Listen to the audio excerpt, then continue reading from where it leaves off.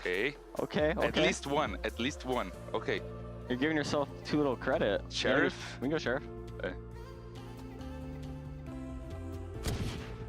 Oh. Okay. Are you a professional in this map? No. I swear to God, no. Okay. Oh my God. Okay. You're working it was a close one. You're working me.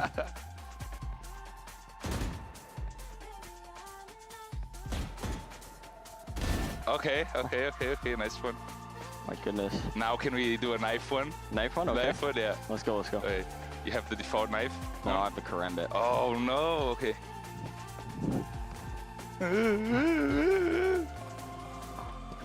Oh! You feeling nervous? I'm nervous. Not at all. No! Dang. Good one. Let's do a sheriff again. Sheriff again, okay. Yeah.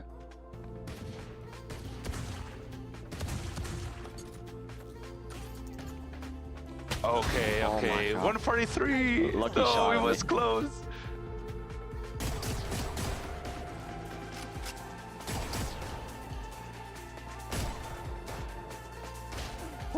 Okay. You're clean with the Guardian. What do you want? You can choose. Let's do Sheriff again. Oh, nice one. GG. It was fun.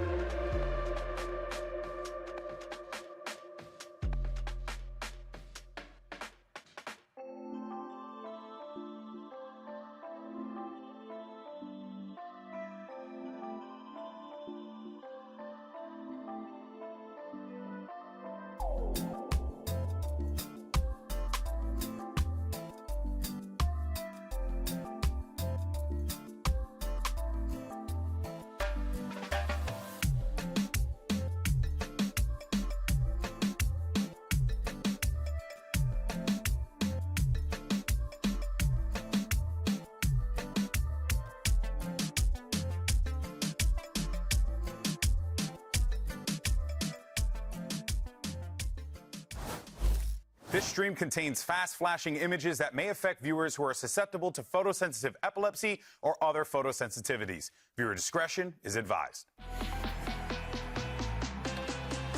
Bora pro primeiro mapa aqui no VCT Americas. One more is all it takes.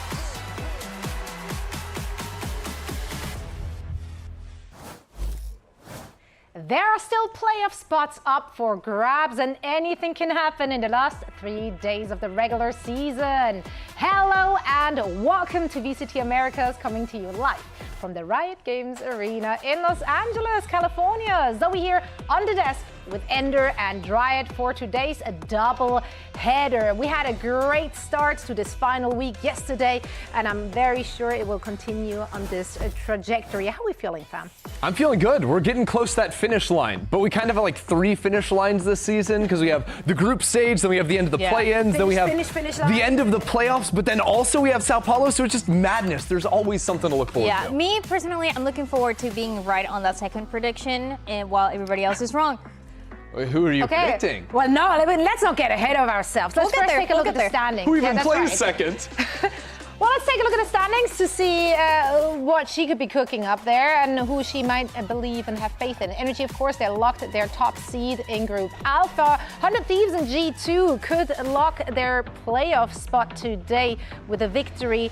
But again, there's still quite a bit of movement happening in both of these groups. I mean, surely G2 and 100 Thieves can lock up their playoff spot. I mean, who could even upset them and break into Are the you top setting me 2? up? Because I don't even...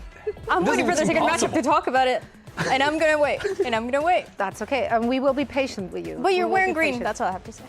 Okay, well then. Okay, well, oh no, who could it be? I really don't know. True. That's crazy. No.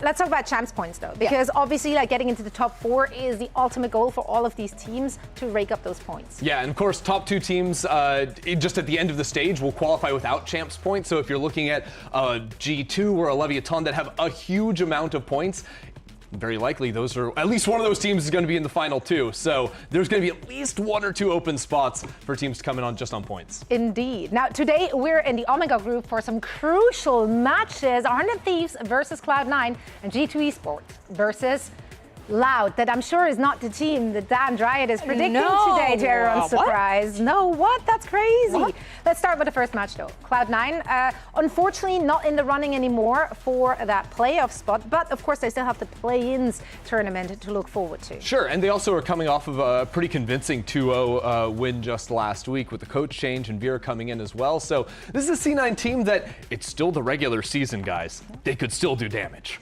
That's right. That's right. Now, as we said, playoffs, play-ins rather still on the horizon for this squad. Dryad actually sat down with the IGL Celsius to talk about the team's ups and downs in 2026.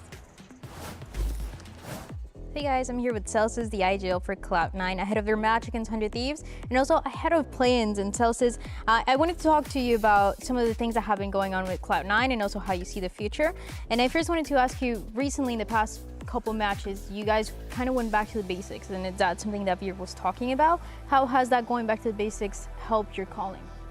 I think for me, it's kind of just relieved a little bit of the stress and pressure off of me. I think I've been trying to make us as perfect as possible, and like in Valorant that's just not always going to be the case, and I think in doing so it stressed me out a little bit too much and kind of hindered me being the best leader I could be or being like the fun guy for the kids or whatnot. So yeah, with going back to like basics and just letting people kind of play their game and also not take it as serious, it kind of helped with kind of just free flowing and like allowing me to go back to like having fun and like mid-rounding and just kind of feeling like the vibes and energy on the stage. Yeah, and you tweeted that, just like having fun again, and the whole team seems to be having fun, more relaxed and everything else. But also with this and with you not having kind of that pressure of everything that you felt before, how have the dynamics for the team changed when it comes to, you know, coming up with these comps and figuring out who's going to be doing what?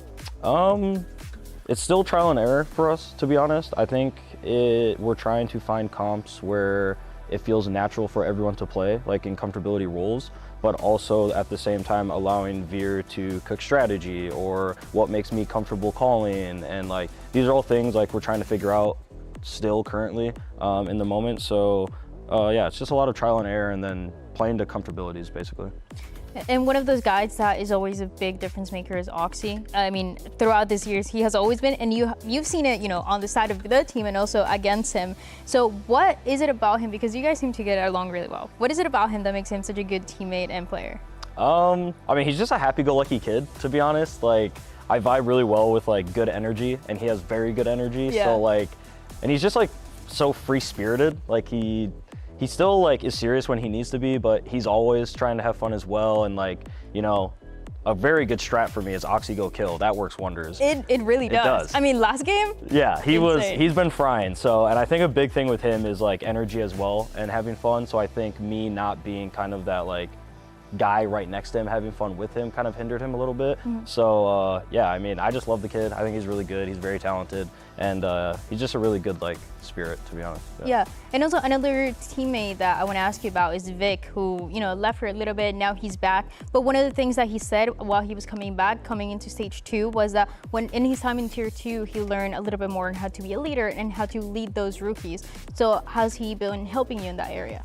I think he has, yeah. I think a big thing with him going back to tier 2 was he went from like having me, Zeppa, Oxy, like kind of like vets, and then he went to tier 2 with like a bunch of kids. And I think he realized having a bunch of kids is a lot harder than it seems. And you don't really see that like in the moment. So like, I think him going back kind of realized he needs to like call out micros more and like kind of help lead the troops in a sense, because like it's very hard for one person on a team to kind of do everything. You kind of need like help from everyone or like a second-hand guy basically.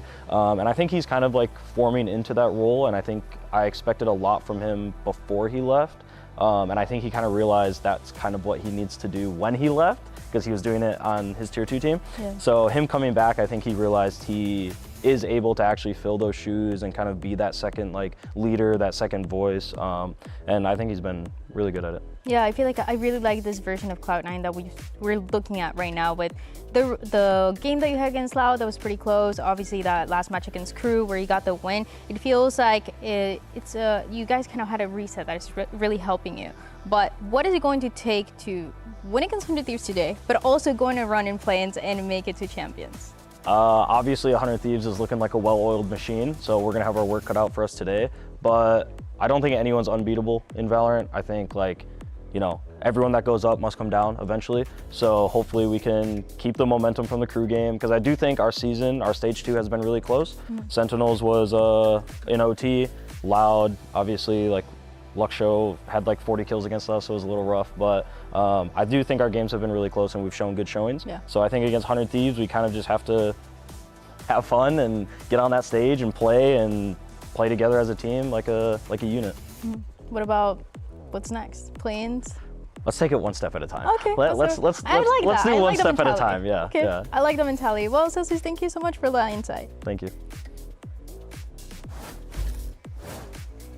Fantastic interview and insight here, of course, with Celsius Dry. Thank you for getting the inside scoop. But a lot to take away from that. I love how he's just breaking down the team and their journey thus far, because they have made a lot of changes heading into stage 2. And for me, the most striking discussion was that of Vic, right? Leaving the team, getting asked to come back. Yeah. He was like, all right, I'll do it again, and the fact that he can step in and take more of a leadership role, I think that's something that C9 were desperately needing. I think just trying to rejig their structures with their coaching staff as well. A lot of that, to me, is about changing their systems to find a way to succeed. It also feels like it's something that Celsius can relate to, going from Sentinels and going back to Cloud9. He kind of went through that same experience of having to go somewhere else to learn and come back and try to, make it work. Exactly. Now, of course, Cloud9 did end week 3 on a high note with a win over Crew Visa. Maybe the caveat here that Crew Visa is a team that is also still struggling, but it was great to see Cloud9 finding their footing, finding a little bit more of an identity, and they kept it simple. Yeah, I mean, the simple one, as Zelsa said, was Oxygo kill. The first map of Breeze was one of the single best individual performances I have ever seen in Americas. This was absurd from Oxy. He finishes the game with 33 kills on the Neon. Not one of his teammates had a positive KD at the end of this match. This solo kid almost was averaging 2 kills a round. It was just obscene. Yeah, he ended up going 13-7 when he came to the first kills. That is the first time this stage that he goes positive. He's always opening up those rounds for the team, but it felt like this time around it was looking so much better, and I feel like it really shows in the way that they were reacting. I love that, the Oxygo kill strat has just been the thing for Solid. so many metas, but why change the system, right? And I think having him just kind of focus on one agent has really helped him out.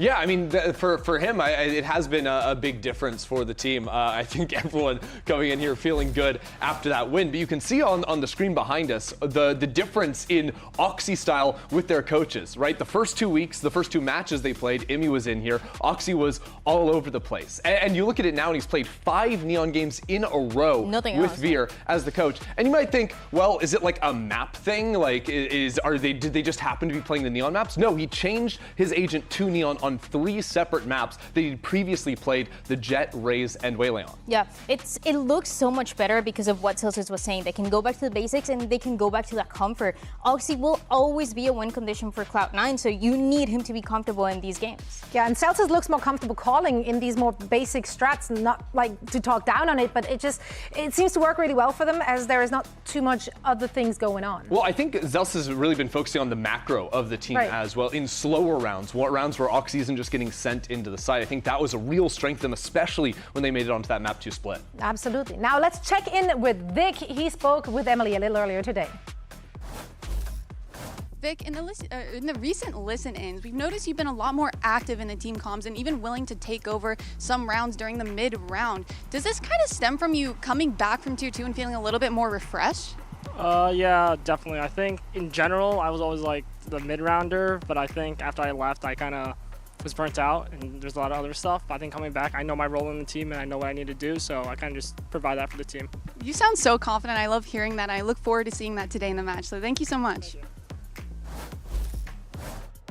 Well, if the first map last week was all about Oxy, the second was about Fireball Ops and about Zelsis. This was taking C9 over onto Split, where they play a very old school style composition, right? They've got the double smokes with the Cypher in there, which means they have tons of tools to lurk on the attack. And you saw throughout this first half on attack, so many rounds where Oxy was actually the first player dead, and C9 needed to come away from losing their duelist. And they did it through great lurking, right? Instantly in the pistol round, Zelsis, Fireball getting kills. And then in multiple separate occasions, Zelsis and Fireball just killed MW on this side of the map as the solo A anchor. It was very effective and necessary, I think, to be able to have these players activate. So how do C9 actually do this in a standard round? How do you get your lurkers to be able to play aggressively? Well, it comes down to setting up in 1-3-1 situations very often. And what they do is have the players in mid activate to open up space on the map and allow their individual players on the extremities to fry. So in this round, it starts off, you see a lot of fade utility over towards the A side. Already a Prowler. You're going to see a Seize go down a little bit later as well. So Zelsis makes the call into his teammates and says it's time to send some util down mid. And as soon as this dog goes down into mid, that is where Fireball swings out and takes a deep angle. He's been hearing the Omen jump peeking back on B consistently through this round, so he takes his timing, gets that pick. And C9 know that coming out of this, the rotates are going to have to come in. Players from mid are going to have to shift on to B, and possibly this fade is going to do the same. So Fireball blitzes up into this B site. He wants to take the space. And where a lot of teams would just run over B and exec in here, C9 have an extra layer on top. They fully sell a fake here with a fast lane onto the B site. And the best way to sell a fake is to really hit the site. And that's exactly what they did by sending 2 players in there. They end up getting out, but all this time, footsteps were heard of the fade running away. Zelsis can now step forward onto A. The fake works beautifully, and it allows Zelsis to go all the way up into heaven and catch these players rotating into A before his team even has to hit the site. So easy round win from C9. But they keep it a little bit more complicated than that. They don't want to just be super predictable. So in a round like this, they set up 3 players B and 2 outside of A, different from their typical 1-3-1. And this double lurk on A is very effective, especially when you know there's only one guy that's been anchoring this A site. Because even if you trade 1-for-1 against that one guy, you still have an extra player that can sprint forward and seize a ton of space. It's super effective. And in this round, as this big fight goes down in B main, and C9 realize, hey, there's 3 players on this side of the map, this lurk gets activated super quickly. And they end up catching a beautiful timing here as the Omen TPs up into heaven, and it, falls apart for crew. But then look at how this map completely explodes for C9. The forward space they take is frankly absurd. They're in the enemy spawn. They've got players in mid while their Omen TPs over and plants the spike. It is complete domination of the map from C9, and this is the way I love to see them continuing to play. This is what I want to see them be able to do when Oxy isn't having one of those pop-off games. And it's really funny too, because the other weeks we didn't get the chance to see that split. It was banned first by every other team that they were going against. One time it was floated, it didn't go to 3. So now that you get to see a little bit of what they're doing on attack, the impact the Fireball Ops has as well, and also some of the reads that Celsius had against Sadak, you want to see more of this split. Absolutely. And as good as this looked, though, I mean, Cloud9 is not going to have it easy today because they're facing off against a red and hot 100 Thieves. They took down Sentinels last week, and they're on top of Group Omega. Yeah, they've just been on a roll, right? Ever since the end of Stage 1, have been absolutely tearing it up. And I think that they've just found exactly what works for them in terms of the meta. The agents are all there. Austin on the Phoenix has looked absolutely dialed. Cryo, especially in this last series, was also just having some incredible anchoring performances on the site. It's really nice to see 100 Thieves like this. This is what we've been waiting for, honestly, for years. But mainly towards the beginning of this year, when it felt like they were so close to having some momentum going, when it was that way late mid-hour that Timotino was so good at, then things changed. They are trying to figure out how they want to play the double duelist, and finally, it feels like they figure it out. They were champs in pairs. They were able to lift that trophy, but now they're trying to make it happen in VCT, and they don't have to change anything. Everything is going perfect. Yeah, no, they look really dialed in. As you said, everything just seems to work for them. And if we're looking at the rest of the strength of schedule, like, they could just go 5-0. I mean, yeah, they already took care of the most difficult opponents on paper, right? The win against G2 in week 1 was the most important. And I think with Sentinels losing to both 100 Thieves and G2 last week, 100 Thieves are in just the best position possible. I want them to keep winning. You know, last stage I was like, they're gonna make London.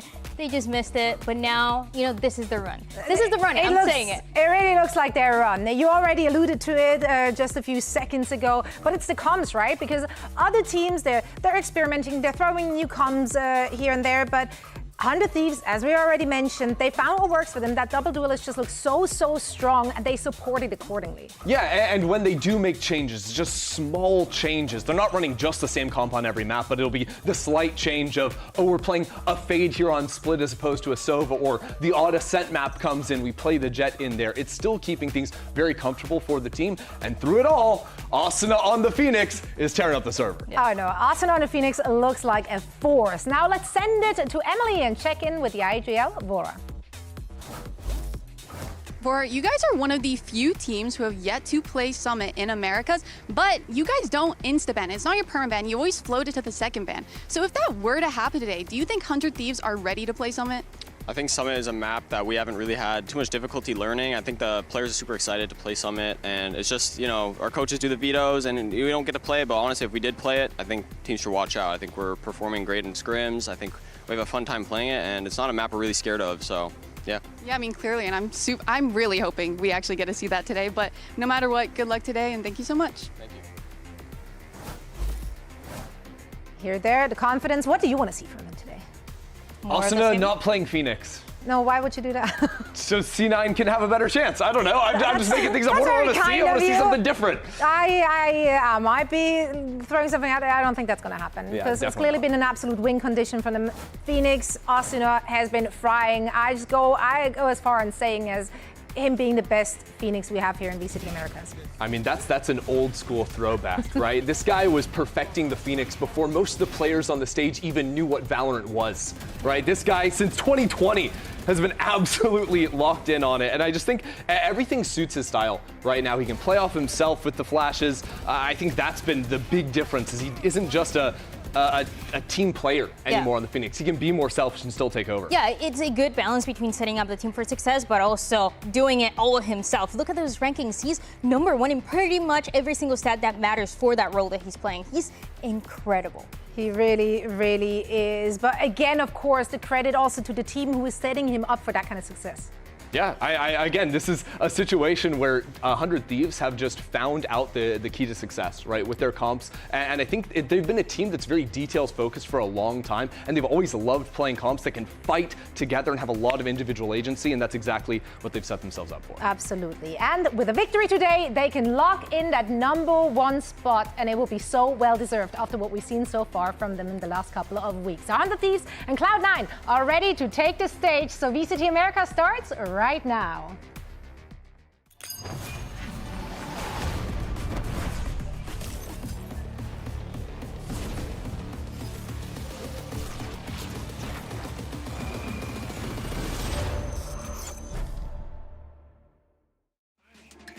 Cloud9 is a very shaky team. You know, they have a lot of changes, new people coming up.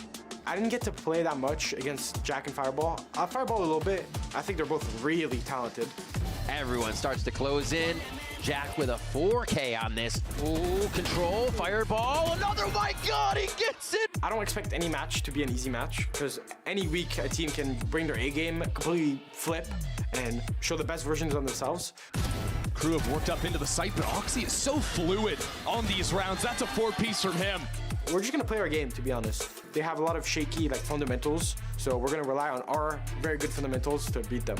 100 Thieves swinging out from back sight. It's a lights out pistol.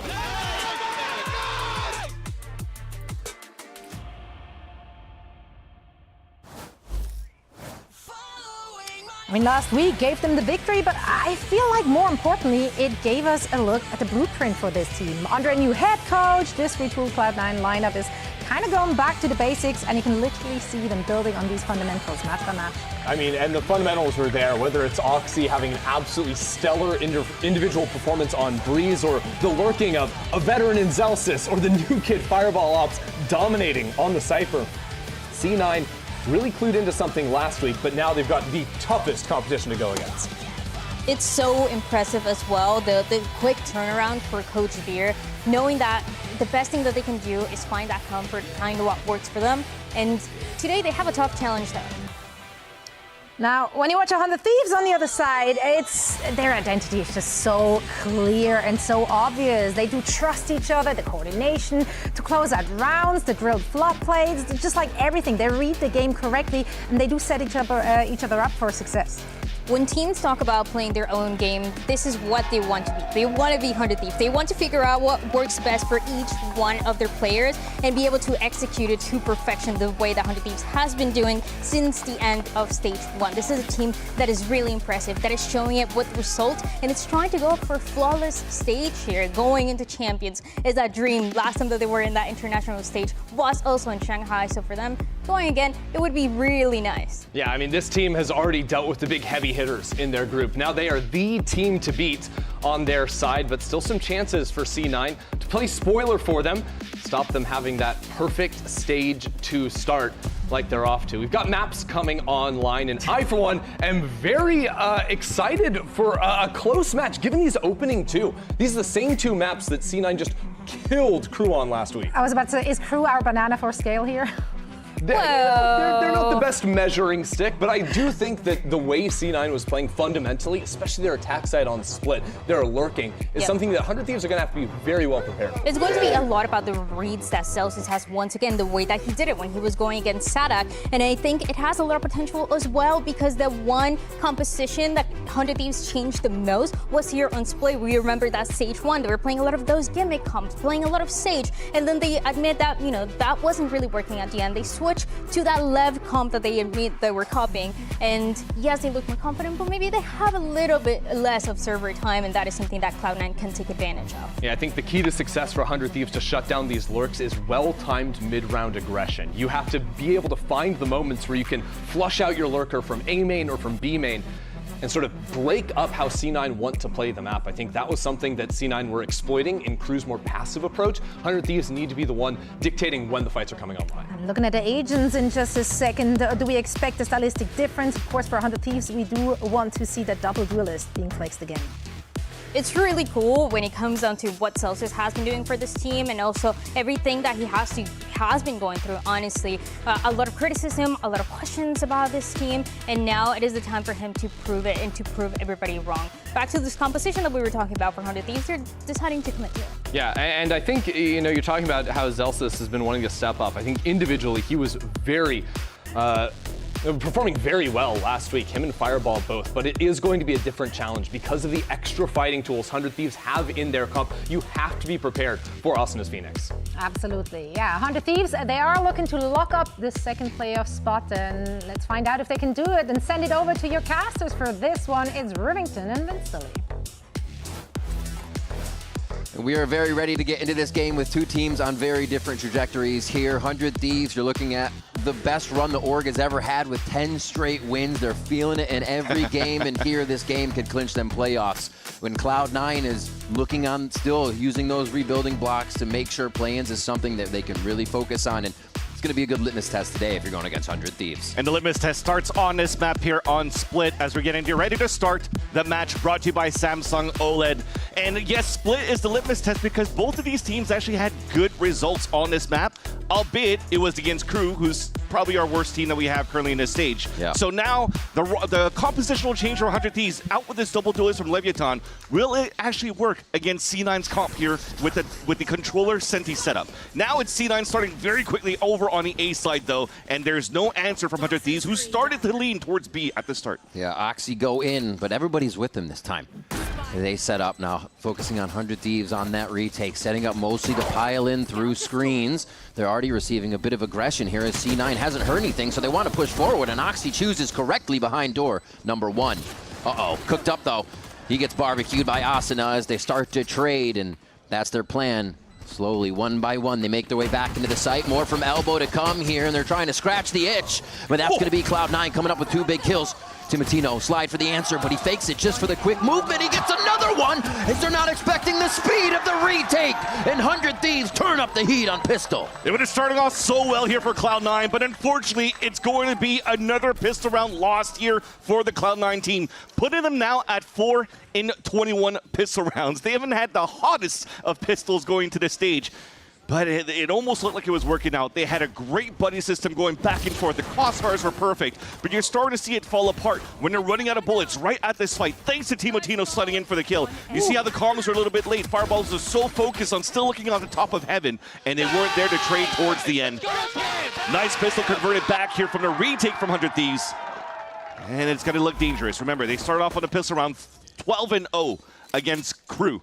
They won that 13-0 overall, and you don't want to see this team as 100 Thieves starting off hot here on the defensive side. And C9 slow the pace down, but they avoid that crucial prowler here, and the rotation starts to happen. So this could benefit them to hit the soft site over towards A as we get Fireball right back with the team. It looks like that might be the active. As we have this anti-eco 400 Thieves, should be around. That should be easily cleaned up here on their side. I mean, let's see the contact first from Timotino at the top of the ramp. All right, rinse and repeat. And they don't decide to go ramp. Yeah, Timotino safely plays to heaven with the squad. And both teams very team-oriented on this one. A bit of a side peek there as wait, the push keeps going through screens. They're not going to stop. They all go through this time. And Cloud9 is a bit discombobulated on that as 100 Thieves start to come back in with a little bit of cover here. Asuna on live. This one. Oh my God, that's disgusting from Bang. Look, the combo there from the flash to the C's was beautiful from both Bang and Vora. But now I want to focus here on the importance, maybe the win cons for both of these teams. 100 Thieves on the defensive side, because they're playing this double duelist, they are fairly proactive around that map. I think it bodes well into the comp of what C9 brings into this game, because now you have a cipher. You can find some very early information. I think the name of the game for C9 is to find that information early and to react on it and be proactive with the information that you get. So staying split across the map, I'm liking this too, that you keep the buddy system on the extremities. Because if there is a start from 100 Thieves on middle, well, at least they could start pressuring on the extremities based on the info that they hear. So this is actually quite nice. I think C9 might continue forward with this type of default here on their attack side. Quick check with that TP forward. Oh, I love the protocol. Looking to make something happen on that bonus round with Vic being the first blood entry. And that falls away. We'll see what is next on the list for C9. And you'll notice it's always going to be these three together, right? The two duelists with Vora working together, trying to push the lanes, and that's a huge opener from Fireballips that will allow here 100 Thieves to start tempoing a little bit more quickly towards this B site. Ooh, beautiful play as well, juggling the utility to get himself to safety. It's exactly what you need to see from the rookie as you go up against someone like 100 Thieves. Depressurizing Timotino there. And now they head towards the other side of the map. B is the focus, after they've made a lot of noise over at that A side. Yeah, you group up. They were stopped by a smoke at the beginning of the round anyway, so they wanted to stall for a bit for 100 Thieves. Wait for the reheal. Everybody gets topped up. Now they could fully hit a 4-1 split. Cryo might get the damage here onto Zelsis, but that will still force the hand of C9 to move quickly in the B site and get this plant down, which is now, as you can see, an open site for them to take. Big fight is on that flank here between both Fireballips and Cryo. I think that this is going to happen a lot in this matchup. A big responsibility for Fireballips as a rookie. He gets the spin. And the responsibility has dropped a moment. Cryo will punish as they start to make their way in. A great anchor smoke by Vic here. A little bit of a contact and crossfire that they have, but that's also smoked off, making C9 have to move a little bit to get a better aim on this. And there's one trade. A possibility here in the 2v2 situation. Oxy trading a few to draw eyes, draw attention. A nice spam from Jack here, and they're going to waste down the time. Very nice. They may lose the players. No, they don't even do that. It could go to the spike, but they get out. Cloud9 retrieve that bonus. And not let it go to 100 Thieves. Well, they actually lost everybody from the spike blast, too. They did go down. Ends up being a very nice little bonus round for 100 Thieves. You're seeing here a little bit of jitters on that 1v1 for Fireballips against Cryo. Had a great position in the first place. at least, if anything, he did an incredible job at the beginning of this round. Dropping 2 players, getting the information for the team. Oof. They choose the correct site. And it's just one of those moments, trying to shoot an opponent in the back. Never gonna work. Same play. Oh my God! They heard that they TP'd and went for this last time, so they actually have a counter for it 1 round later. Holy moly, 100 Thieves. A different level just to be able to adapt like that. Still going for fights. Vora goes for the util throw and catches a shot on Zelsis just under. Still clearing more. Identifying for the team. Looks to bite off a little too much, but help is at the top of ramp, now down, as Jack is the one to push that away. They're trying to move forward here. Fireball with another kill, and they are really catching 100 Thieves in transition. And have full information now from the Neural Theft of Fireball Ups. In a great position on the pulse plant too. So you plan a little bit more to the left so you have a better angle from top of heaven and also towards main. As 2 of them for Cloud9 are going to stay turtled up and leave Fireball Ups getting the info. That's the camera that's going to spawn. 1 of the 2 on a rotate. A nice little pop onto Fireball Ups. And yeah, this is going to be tough for Asuna to retake. Might have to save here, especially with the run it back. Won't be able to put it to good use. But what an answer back there for C9. Incredible stuff. They get attacked a bit, and they say, no, we still got activation on the other side of the map. It does seem like the fundamentals that Zelsis was talking about are flowing a little bit for the team. Whether or not they're fully online, we'll see in the rounds to come. But just to be able to adapt to these situations where things we were not seeing from Cloud9 before, they would lose a few too many, kind of get stuck in their own indecision and paralysis in the middle of the round, and then they would fall to their opponents. I like the opening that 100 Thieves did, though, because the previous round, it was the same open that C9 did. Put a lot of bodies, make some noise towards the B main side, so C9, 100 Thieves says, let's use all of our players and use util to take that down. And again, looking at the buddy system. Hey, made up for the whiff. When you hear the information of what's happening towards the garage side, the buddy system and double up towards the ramp. Somehow it was still a 5 versus 3 for 100 Thieves, but C9 was able to pull some magic thanks to Fireball Ups. That is going to force a broken buy for 100 Thieves. So Asuna saves his rifle in this round, but has to run it back, which could really turn it around back in the favor of 100 Thieves. They do a little bit of util use on A, 100 Thieves, and then instantly back off, pull into an anchor position and guard more of the map towards mid here, so it can't be opened up by Cloud9. They do a really good job working those extremities and trying to split the map by pulling eyes here, just as they are towards this mid side. Now we cut noise and break out 1 minute. They still all the time in the world to do something here. So 100 Thieves do have to be proactive. It's just Fireball Ups waiting for the whole 40 seconds since the barriers came up to see if there's going to be somebody jiggle peeking on the top of rafters, if Timotino is going to try to walk down. This could still be a stop and go for the side of C9, depending what type of picks they get here on this fight. Dashing out, haven't committed just yet. B main is under control.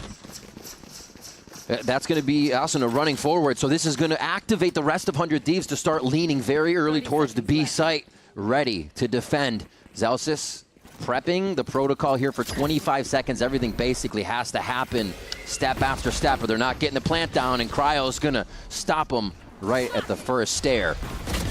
Dashing into the side, Vic able to get a kill here, but it's going to be such a scattered position. He can't be protected. Bang, and Vora able to answer with the pistols and start to shut down the guns of Cloud9. 4 seconds, it's all for naught here to go back and forth on the map for C9 as 100 Thieves read it all too well. They didn't even need Asuna. Yeah, he used his run it back, but at the same time, it was just a lockdown for 100 Thieves on the B site. And it's a simple snake bite from Cryo thrown into the B main right over here because they were never pressured on that side. So as Cloud9 is trying to sell that fake on the A side to start by using that util on the side, the 2 players that were inserted inside the garage never moved forward.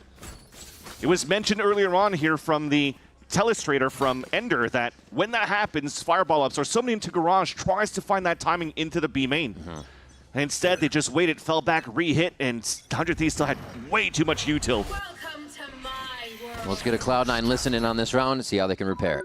It's same setup. Well down. Fade on site, neon ramps. That's the same setup. You want to look to the left? Can you just come over? Can you just come over, Jack, to A? Yeah. And me and Cam and you will fight them. 1 male. Can you guys look to pump B after? Yeah. Call when you want us to pump. Can you pump now? He's still just jiggling. Pump You jump spot, then I smoke front, and then you wall. Down ramp. I'm walking over to you guys. Wait, it's maybe 2.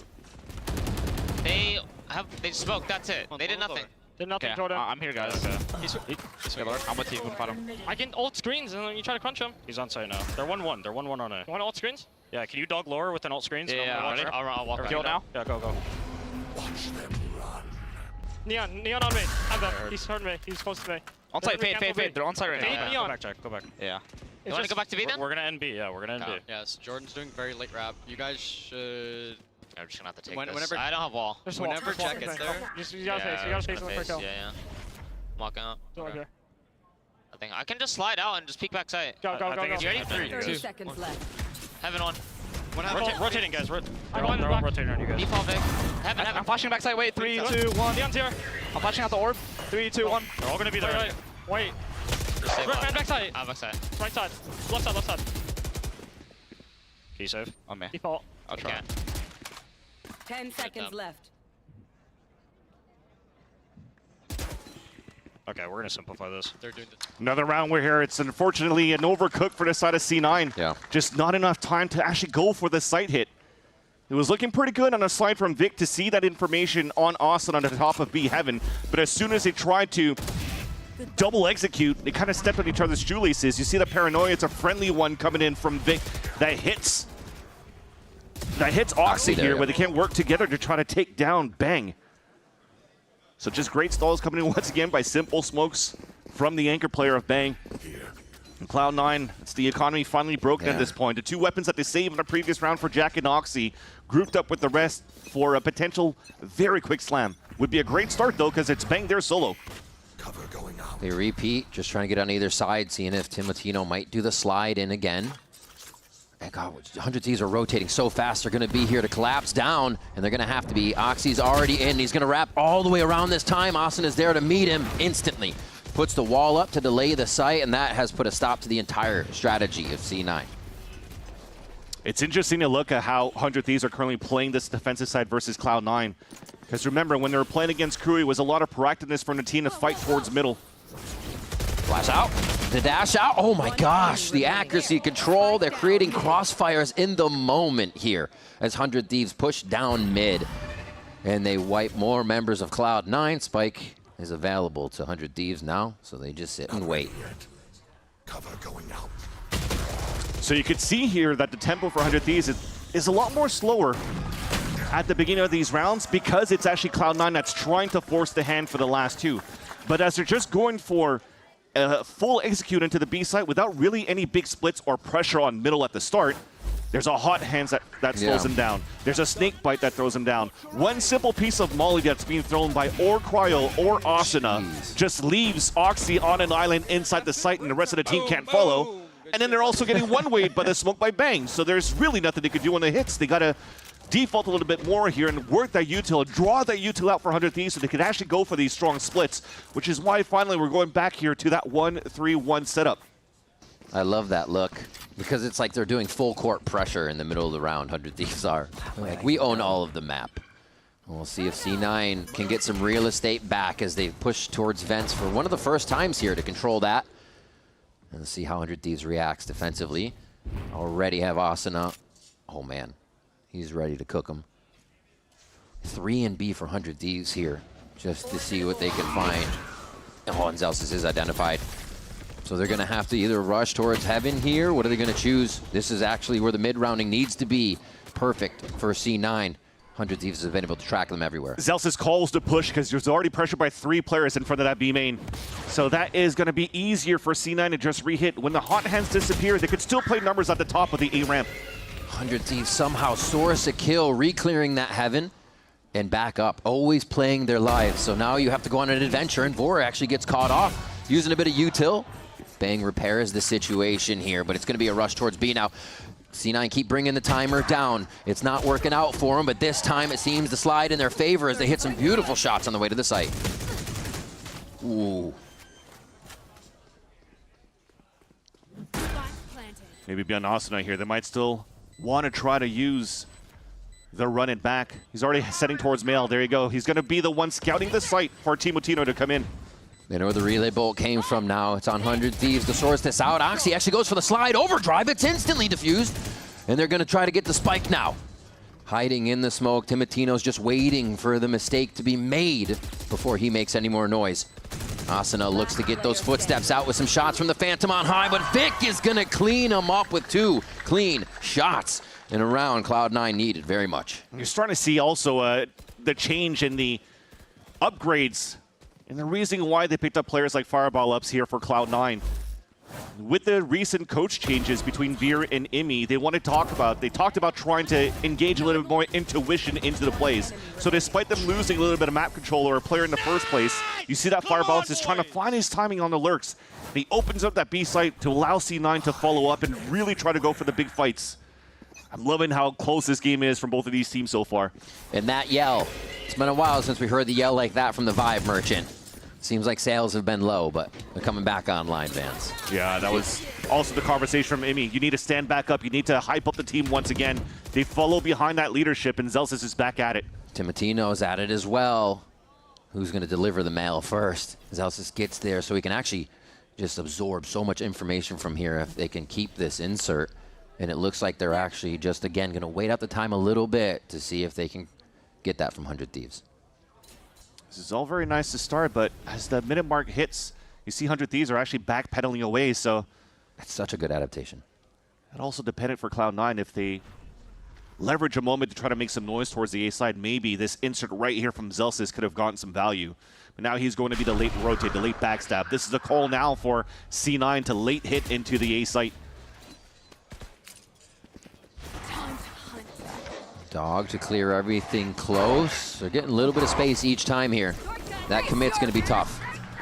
This is what's going to stall them. They have that, a seize on top of that from Vora. Here it comes. And now they have still little next to no HP as they swing into the site. Actually not punished as much as you would think here by 100 Thieves as they're waiting to find the targets only to the crosshairs. Oh my gosh! They just let C9 walk into their death. And that's twice, maybe 3 times that its intuition calls from the side of Zelsis, say maybe we should try to go for this in the last second hit. But again, they hit the same type of issue. Yep. Trying to go for that late entry into the A site. Everything just stalls them. Look at the combination from Nightfall to Seize to Hot Hands. And as you're trying to create your own walls and try to get the space for Cloud9, well, you put your back against everybody that's playing the crossfire on the defense on the backside. So Veer will call the timeout here to try to fix the issues a bit for C9 to be a little bit more confident in the spacing that they get at the beginning. You also kind of take a silver lining from hearing the C9 listen in. One of the things Oxy said was that they have pretty hectic comms, but they're cleaned up. You have a lurker like Fireball Ops coming in. The comms seem a lot cleaner. And he has been having a game pressured, we saw by Timotino and one other at A site. No problem. These numbers decent against Crew, but he popped off when he played against Loud just a couple of days before that. And I think the reason of his resurgence and see how good he is on these lurks and what we're currently seeing against 100 Thieves right now is thanks to the conversation that he had with Baby Bay after their loss to G2. Say, man, it's just Challengers. Just play like you play in Challengers. It's just different names. And you see here the level of confidence it brings towards maybe not the whiff that he had on Cryocells earlier on. but that whiff didn't bother him. Every single other one of those duels were instant laser beam headshot bursts and was basically playmaking rounds that allowed C9 to pick up these 3 rounds so far. See how they manage this. They play it close to the chest. They can do quite a bit of damage with the stingers. Flex tech peek. And they hear him now. They heard one stinger go off, so they know exactly what they're dealing with on the side of 100 Thieves. And all Phantom game, too, so these walls that are going up are something they can easily get these trades through. Also right now for 100 Thieves, they're giving this space just almost every single time for C9. It's almost a game plan. You kind of know if you're playing this stall in a Cypher with a Viper, you might want to default 1-3-1 a little bit more. So what I want to see from Cloud9 as well, for them to have more success for the site hits, is to start moving up on this side. Try to force the util out on any defensive players that are currently setting up on the B site. And as his dog comes up, it actually sees the players falling back here. So that's actually an opening for C9 to overtake the B site. They have a 3-on-2, maybe that a 4-on-2 scenario they could take over B now. And this time Vora rotated first, so they're going to have initiator utility to back this up if they do get any trouble with C9, but it looks like they're just using the shots, the aim, and the quick mechanics to shut C9 down again on their low buy. Jack going for the suicide plan. Oh my God. It's the Timotino drive-by. Closes out that round. 7-3 now for 100 Thieves starting that split on defense. Timotino also cranked a 90 on that slide. Because you would expect he'll just slide across when he's getting shot, but he just dives right into him, hugging the wall. You should see the size of his mouse pad. Jack was not ready for that. Doing 360s around the globe. God, they're so quick to answer. The Vora read on where Cloud9 are going to end up has been immaculate this game.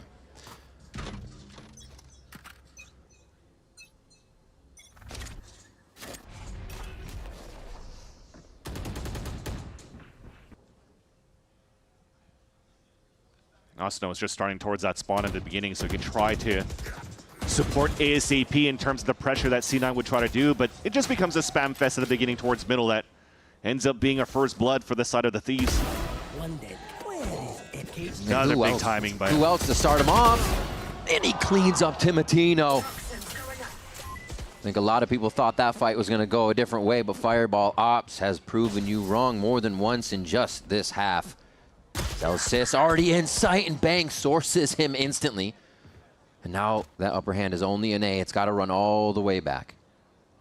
They have time, though, and they have space. So this should be a C9 setup that favors them. Asana's run it back is really the only thing that's going to give them trouble. Just trying to make sure that Seekers are not peeking towards the A ramp so that Jack loses a spike crossing over towards the A site. All three of them now from the positioning here of that spike plant. Should have all been staying inside that site, but you see the wraparound from Oxy on top of the ramp. Pays off. He's got to be the last one here. Fully healthy. He's the fail-safe in the situation. Asa already has that. He goes down. He tries to push as the fight goes in. And that's Jack getting the first kill. But that's just the run it back. He still has the same number of attackers and 100 Thieves. Shake him out. Jack down in an 8th round. Reason why I felt like it was going to be difficult to wrap around on the A ramp. It's the spike's not planted for you, really. It's just at a default spot. And Oxy basically had to be... He had to bait pretty much from that position. There's no way he could really try to move in that spot. Thought that maybe all three of them wrapped behind, following the run it back from Asuna.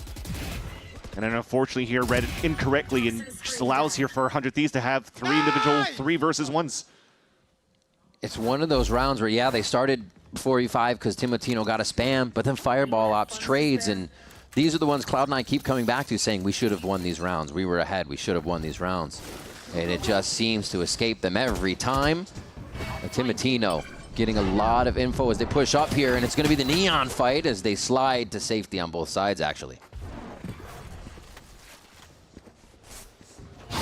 More source of that info. Asuna, a quick trade off a curveball. They keep rotating who is in a position, thinking the reload is going to be a time when C9 can push. 100 Thieves is more than ready. That time Oxy proves the aim is in his favor. The spike should get planted here, and 100 Thieves are going to have to rotate before they can set up a retake. Got to get that pit towards that screen. Just block another lane to give a chance here for Cloud9 to just focus on two different angles, A main and A heaven. Thankfully, there's also a trip. Really, the only thing you're focusing on right now is a flood out from the top heaven, which is why you have two players playing towards map for C9 to try to slow down that attempted push from 100 Thieves. They try to get some info from Vora here as they split both sides. They have a late lurk on this. Vic takes out one, but they're all coming from the same side still. They got to get into the pit. They have to clear this out. Cloud9 have pretty good positioning, but somehow they've lost two players. It only leaves Vic in the pit. He's going to be sourced almost immediately. The double pit is going to be enough. Celsius in the corner. He's going to be, oh no! It's too much time. No time on the spike. What a fight back and forth. Is the 4th round going over to Cloud9 is a one they very much needed going into the second half. Yeah, it ended up being great positioning by Cloud9 based off great utility too in the pulse plant. Yeah, it looked chaotic at first. It was a little bit of a Missed push from Oxy outside of that pit, but the rest of the crew staying inside of that pit, playing in the back of the site, running that clock down, keeps Cloud9 in the fight going into the second half. There's more action here on Split for this series when we come back at VCT Americas. Don't go anywhere.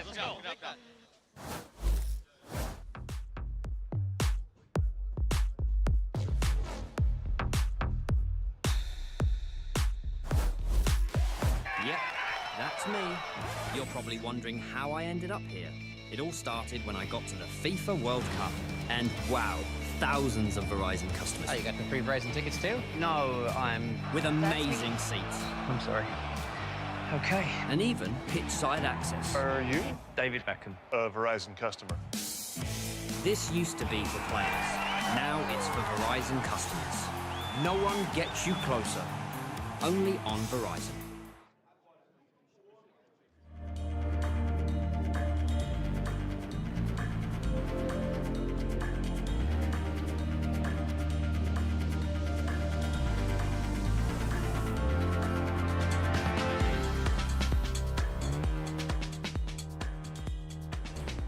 Standing by with TCK, you represent Cloud9, especially for the fans there in Brazil.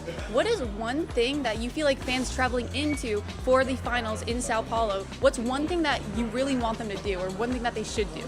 Okay, I think that's a pretty easy one. I just need you guys to be in a very energetic day when you go there, cheer, because definitely you're going to be so welcomed by Brazilian fans. We're going to have a great time together and cheer a lot together. You guys are going to definitely feel the energy of Brazilian fans. So don't worry about it. It's going to be really fun.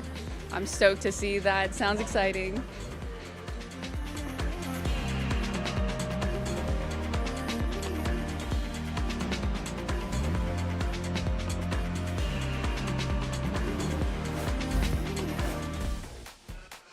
Welcome back to VCT Americas. We jump into the second half of Split as 100 Thieves have a 4-round lead here, taking the attack side. So Cloud9 have to be ready. We'll see what they've mixed up for the defensive side. Remember, the pistol round continues to be also important for Cloud9. Not only to pat the stats a little bit up here, currently at 4 out of 21 pistol rounds. And also to close that gap on this map against 100 Thieves. We talked about it, 100 Thieves, one victory in this series will guarantee them playoffs, while C9, they have a chance to maybe break a little bit of that ranking if they defeat 100 Thieves today, and looking at the other matches happening later on this weekend. But 100 Thieves are just looking to break trip, pop into the B site. C9 wants to leave that open. They already have 4 players focusing on middle to fight and crunch in that spot first, and that'll become the Flood retake play. That's a sting. Can Jack find Oxy to get a little bit of a heal on? Yes, the answer is yes. And Cloud9 could waterfall out of heaven here. It looks like they're actually going to try to pressure the site just like that. Oxy with a bit more speed to draw eyes. Double flash potentially about to come out. Yeah, this is going to be tough to defend. They start to activate. Oxy first does find that drop box, would be the first kill, and the peaks are going to have to happen from 100 Thieves here. Nice job by Cloud9 to be patient on this, but Cryo, the one to continue lurking, actually gets caught off by Fireball. Who else? And it looks like they got the defuse on here. A little bit of a spin from Vic, the right cut of the cord, and they come up big as Vora puts the final touches on the round. Little stink face from Vic, but he's happy for the defuse. Cloud9 get a pistol, and that means a lot. 5th pistol round of the stage for Cloud9 after that one. You see here the double flash that was utilized was actually well stalled by 100 Thieves. C9 couldn't fully react out of it yet to flood out of the double flash until finally Oxy slides down. So as he keeps the players tucked in maybe on the flashes, it allows Oxy to isolate the 1v1 fight. And then the rest of them to just play the ante on Asana's flashes and get value off the retake here for Cloud9. Very nice to start. Now looking to battle here to reaggress potentially into the flash. Yet there's that jump flash to look into the garage. Now that it's clear, it also allows for Asuna to farm an orb once it quiets down a little bit. Oh, push into vent. Push and shot into B main was that other kill as well for 100 Thieves. They're just trying to chase on this one to see if they can get any more down. A few more orbs. Another pickup here as they try to get, I mean, Asuna got his from dying. Yeah, exactly. And Vora was able to pick it up right after, but that's a good stall here from the side of Cloud9, preventing 2 orbs from getting picked up. B. I have the spike. They're playing the only make me stronger by killing me strategy. We'll see what pays off. Vic picking up another kill there. Cloud9 pushing through that second round pretty clean. We'll see about this bonus, though. This is what matters. It's good on them, too, to hold that anti-eco quite cleanly for Cloud9. Only needing to use a little bit of util to take down players at the same time, but now you're probably starting to see the strength as well from Vic and Fireball. It's this composition from, it's almost like triple stalls, because now you have one-way smokes you could throw from Viper Walls on a stall, Snake Bites, and also Fireball's util. Look at how much util is actually supporting him on the A side outside of the Viper Wall. All of his kits there, so that C9 can continue to focus on the pistol round, looking to encroach on a timing to fight into middle. But for 100 Thieves, they just want to stall things for a bit at the beginning.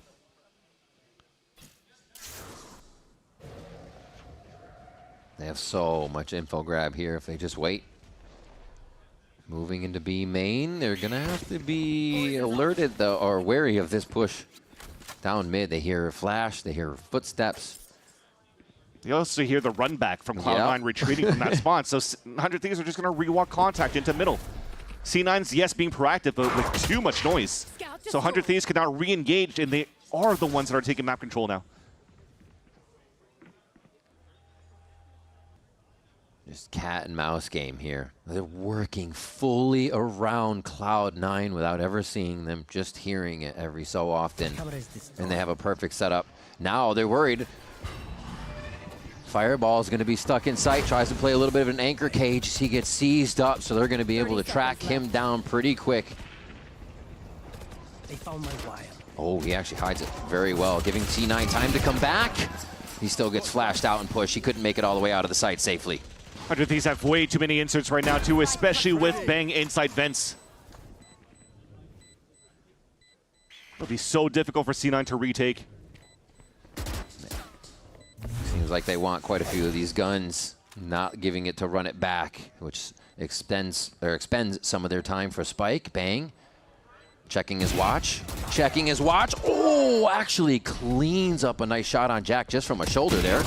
And he still has the paranoia to go for a little bit more, the audacity to take another fight against the entire team.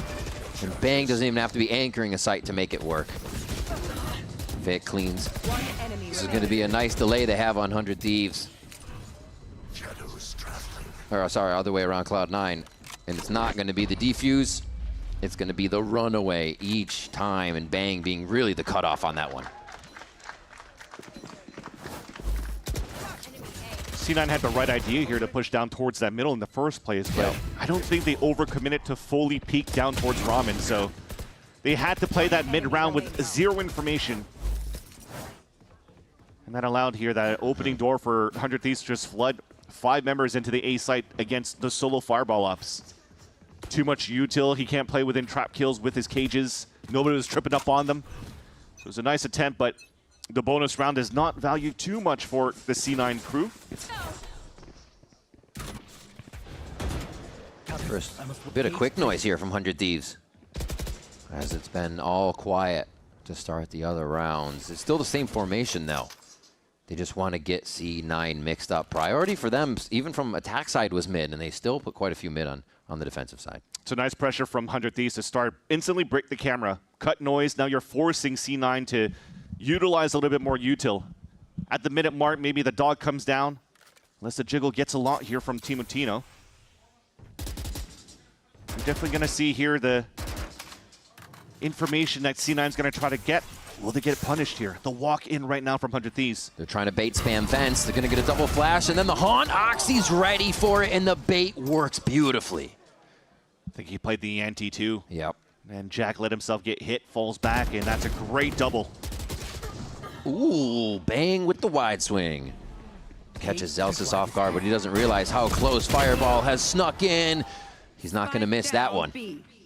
But he does go down to 47 HP, so this is going to be a tight fight. Oh, the timing. He gets it, has eyes on the spike. And now the team can just lock it down. What a great round here from C9 to not be thrown off again by the 100 Thieves push around the map. They just have to squeeze. It's a cry auto heaven here. Remember, we mentioned this on the side of Fireball when he had his opener against Loud. that those numbers that he was putting up was basically something that he was doing consistently in challengers. Nothing new. But now that he's able to do this against such a high-profile team and players in 100 Thieves, it's super nice. Look at that. It ends up being a flick turn away from Oxy. But I love here that the buddy system continues on here for Cloud9 that allows for this, for these plays to happen. But continue to keep an eye out on Fireball ups. He's doing a good job anchoring so far here. Absolutely. A lot more confidence just out of the C9 team in these rounds too, even if they're losing rounds. They seem to have a little bit more armor on it, and that is helping them push back here on the second half. Bandits across the board. Watch out for these guys. They'll steal your money. Camera's already pushing them away. We realize here that, okay, well, the Cypher setting up on the A site. We're on an eco right now, so 100 Thieves doesn't really want to commit into where the traps can be placed. So it's back into mid control. You talked about those bandits. They've been putting a lot of damage to this stage so far. So to choose to fight right onto the top B, I'm down for it. Oh, and they unload a whole bunch of utility to try to make that happen. Oxy, big credit to him for getting a kill out of that. And still can't fade away far enough to keep himself alive. Jack hits one as they drop into sight. Another and a third as he corrects the aim. Beautiful stuff coming from the rookie. And a fourth as the sight is clean. Very nice utility from Jack. It's against pistols, but that is also another reason why, again, focusing back in challengers, why Jack was at the top of the ACS in rating for many, many stages of this year until he finally got picked up here by Cloud9. And the confidence, the micro plays outside as well was thanks to the conversations that the team has been having with Veer throughout the past couple of weeks. Having, what, 5 days of practice this time around before getting into the matchup against 100 Thieves, and they look well prepared today. Zelsis out of his chair again, but back down since we're in the round once more. The vibes are definitely flowing here. Seekers, if anything happens for C9 to really get back in and dislodge 100 Thieves, right back to purchasing all Phantoms, orb grabbing and maxing around the map as Asuna is one away again.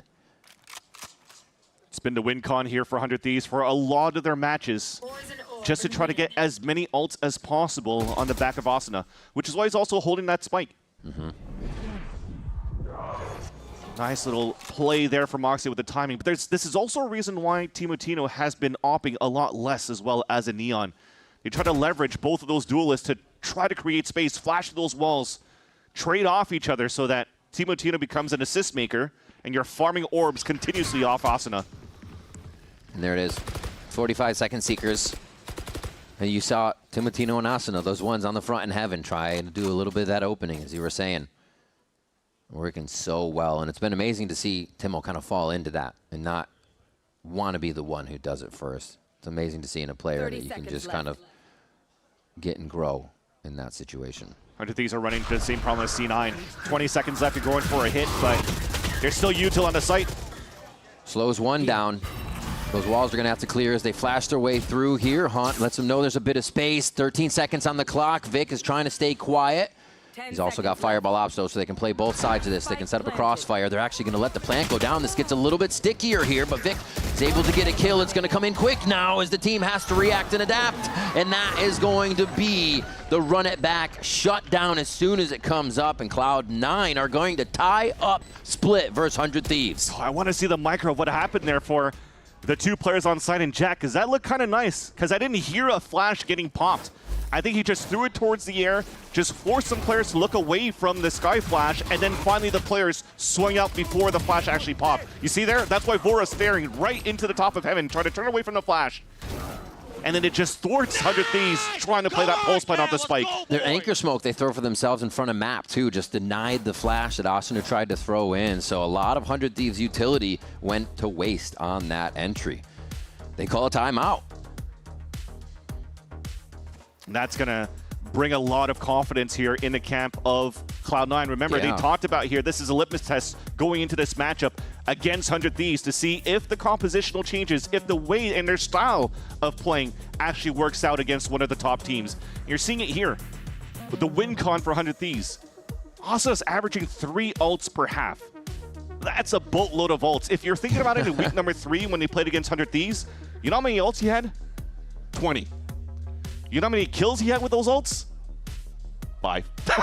No, but what's important, though, is the respect that's given to Asuna when he actually does have to run it back. Yeah. It allows for you to get so much space, run that clock down, and you then just have this aura of get away from me. And close so many good rounds on our side here in the post-plant scenarios. So you almost saw it there, how much delay he was trying to do with the run it back after the plant. But again, the beautiful play from Cloud9 by flooding behind that flash and taking down 100 Thieves shows the preparation that they have on the side of Cloud9 and what Veer brings to the table, trying to isolate the value that Asuna gets with these run it backs. Whoa. Very fast. Looks like Timatino has to stop and dodge for a second there. They're looking for trails, they're looking for links, but nothing's going to be there. That was a TP to heaven as soon as they hit it. So many layers to this strategy as they lose Asuna on the way in. Timatino's trying to source now. They've kind of flipped the site. C9's trying to hold B main a little bit. Wait, Vic is playing some tricks on the team, and he's already going to get help in time. Has he bought enough? Oxy gets the first kill from heaven. They're just looking down on the enemy of 100 Thieves, and they do clean it up. What a response from C9 to get to B. And that was a timeout dressed up by MBS just to try to add that pressure into the top heaven to see how C9 is currently playing the mid and maybe try to punish them at the same time. So to play to do the Nightfall, mask it with the Omen ult on the top of heaven, and just try to encroach in that space. What's the difference, though? C9 playing the buddy system again. Back in front of the B garage. They stall with the one-way smoke. They get the backstab on the back of the on the top of heaven from Zelsis onto Asuna, and there's no more flashes to allow 100 Thieves to get into the site. Now they're on a broken buy. Back into their own 1-3-1s on the attack here on the setup. And also C9 changes their setup as well. So this will give them early information that there's pressure from 100 Thieves at this point, and they have the right numbers if 100 Thieves are going to try to split towards the A site.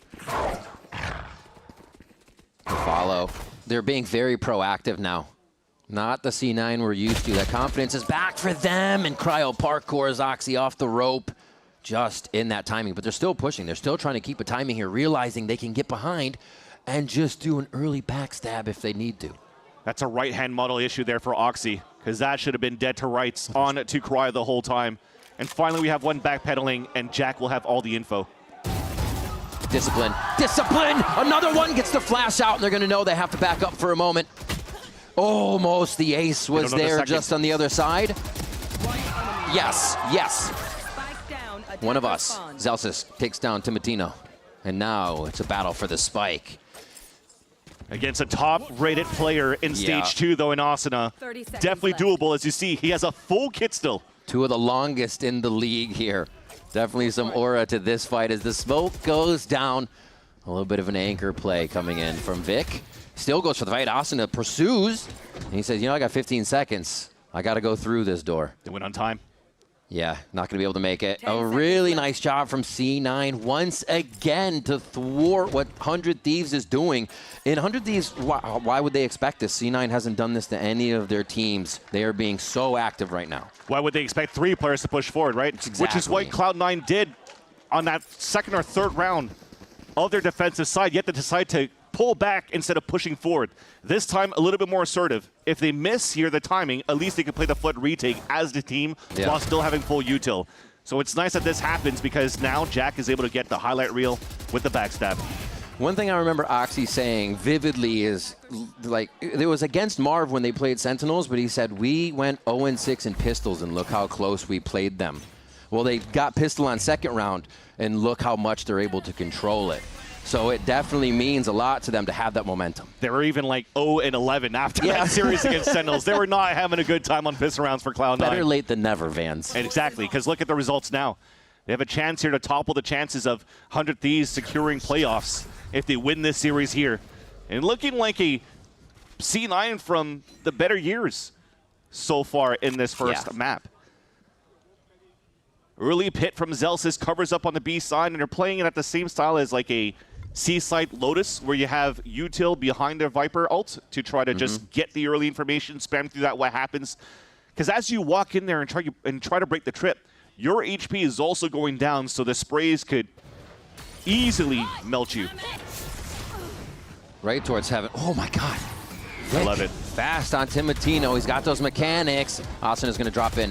He's trying to play very close to it, just seeing how C9 are reacting. They're trying to get back in, and they got to protect Zelsis, but there's almost no way, and he does a great job of getting one kill before getting snuffed out of his own pit.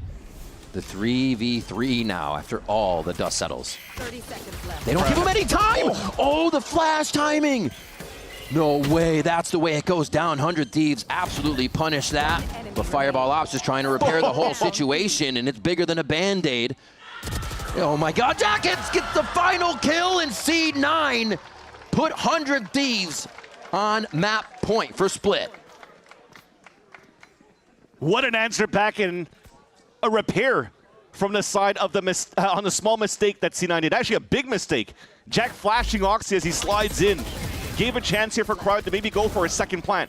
That was super important for them to react right away to fight in that spot. Why? Because Cryo had the pit. Should the pit go down and they weren't as assertive to try to fight in that moment, that pit would have gone up and it would have been a GG at that point, putting 100 Thieves on a 3-2 scenario in the post plant. Whew. And that second timeout is called pretty quick.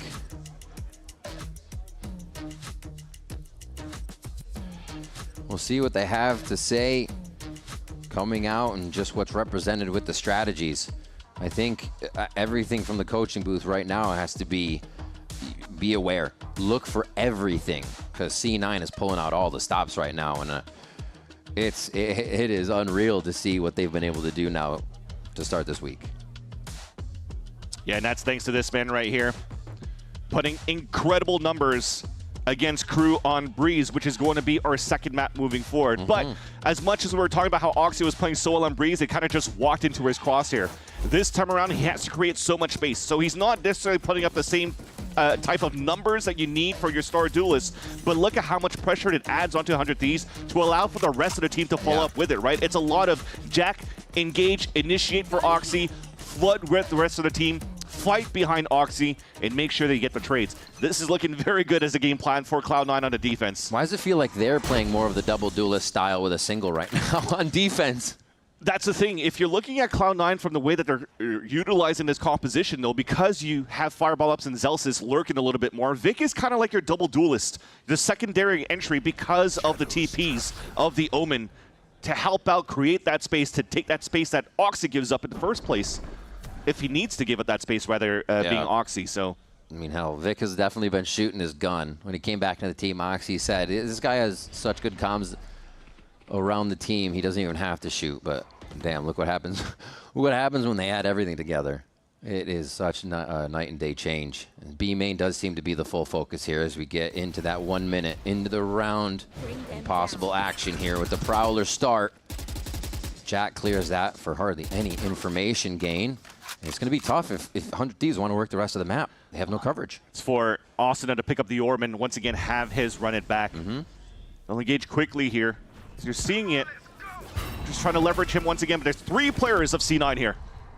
Jack backs up to safety. Quite stunned by that relay bolt, so really good denial so far. Run it back, still gets into the site.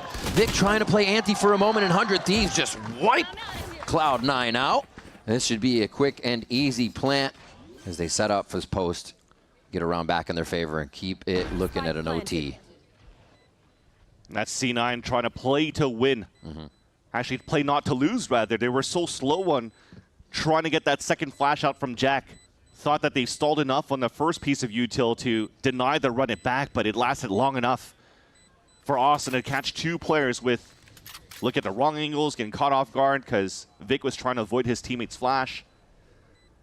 And that forces down the last 2 players of Cloud9 to save their weapons. Can't really help out in the moment when the stack was pretty good for Cloud9. The read was pretty good as well. They had the right players there. But just unfortunate communications. That keeps 100 Thieves now and puts them at double digits on their side and still maintain the pit in the further rounds. So I think if our 100 Thieves are going to try to continue to play very aggressively in these 5-man pops, I mean, that pit could make things even better for them to close that gap and maybe push us into overtime. You almost want to go for a low flash in the front of the mailbox just in case so that Vic could continue to look forward. That makes sense. A quick block there. A really forward play if you needed it. All right. See the idea, sorry, for him flashing behind him. You're trying to do the half blind just in case, but Vic was not ready to look in that spot because if he looks right where his teammate was, Jack, he was going to get full flash by it, despite the idea of it being a half blinded flash for Jack. So yeah, a little bit of a miscomm, but 100 Thieves are able to stay back in this game and being very, very slow this time around too. So not having to run it back in their favor to create some space. They're kind of far away of getting extra value from a Nightfall. So it's up to them to play the defaulting and try to leverage the double duelist with Vor once again on the attack. C9 no longer in aggressive mode here. Yeah, you circled it. The operator alive, so why not let that ring out before really giving too much up? They might look to force Oxy here, as they definitely pressure mid to see if they can get Cloud9 to make a mistake. They're going to position their players at the right spots. Because of the camera looking earlier on, Zelsis could walk forward. He watches this line. It's a huge, huge info line. There's one more Prowler, though, from Vora. That might be the piece of utility that's needed, but no, he gets caught instead. C9 never pulled out an op in the half, so why would you want to try to throw a Prowler into the garage when you're trying to play the walk contact? Fireball's on A, activating and deactivating the camera just to draw their attention so Zelsis can do this. Timotino finally drops him. 2 kills to the op. Austin is starting to clear the site a little bit more, and they're spreading out. Austin tries to push, but hears that Jack is in Sands. They try to fight the Blazer. They get back to position. I don't know how they danced around for so long, honestly. A few fights going in on the map here. It's Jack. Oh my God, does he get the safety? No, he doesn't. Austin cleans him up. And now it's just going to be a look towards heaven. Another round for 100 Thieves. And what a defense from C9. They still get through it, though. Remember, you saw how annoying that was here once that pit came out. No timings that C9 could have chosen to come out to deny that plant going down. A nice first blood to start, but it's the follow-up right after. That's 2 op kills coming out from Zelsis. But just too many bodies encroaching from the wraparound and from the B site, where Zelsis unfortunately was stuck playing solo for a bit. And the other team couldn't really follow up. Ooh, C9 timeout. It's worth it. Last round of regulation. Why not? You got the ults. They have the Seekers available here for Jack. But I respect here what Vora was calling for 100 Thieves to walk into the garage. If you're trying to play walk contact to try to get into the site, trying to get early map control, yeah, and you could potentially just trade easily into the garage. You didn't never expect to hear the operator. That was a Hail Mary from the side of Cloud9, hoping to close out the gap, but C9 might be in a similar scenario. The first week haunted them back. Remember when they had such a strong lead on the first map of Lotus against Sentinels, and unfortunately, Sentinels were able to bring this back and defeat Cloud9 on that map. You know, Zelsis has talked about these moments, confirming those wins, confirming the strategies that he was talking about himself, those calls that are working. That confidence build is actually huge. And to get it over 100 Thieves in the first game of the series, that secures that confidence. So getting this here for C9 would be big. Or you're right, it does rear the head of those nightmares that they suffered in their first week of games. So it's on C9 to see if they can maintain their composure. If 100 Thieves, because of these site pops, and also overtaking the defense on the site pops, might force an error out for Cloud9. We're seeing here after the first pieces of utility being thrown and the orb picked up for Asuna, you'll hit tab, you'll call here that Asuna is one away from the pip, so you know here at least that the duelists are once again opening up on that side. Go, go, go. Fighting mid. Oxy even trying to get an angle there. Stoic under fire. Didn't even turn to the right for the first few Vandal shots. They still keep a bit. Zelsis is going to look to delay here. They'll start to play a little more anchor position on the side of C9. Oh, the timing. Timotino comes in, takes down Zelsis. They know they won't have to deal with the wall if they do decide to go towards A. Trying to be proactive now. Regain some space that you didn't get in the first place. Double swing to garage onto Bang. 1-2. The trade. A nice swing. The fight towards heaven is just to clear some Seekers there. You can see Jack rotating back over towards B. It's up to Fireball. Oxy got a few more. Yeah, Fireball hunkered in sight. They know they have to look for him every time. Gate on one gets out of the relay bolt. 1 or 2 kills. 2 would be amazing here for the squad to stop it, and they get him immediately. That's just going to be a kill onto Jack. That's going to be the round win. And you know what that means? We're going overtime. The calls on the fly from Vora, who's mentioned here that it's nice that the coach and the team has been trusting him in the calls for this stage, even for the event in Paris. Feeling that if it doesn't come to his favor in terms of the shooting department, he'll still trust his calls. And if he's feeling 60%, he'll be 120% of that 60%. Picking up the last 2 kills and allowing here 100 Thieves to play into the overtime against Cloud9. Careful here. So the nightmare comes back for Cloud9, but can they overcome it this time in this overtime on Split? We'll see as they push over towards A for the first round. Paranoia ready for ramp. Fast take. That's going to be on Oxy to open this space up. Waiting. Oh, he did have to backpedal there, but the Paranoia never would have hit anyways, and Timo clears him through the wall. They have an audible. What's the second strat, right? You don't have the double duelist, so it's going to have to be getting into the site with the entire team, the cooperation of that utility here for C9 now. Hello. And they know there's a lurk on the map. Ooh, Timotino with the fast turn, can stay to fight. Everybody's coming to play here from 100 Thieves. They back each other up on the ramp and take everything back for themselves. One enemy remaining. The spike is there, so that means no one from 100 Thieves is leaving except for Vic on the other side. Kyle takes him down 13-12. They're on a bit of a run here to get these rounds back, Vans. It's so crazy to see how much value in the combination of the curveballs and haunts that both Asuna and Vora are seeing. Asuna mentioned playing this agent. The flash is usually for myself, but look at the value. Jeez. And they sync them up so well. They're never layered on top of each other. It's one and the other. And they're really able to get that situation in their favor. Asuna has been 25 kills for quite some time. I mean, that's amazing, but it just means the team is really able to step up as he's going down in these entries and opening up that space with Timotino.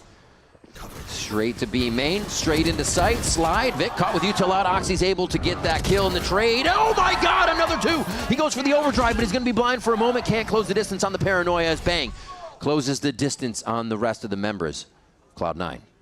He's trying to cut the rotates before they actually go for the spike, so him and Cry will work together. And then decide on a spike later, because there's still so much time in the round to work with. Cry with that push up. He'll get modeled here. Yeah, he does. Zelsis. Clean aim. Nice crosshair placement. It's the buddy system. Let him plant. I think they're smart here for C9 to do that. While you wait so long before the plant comes down, you're waiting for the flash to come back up, and indeed it did here for Jack after Dog spotting him. Just too much util to not allow Bang to get a good positioning in the pulse plant there, and C9, they answer right back here on the defensive side. Great defensive halves from both of these teams so far. Yeah, we go again. Oxy's dropping here. I mean, he loves to put this pressure on himself. He knows there's basically nobody that can help him in that situation. He's just doing Oxy things. Nice, good job. Yes, sir. Yes, sir. Yes, sir.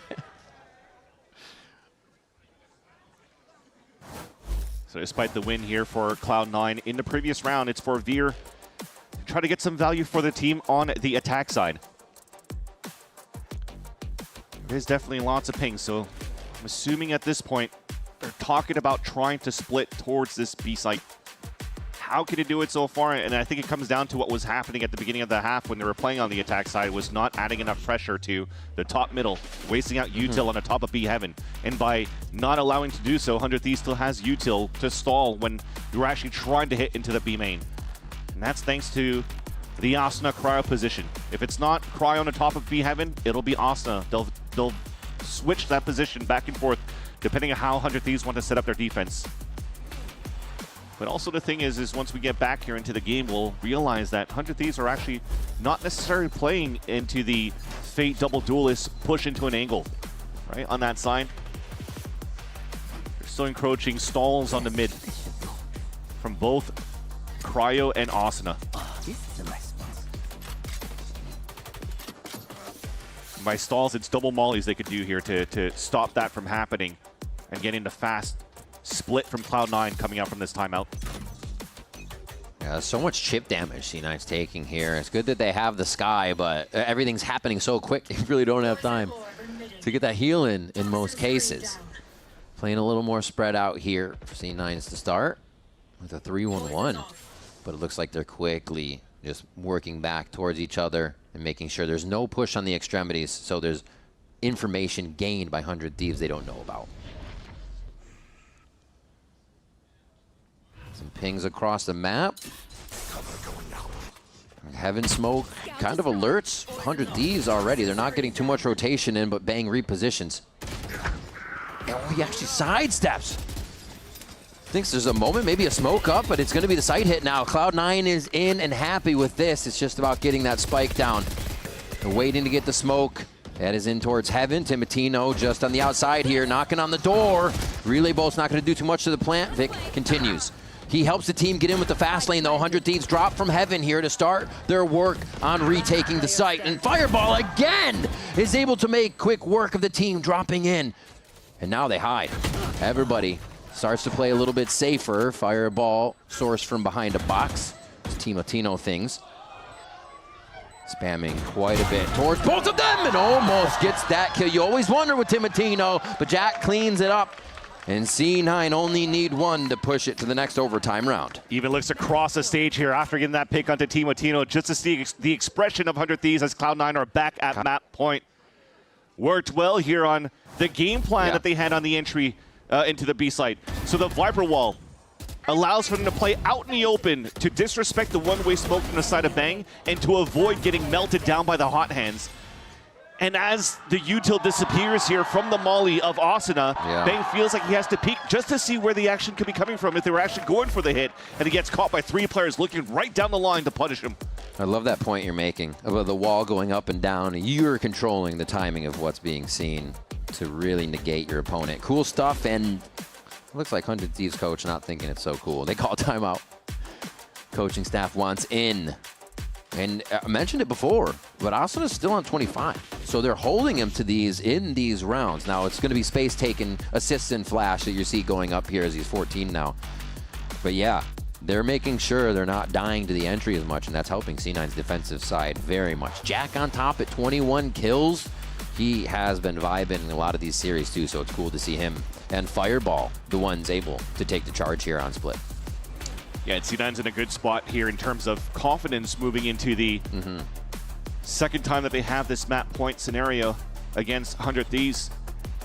Just because they've been very good at regaining space that they lose on a different area by keeping a buddy system going. So despite you have scenarios where they're falling behind on a 4 versus 5 scenario, they're still able to turn it back around from what you just mentioned, regaining that space and also allowing players like Fireball to just pop off. This time here for 100 Thieves, similar opening, but this time not picking up an orb. So they just want to backpedal as quickly as possible to re-hit towards the A site. So C9, as they still hesitate for the last couple of seconds to see, okay, well, do we have to re-peek into B in a couple of seconds right now? And that might dwindle down and narrow down the defense over on the A line. Thin that defense. It works. You see how there's still a couple of them focused on middle and watching towards this B side, and it's only Fireball up solo with the camera trying to spot here. All being blocked off by the wall, held up by Cryo. There's a reason to see why he's on top. He's able to drop from the relay bolt. Instant help in that vent like you were talking about. They can really react to either side. Asuna goes down. Fireball quickly going to the right. He has patterned this each time, so Timotino expects it.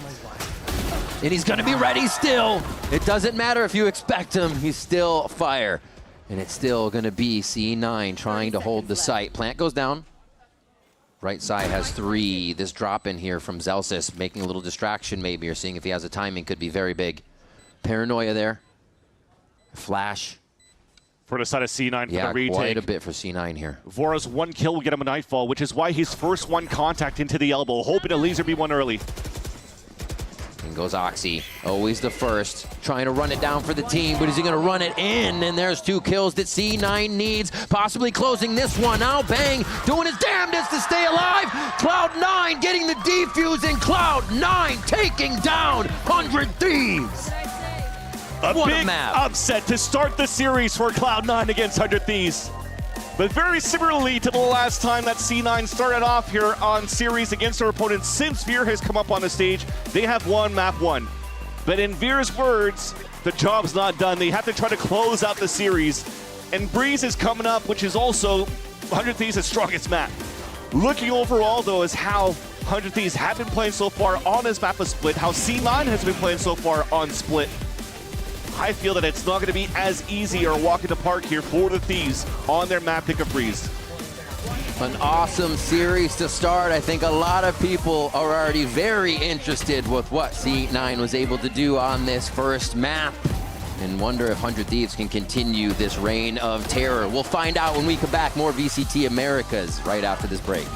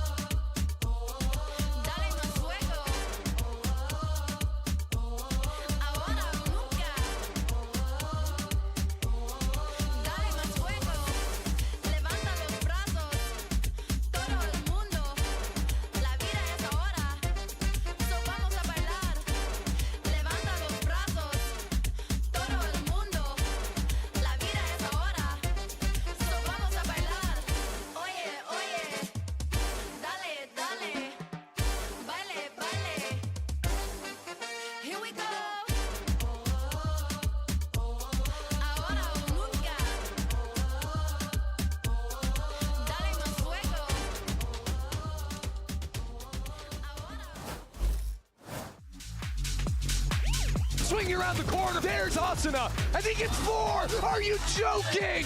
Are you kidding me, Asuna? He is so fluid on these rounds. That's a 4-piece from him. Lights out from the duelist. Staying by with Coach Veer, congrats on the win first of all, but looking ahead to Breeze, how important is it for your team to be able to kind of step up and adapt considering these are the same maps that you played last week? Yeah, it's going to be very important. We've done a lot of prep. We've done anti of ourselves. We've done anti of 100 Thieves. So we have a lot of good solutions going into these games. We have a good bit of footage on ourselves. So we're gonna make the mid-game adjustments. We have a good game plan going into it. So it's going to be really important that we make our mid-game adjustments like we did in Split. Yeah, I mean, we definitely saw that in the second half. I look forward to seeing that moving into Breeze. Thank you so much and best of luck. Thank you. Thank you so much, Emily. Let's talk about these adjustments we saw, because 100 Thieves, they started out strong, right? Really kind of disrespecting what Cloud9 were trying to do, all the distractions, all the noise. Didn't face 100 Thieves at all. Yeah, 100 Thieves did their homework, right? Because when you were watching how C9 played their attack side versus Crew previously, C9 were abusing Crew when they were over-rotating, and that's how their lurk started activating. 100 Thieves, it didn't matter if they saw 1, 2, 3, 4 players on one side of the map, their weak side was always holding the line to be prepared for Fireball. It feels like we're not processing this right. Cloud9 just won a map against 100 Thieves. The team that everybody was talking about was the best team right now. True. Cloud9, a team that was pretty much winless, and since last week it started getting those wins, them being able to close it out, I think is insane. Yeah, no, this is definitely considered a big upset, but can they close it out heading into one of the best maps for 100 Thieves? That's the big question here. But let's if Oxy keeps playing like last week, why not? Yeah, if Oxy can go and kill, we're good. And also, he's not the only one lighting up the kill feed here for his team. I really think the entirety of the team has stepped it up. Jack has found one kill after another here, Ender. Yeah, I think both the young kids, right? Jack and Fireball Ups both had tons of big moments throughout this game, but I think it's fair to say that C9 had their backs against the wall. The first half did not go well for them. 8-4 was the scoreline. It wasn't until they win the pistol in the second half and then started playing really aggressively, flushing out any lurks that 100 Thieves would have, going for these mid-round refights that were highly successful for them.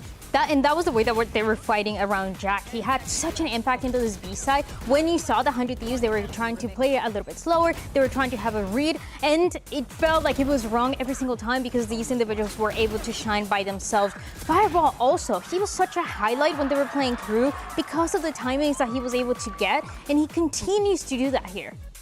Yeah, and here the timeline of what went down. And honestly, it's so surprising because towards the later half of this game, Cloud9, they were, I don't want to say mysterious, but they didn't play like what we've seen from them the last 3 weeks. And 100 Thieves really struggled reading them. And we just complimented Cloud9 on, like, you know, going back to the basics, not overthinking it, not overcooking. That's been working for them. But they turned it up in this game. Yeah, they had to pull out the Zelsis op at one point to win rounds. But I think what was so impressive to me for C9 is there you saw they were actually down in terms of like first kills that they were losing against. But this was even indicative back when they played this previously versus Crew, where they lost Oxy a lot at round starts, but the clutch nature of Fireball Ops and Jack this game brought them back into rounds that they had no business, frankly, winning. I just wonder how this season started for them on that split, because again, this is a map that against them was banned multiple times. They didn't get the chance to win it or play it until last week, and now you're starting to see how good they actually are on this map. So I wonder if it's because of the changes in the compositions that we maybe didn't get the chance to see,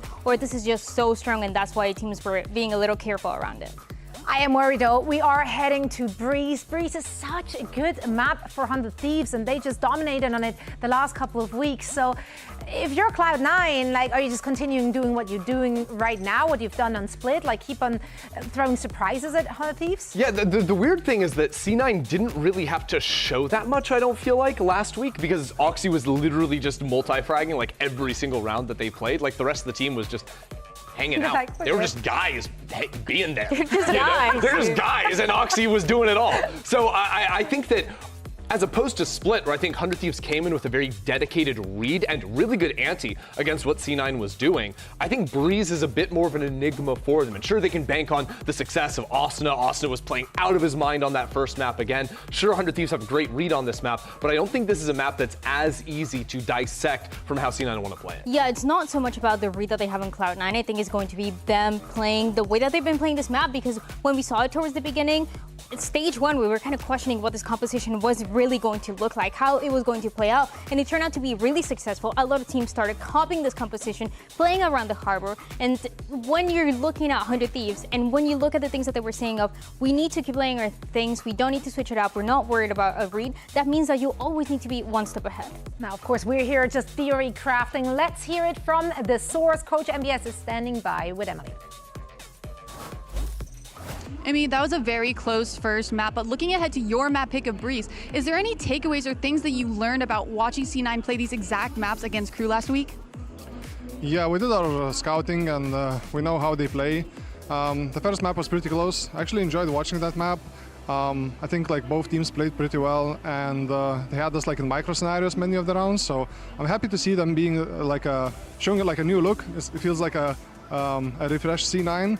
So yeah, I'm hoping for a good map 2 and hopefully a map 3 as well. Yeah, I mean, I've been loving seeing the adaptations coming in from both of you guys. Again, look forward to seeing Breeze. Thank you so much, and good luck.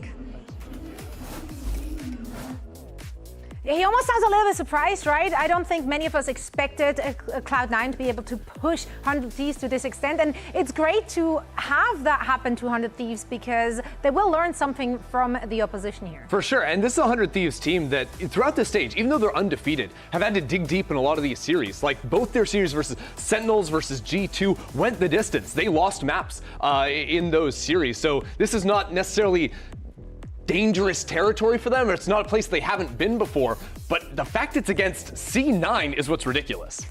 But the question is, when C9 was playing this map, it was an Oxy that was dropping 30 plus kills. How are they going to win when that's not the case? How strong is the game plan around it? How much are they able to adapt to the things that 100 Thieves are doing?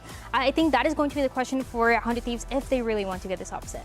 Celsius is looking locked in and ready, and so are we. Let's find out if 100 Thieves can bring it back and clinch that playoff spot. All of that and so much more with Remington and Silly on the other side of this.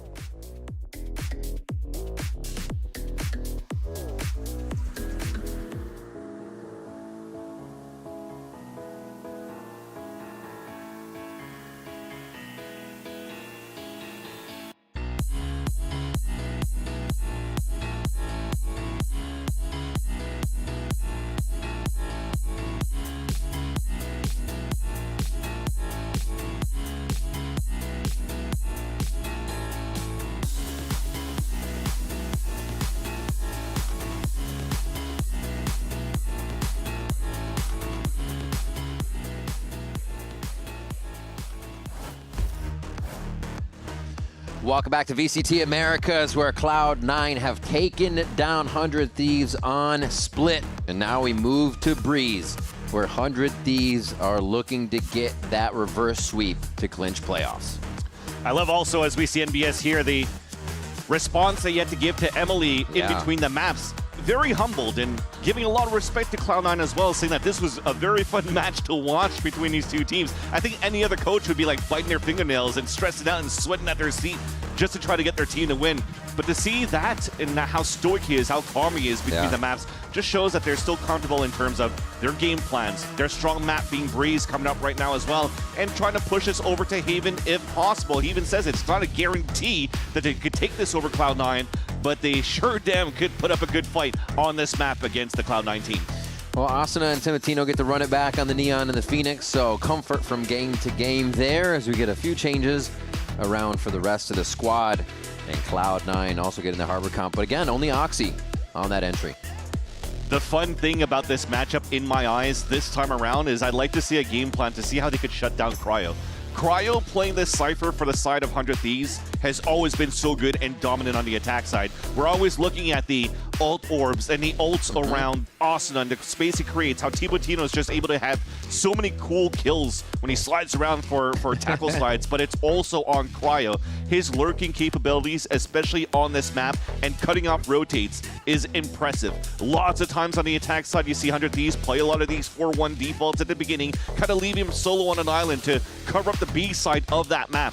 And I'd like to see, with the form that Fireball has just shown on that first map, to see a little bit of that Cypher on Cypher when it comes down to the force rotates that C9 potentially will have to do from the B side over to A. A really big mind game of those two trying to source each other out here as we get on to Breeze. So much potential for lurking. And we'll see who controls the middle of the map. Kind of plague some teams.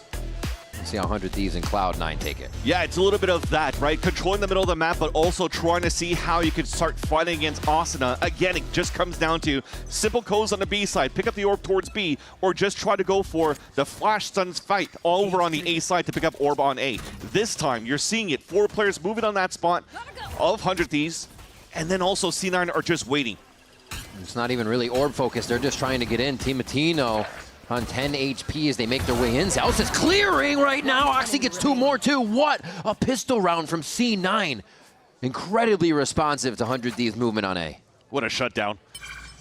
That could potentially be another pistol round for Cloud9, which would be a great start again moving into the series. So many things have been upgraded instantly from one week to another. How they play off each other, how they're actually converting pistol rounds too.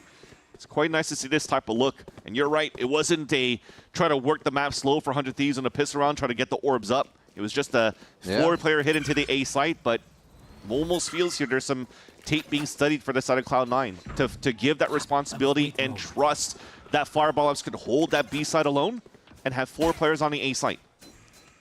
I don't think we can underestimate the tape plus just the confident smile that must be on their face after a first map win here and a pistol round win again. Their homework pays off and they keep the momentum to start off breeze here for Cloud9. Yep. That's now 2 pistol rounds to 1 in favor of Cloud9 throughout this series. And that's the important thing as well in terms of the numbers that were put up on the first map. The top fraggers for Cloud9 were actually the, what is funny enough, Oxy calls them the new kids. The new kids. Oxy's so young and at 21 years old is considered a veteran now in his Cloud9 team. So the rookies being Jack and Fireball Labs putting up huge numbers, and also Fireball Labs closing that last kill in that pistol round. So this is what we're talking about, the 4-1 setup for the side of 100 Thieves and how much activation Cryocells does here over on this B side. It'll be a little bit more difficult this time around, because it's just a pistol round eco for 100 Thieves. They have a very playoff utility B situation just a moment ago, I should say, as you see Oxy moving on the mini-map to get that Marshall pushed up a little bit so that they can make an informed decision on this. He's got to hear that, right? Just a quick step. Now he's in danger zone. Yeah, he's got safety, though. A nice peek in there from Fireball to give safety and retreat to the site. And now maybe enter through mid. 100 Thieves have to call the audible now. Just be an easy orb pickup for Austin again. Just waiting here for the reload to happen. Wow, okay, that's a good opener, though. A wild opener. Oh, and a better return. Still waiting. What a ping coming in from Jack as well. Beautiful job on the scan, and he'll clean up the last kill for the second round in C9. Very patient, and they seem calm in the chaos 100 Thieves is trying to create. The 9-2 plans for Cloud9 is actually very nice, too. Very surprising, actually, you're looking at 2 rounds being played, and 100 Thieves only muster up 1 single kill. But you were talking about that forward line. That was just from Oxy with the Marshall. That's just to avoid the Cove being dropped down. And he could trust his teammate Fireball Labs with the Guardian ADSing down that window to just protect his teammates back. So the setup's good, but they still unfortunately couldn't deny the orbs onto Asuna, who's now 2 away from his ult. They're trying to deny here, though. Push forward. Give him one of those. He might even just stay for the next one. He's going to call for some team help to do it. As Jack backs off, and they'll have to give up that space for now, but they're trying to gain more space across the map in mid and get a read on the situation. Taking them a bit, but this run it back will be a huge factor for C9's bonus round. And because Vora just instantly used a dart right into A main, you have to count the time. 40 seconds for it to come back up here, and that might actually just slow down the tempo as well for 100 Thieves. Or you want to wait for the dart to come back, or you might just gamble and use the run it back from Austin to try to get that information for the team and you follow behind it. Unfortunately, if they do that and they blaze one high tide, there's not going to be any scan sprays that they could do. And the high tide to get back in from the side of C9. And they've got a nice little perpendicular setup here to clear out some quadrants and get that spike down. Got to be careful of Zelsis. The Sheriff needs to hit. See if the team in sight for C9 can make a little bit of noise here to make this feel like that much more. Picks up a weapon. And he's going to be really good in this situation. They are really stretching this one out. Nice job by Zelsis. The patience pays off here, and he's going to give himself some safety to even get that peek back into sight, making 100 Thieves have to pressure in and look forward. Fireball Ops takes advantage of it there. Cryo does clear Zelsis to get safety in main, but it's too much. Cloud9 can keep swinging together. They have such good protection on these lines. And that was a nice timing that Zelsis found as well for the backstab, because taking that pick down doesn't allow a recon dart to come out for Vora. They were just waiting for the first contact coming in from the spike sign or from bricks, so they could try to spray through the recon out. But with that kill, They're playing with zero info. They have to swing out for information right now, and unfortunately swinging one by one. And C9 punishes right away. A huge round for Cloud9, converting a bonus round. Yes, baby. It's been a while since I've seen Oxy stand up and yell like that as well. You see what it means. Yeah, except when he was farming, of course, against Crew. But in this high-octane matches where it's super important against teams like 100 Thieves, it's nice to see here the Star Fragger bringing up the morale for the team. It's a huge round that they just converted from their bonus. Spike is down here for 100 Thieves as they look for an answer in these next rounds, a way for this Sheriff round to do significant damage and just allow them to min-max some orbs here. That changes a little bit of their outlook at the beginning for 100 Thieves, not trying to form that ASAP onto Asuna, because the next hope that they could bring in the round for 100 Thieves after this one here is having the Reckoning available for a hit or for a stall, depending how they're able to get into the site once they get their money back and right for 100 Thieves.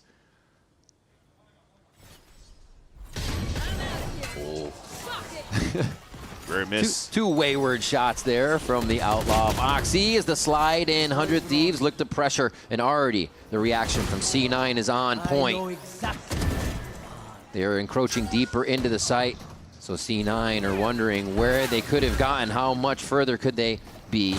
Oxy, oh, the timing was not in his favor as he tries to be the aggressor in that situation.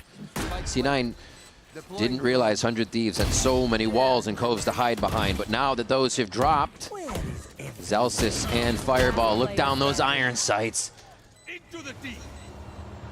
Oh wow, just for Fireball too. The respect they're giving him through this series, pretty incredible. He starts to move forward. Really allowed to do what he wants now in these past weeks, just promoted to push, feel like he can play whatever way that makes him comfortable, and we've seen him excel in these situations. This is going to be tough as they try to split his attention on both sides. The Spike going ever quicker on that beep. He should be able to clear one, but the swing is there from Bang, and they just make it impossible for Fireball. Nice thrifty by 100 Thieves. This should have been a snowball effect here from Cloud9, but unfortunately the outlaw shots from Oxy, who's been so good against Crew just in the last game. Look at that. The first shot even ricocheting into the wall. Yeah, he made a step. I know exactly. And none of them had full armor. That should have been 2 free kills on that side. And somehow, 100 Thieves takes the opportunity of keeping all 5 alive and overtake the site. And what nice shots coming out from Cryo as well inside that gulag. The cove being set up on the defense by Cloud9, not to allow here 100 Thieves to, or not to allow C9 to really retake onto the site. Thankfully, money's still good for 100 Thieves. Cryo, oh, almost cleans up Oxy on a shoulder. Hard to approach that after relay. What a protection, Timotino in that praying mantis defense. Asuna goes down, but he's still able to attack back. Easy now to take the B site and go for the plant. Cryo already knew he was getting pressured by 2 players, so he's fighting 2 players on that side. So worst comes to worst, 100 Thieves has a 3-on-1 onto the B site. And thankfully, Vic is there with Oxy, which would give him a chance to try to save their weapons into the next round. I like the look from 100 Thieves once they open things up, though.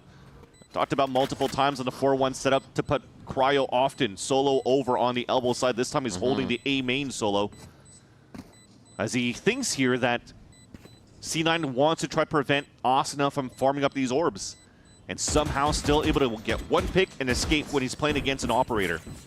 So that's now what for Oxy's side. 2 outlaw shots and an op shot, just unfortunately missing on the side. So not as hot as he was from a couple of days ago on this map. Yeah. And it could be pretty scary. Similar situation going back to, I think it was Jerwin, Oxy mentioned on Summit, when they lost that 1v4. They lost a situation they know they should have won. It snowballed out of control. There's something they couldn't get back about the game. Very reminiscent of the rounds we just saw that now put favor back into 100 Thieves. So another, if you want, litmus test for C9 to be able to come out of that situation, head held high, and get these rounds back in their favor. Back to buys Oxy with that operator. We move into round 6.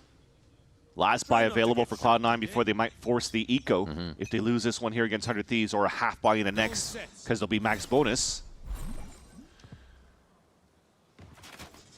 they are setting up a lot here to prevent the scaling for both Asuna and Timotino. If you're looking at this comp here for 100 Thieves, lots of util to try to scale up over on this side. So you want to try to prevent that from happening. So camera's going to watch it, the trips are going to watch it. First one is a judge from Zelsis inside the smoke just to try to do some pop damage if he can. I don't know if he tries to even worry about the neon. That's Fireball. Oh, Zelsis wants in. There's one. He knows there's another, but he still backs up to just play it. Very tempered. Oh, he gets cooked for his situation, though. Vic answers from the backside. All of C9 starting to rotate back over, and the spike just picked up. As they're trying to reconsider the situation, Cryo has a really good run on mid here, and they think they can play cutoff with the rest of the members of Cloud9. He's about to have his back exposed, though, if Vic wants to continue to move towards the tunnel. But instead, now that's the opening for 100 Thieves to take. So Asuna could go in for a plant. Might even flip the site here, try to bring up the percentage of chances to make 100 Thieves be able to convert this. Because if you're going to be able to plant over here, that gives a chance here for Cryo to play late. And Cryo might expect that he's caught a timing already. You can see Asuna was looking because he didn't have a full watch on anyone crossing. They wait for the plant. They're going to get together. Or do they decide to clear? Wait, wasting a little bit of time just deciding which way they wanted to go, and they said, no, we'll all go spawn, weapons. And now Cryo's going to get this. They did pick up guns. Very nicely done. I mean, Cryo's just going to call all that audio here for Asuna. And Asuna exactly can start to run it back here just to stall. That opens up the window here for Cryo to start the backstab. Starts actually making a little bit of noise. They have to turn around and look, so they don't know which way to go.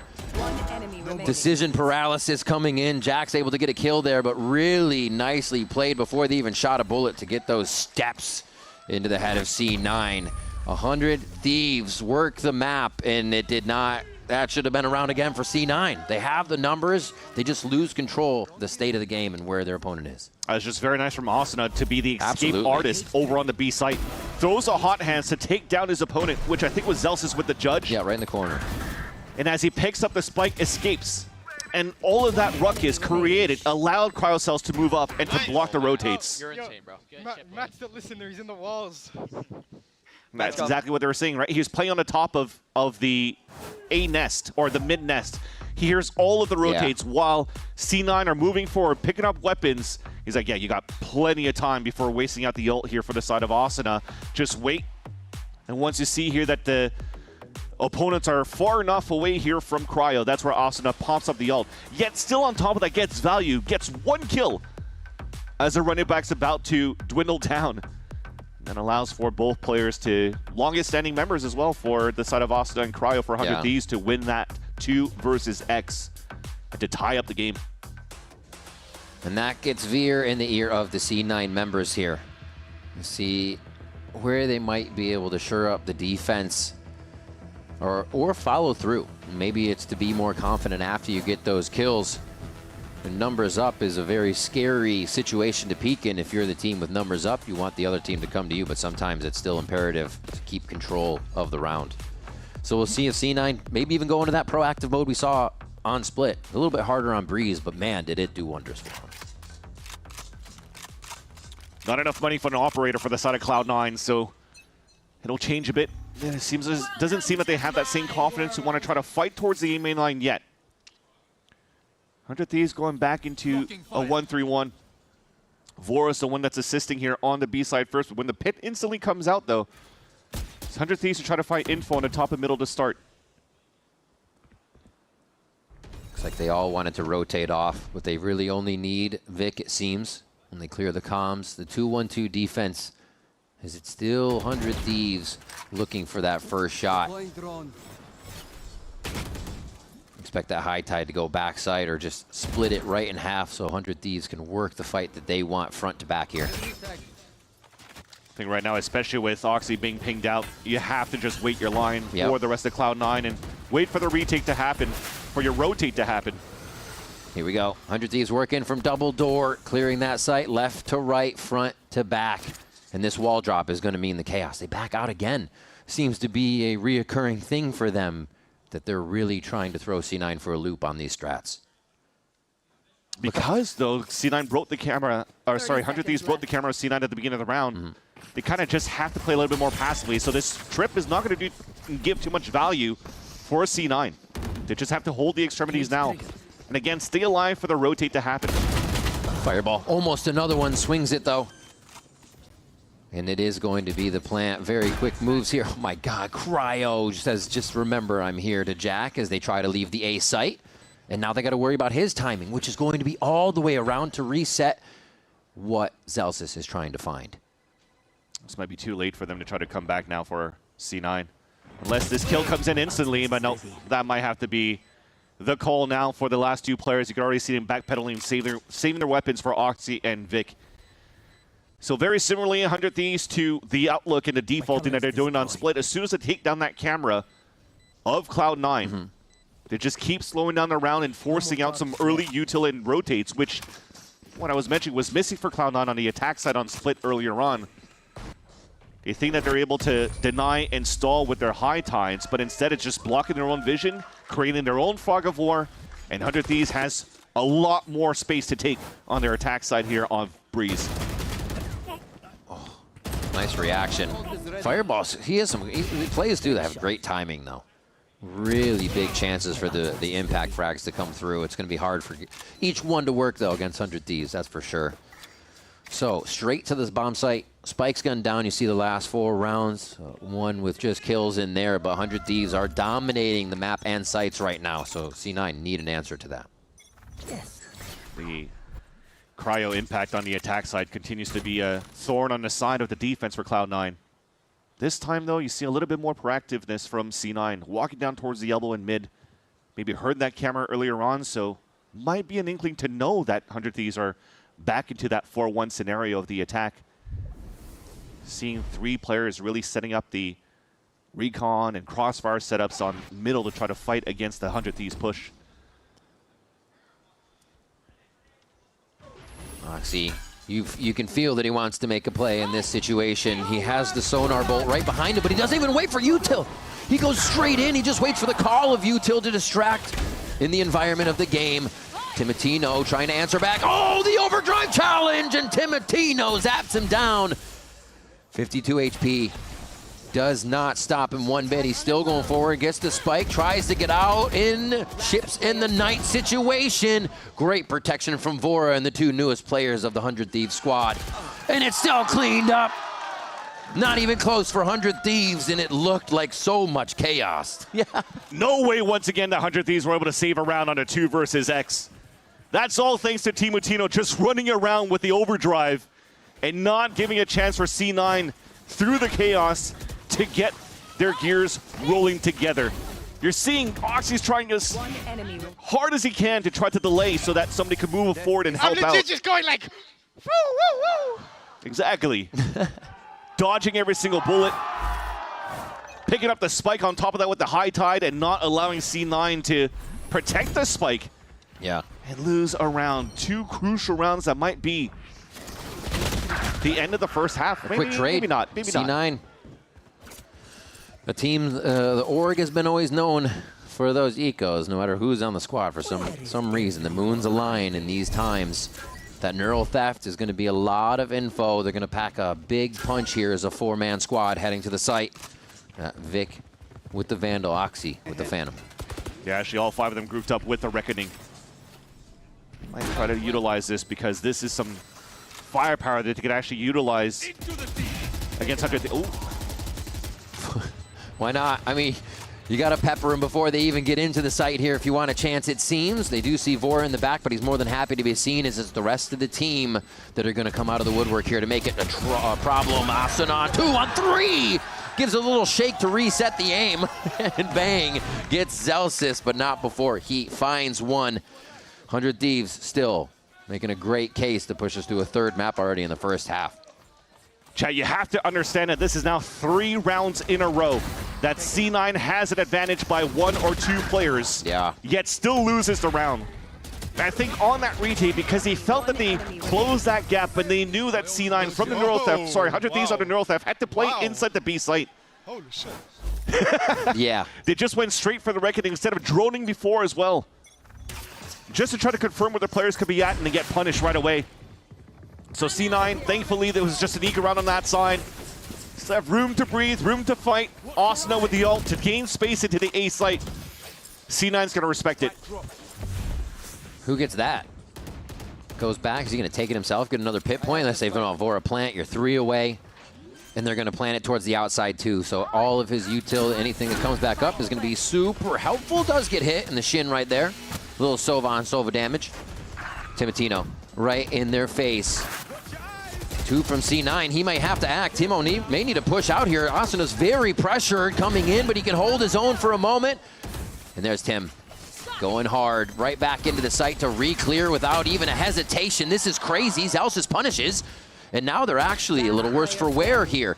This could be C9 grabbing the round. And yeah, Zelsis will grab 3 as they just stoically move in amongst those walls and clear the site piece by piece to take another round. And finally able to take advantage of the numbers for C9 to retake that site. It looked dangerous for a split second. It almost looked dangerous as well when they're trying to retake the Snakebite Hunter's Fury.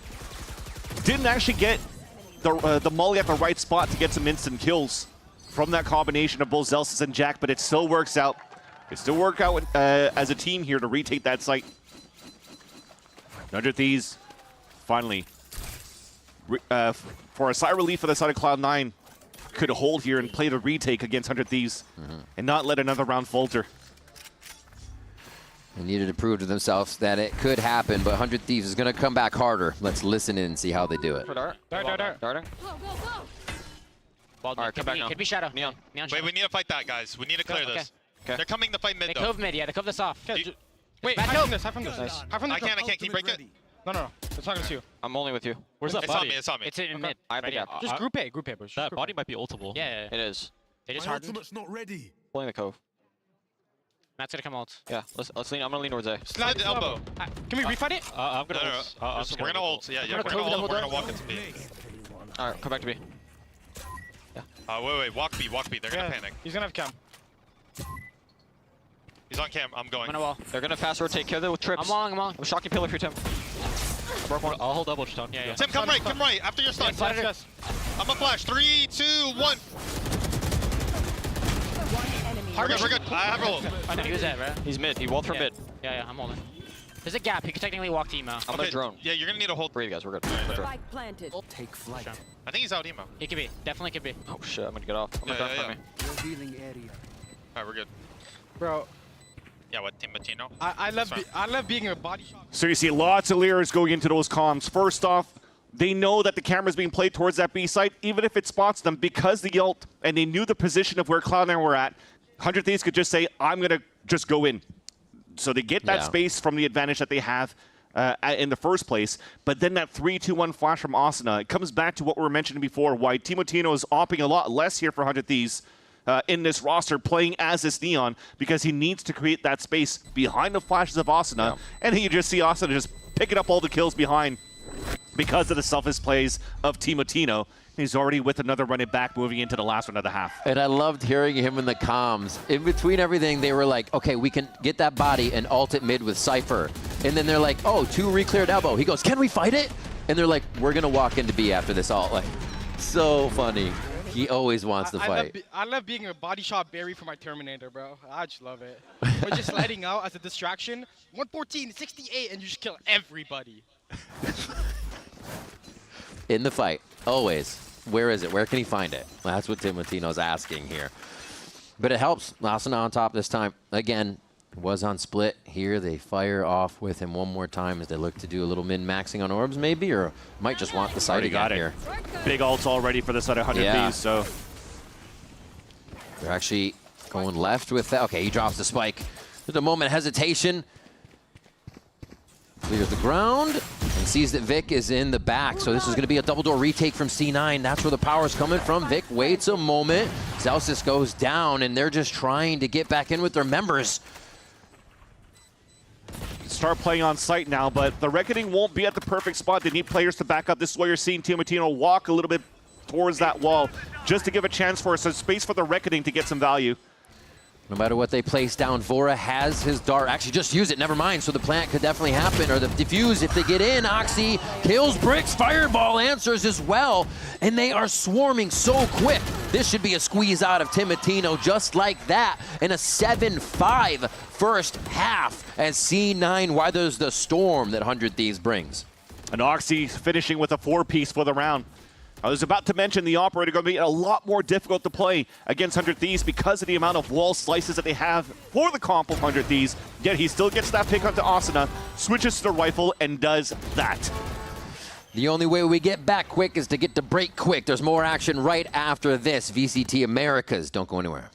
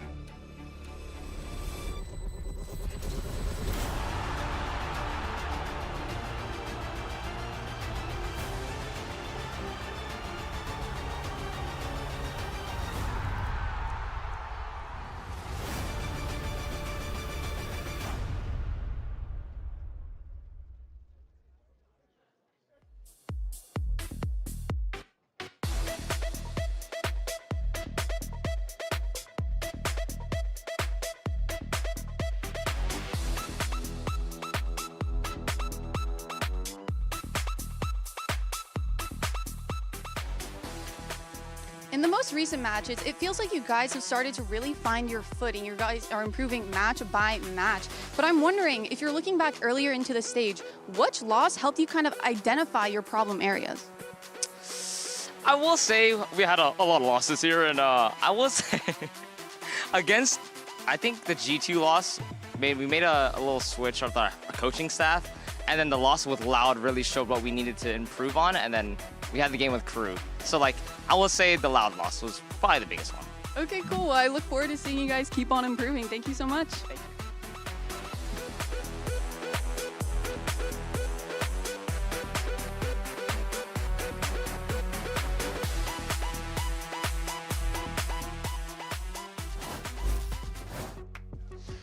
We are back for more Cloud9 versus 100 Thieves in our first series of the day. The second map, first half ends 7-5 in favor of 100 Thieves, but that was a C9 clawback there. It looks like they're showing quite a bit of momentum, and now they get to put their attacking side to the test versus 100 Thieves.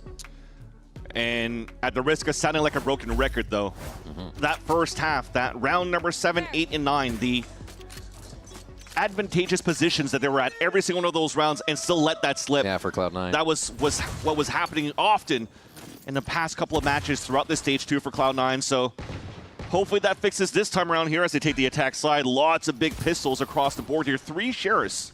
So this is going to be probably a little bit less util fight for C9 and more into the let's duel them on a map like Breeze. 100 Thieves hadn't fully rotated there. C9 are actually still activating while everybody's home. The call is coming from inside the house. C9's in. They're trying to hunker down towards that backside, but this is weird. Nobody's died just yet. It's going to be explosive. The kill feed starts to light up, and Oxy is trying to push to make it a little bit worse for 100 Thieves, and he almost does enough to get 2. It's cleaned up by Fireball. That was the proactive move C9 needed to break the defense. Up to Cryo, though, and he is definitely the man that could do it. Also has his own Sheriff. Only Fireball ups is one-shotable right now in the chest. Spike planted. So the other shots from Cryo have to be very clean. Oh, just on the timing. Just on the barrel of the gun. Cryo's played Cypher most in the past 30 days, and he's gotten so many kills. He's been able to lead the team from that position, from the lurks, the info, and it's not going to happen this time. Cloud9 too informed about the situation, and they pick up another pistol for themselves. 3-1 now for Cloud9. Well, I wonder what the change was in that. I mean, Veer definitely helps with quite a bit of what they changed a focus on, but what a way to start bringing them back against 100 Thieves of all teams. Right there.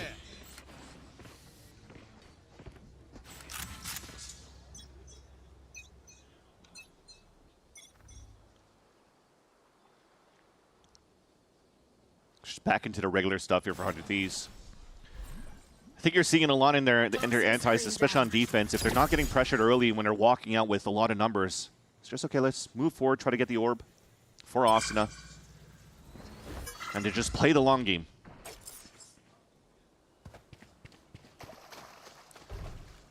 It's definitely going to be a little different, too, for 100 Thieves, having not really been tested, but in a situation where it really feels like you're going to be overthrown possibly in a second map here. It doesn't seem like it's going to be too troublesome for them, but a place they haven't fought from very often, which can make the difference. 100 Thieves waiting fully for the double door take as Oxy gets the first kill of the round to shake things up. And they're still just webbed across the map here. They have anything and everything.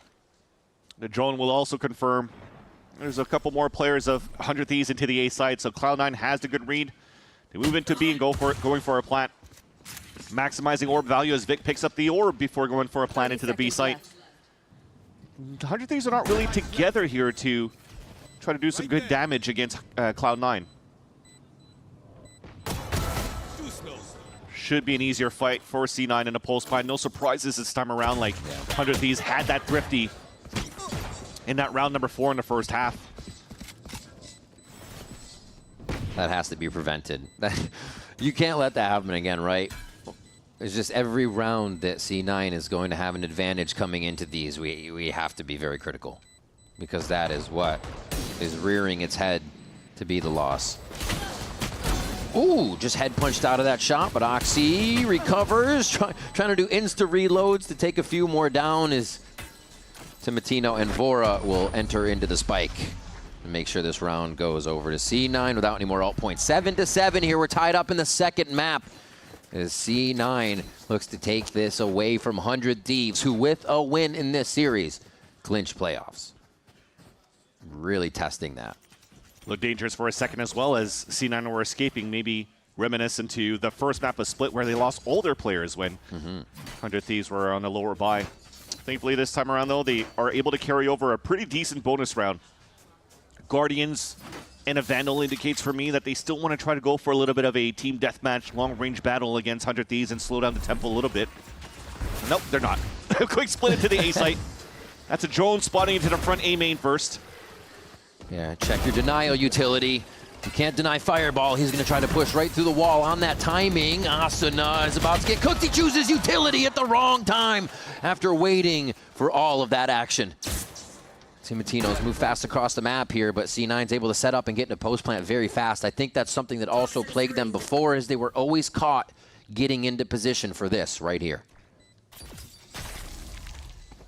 Nobody. Sixth sense. Yeah, nobody catching them off guard with Zelsis just being completely ready. I mean, you have so many lines being watched by everybody in sight. I mean, doesn't mean the shot's going to get hit. See, Timatino had the sun in his eyes for the relay bolt. There's a quick slide out. He tries to distract for Cryo on the other side, who's once again put into a tight situation. But C9 are playing this more close to the chest than usual, I should say, as they dive for the exit thinking Cryo won't show up. He does. 8-7. C9 take the lead. It's another converted bonus somewhat here for Cloud9. Yeah, caught Asuna raising a roof in that emote, but I think it's just nice that C9 understands a little bit of the state of what happens in our execs. You think about other players that always instantly hides within smokes on this map, is like Mata when he's playing the Harbor on this map, right? So you're expecting here that Asuna is going to try to find a little bit of gaps and try to get those pop flashes out that he's so good at. So C9 are not giving that space for 100 Thieves to take and get any value on Asuna's utility on that previous round, which is really nice. They don't go in too much here. They see Cryo, so they know there's probably a bit more to fight on this. Inside the site, Timatino has to push forward here as Cloud9 is pushing the issue, forcing 100 Thieves' hands in these rounds, and they are not able to adapt, which is a weird thing to say for 100 Thieves. C9 has found a way in. It's been a while also since I've seen like Viper orbs being thrown on the top of Nest to try to cut the vision as well. This is very old school Breeze style too that allows C9 to get that B-side split. Really get the backstab now onto 100 Thieves, but maybe doable now. Asuna has run it back. There's no really chance to use it in this situation. And Vora don't have to because Vora's just gonna swing it. Expecting Asuna to get the trade in the end. Vora diffuses, and all of that momentum from C9 is brought to a halt. Yeah, I was just talking like the round was over because technically it should have been for been. C9. It was another one of those rounds for C9 that rears its head. Because the backstab was perfect on how they split towards that B site. Cuts or rotates on top of that, but the players on site unfortunately just couldn't hold it against Asuna. Nice! Good fucking... I didn't hear anything. Round 17. So you can count with your fingers now, maybe 4 rounds this map that C9 loses at a man advantage. Maybe even at 2. And that might be the story here if this moves over to Haven, that the momentum swings definitely back on the side of 100 Thieves. C9 though continuing to try to force the issue. Still want to control the tempo of this map. So they're currently encroaching into the space that Fireball engaged and took early in the round on elbow. Yeah, besides the early orb throw, this is a completely hold shift strategy here for C9. So you have this Outlaw just try to peek out towards the site, trying to see if anybody's going to be jump spotting first, but instead it's the camera. So similar look, getting rid of the camera early forces out util for 100 Thieves, and C9 can now stall and rework that map. I gotta know they're gonna deal with a run it back here, so everything needs to happen a little bit faster so they can react to Asuna just running straight at them. Instant activation of the run it back as C9 activates their strat here as they move in. Vora is able to get a lineup on Oxy and Vic. And Zelsis only then is able to drop Vora. Spikes down in a very awkward position. Zelsis, that actually turned into being out in the open, but the Cove keeps him alive, down to 20 HP. As a spam from Bang is true. Oh my gosh, they're just planting in the frying pan right here. This makes it really tough. Zelsis goes down to a sliver of health, gets taken down, and it's gonna be a fake defuse to get C9 to move a little bit quicker on their positions, and yes, it pulls them out into error, and 100 Thieves will take the lead right back as we go punch for punch. The idea was nice for Zelsis to get that wall up and the pit down. But what was missing was util to allow the other 2 players on middle to cross over and to pick up that spike. So as Asuna comes back from running back from yellow, sees a crossover, and that's where the rest of 100 Thieves can start activating in and encroaching into denying the post-plant positioning of C9 after that pit. Wow. That was Jack that got that plant down, thankfully at 5 HP remaining. But that was 2 players very low on HP in the pulse plant in Zelsis and Jack. Made it very difficult there for them to hold that pulse plant. So 100 Thieves are able to maintain their lead and also maybe try to string some more. They have big ults on their side, and they have also some heavy map control. Already 1 on the elbow and 2 pushing towards the A main. 100 Thieves will know that C9 are currently focused on a B lean to start. Yeah. Good push by Oxy and Fireball. Can fight it out, gate retreat if they need to even slide out. And A main's controlled here by 100 Thieves, so this is a well-informed decision. Their defense to move over towards B early. Timotino starts off, actually jumps right out into the fight thinking it was protected. Oh my God! Oxy doing Oxy things as he slides into the site and makes the impossible look possible. Great job by the rest of C9 rather, for the buddy system on clearing the rest of the site. Just got to wait it out right now, though, but this gives a chance for Bang to rotate across. Earlier on, though, the orb was picked up by Asuna. If Bang picked it up, they had a reckoning to work with. Now they only have their weapons to try to retake the site. Could be a critical choice. Asuna moves in. Finding the 1v1. What a step up from Vic there in the peekaboo shot.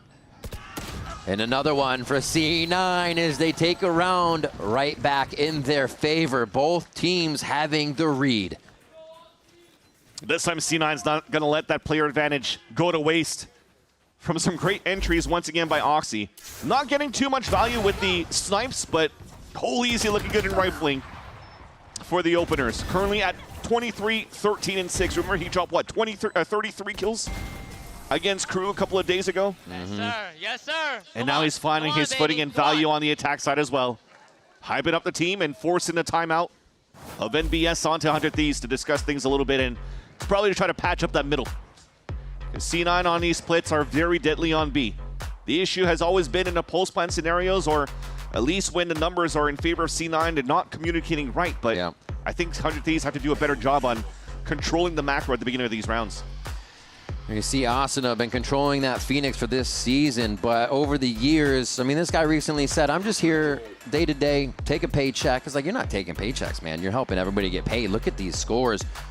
Always increasing, always going up, no matter what the team needs him to play. And the Phoenix just, as people have said, that kit fits everything he wants. Yeah, so throughout the years, it's the experience that he gains individually as a player, but also through the coaches and the IGLs that he's gone through the past years at 100 Thieves.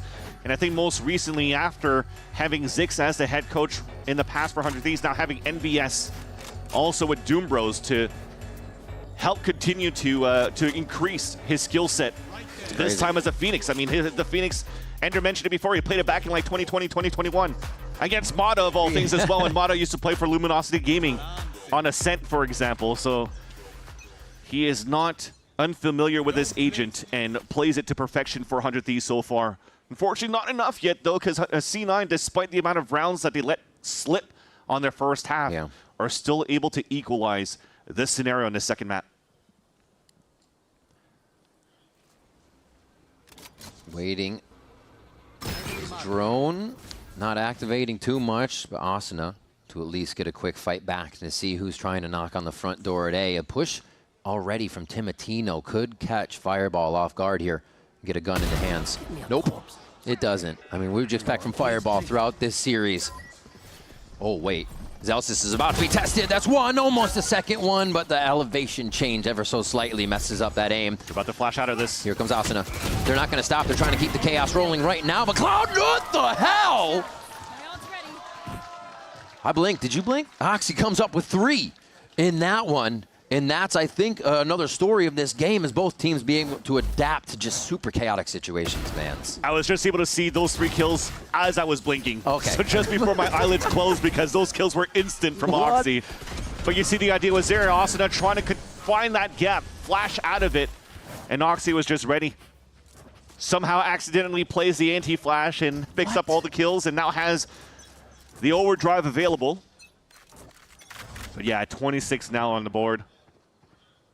That round happy. Happened so fast, none of those ults were used for 100 Thieves. You didn't want it.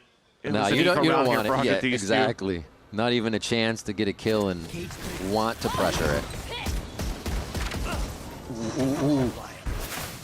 God. Battle of the brains, battle of the mechanics right now. They're trying to get to where they can't. It takes 2 for 100 Thieves to finally get Fireball Ops out of that. Over towards A. C9 playing the left side of the A site here as they want to push a little bit more, knowing there was a push at B. They take advantage of the 100 Thieves defense being thinner here. But they lose a member as well. Was it worth is the question. Had to use Reckoning to take that space for C9, but 100 Thieves has the Reckoning to retake the site. Big fight on the flank. Lost, though. That's a huge advantage for 100 Thieves to retake. Oxy knows he needs to do a little bit more because the teammates are going down. Now it's up to Vic. He looks for the peek, the jump, takes Vora out of the air, looking, oh my God, an anchor. He gets the time to get it down with 8 bullets. He reloads the mag to set back up. He's going for the shoulder peek, but he's already given a kiss to Timotino. And they're gonna get the kill on that. 10-10 here. Timo finds the timing just before the Cove comes up. Good on 100 Thieves to maintain here the communications to swing it at that point. I mean, Fireball has done an excellent job. That was crazy to stay alive. Alive for so long and kept 3 players on that side. And as he did so, C9 were still trying to encroach into the A site. But because of Krau's utility, the way that he was setting up over on the A site, the trip still stalled and tripped C9 over on being as aggressive as he wanted to overtake the site. So just unfortunate there on the setup here for Cloud9, but a great read by 100 Thieves. Just punishing the 4-1 setup from C9 from the previous round.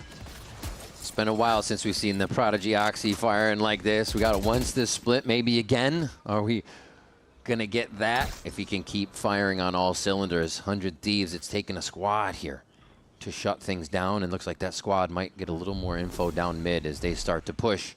Because like you said, C9 has owned mid. Something's got to be done about it. Oh, fast lane there, but yeah, there's no way you're getting out from that spam.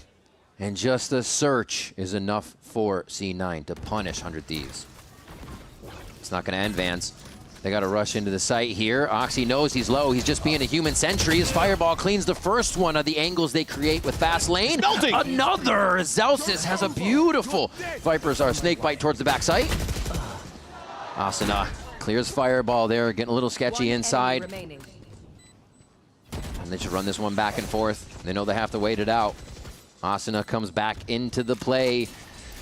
And Cloud9 with 3 here should be able to gain another round in their favor, 11-10.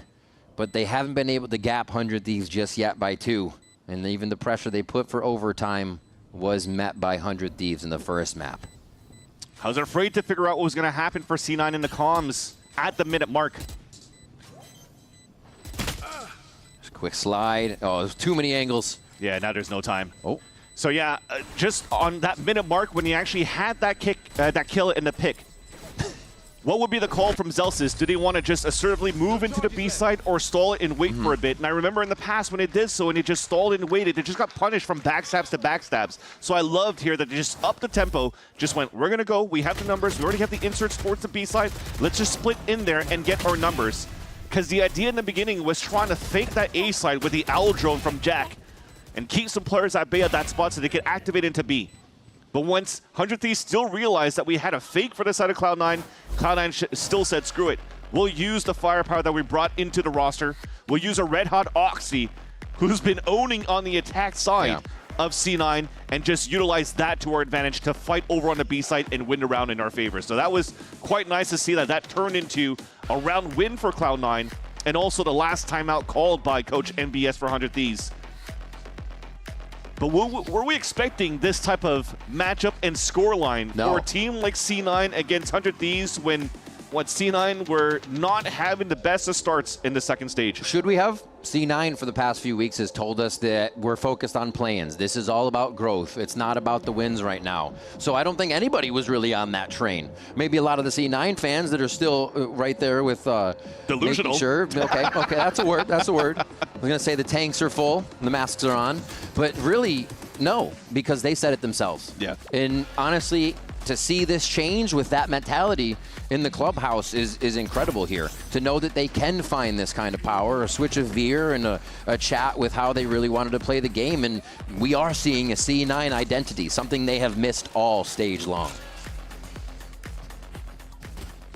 Well, the job's not done yet. We've seen from the timeouts out from Coach NBS that the last time on Split, they were able to push this and force this into an overtime. Veer did have the advantage to talk to his team as well. They're trying to use that to the advantage and put them at 12. But it's an early reckoning out from the side of Bang. And that's going to stall even by time. Very quick there. You can see how much they're wondering, like that was pretty active from 100 Thieves. We have to look behind us, keep this. There were more than one person checking that, so how do they get out of this? Probably have to wait for the fuel to come back up here for Zelsis. They could recon Hunter's Fury, take the pit into the site.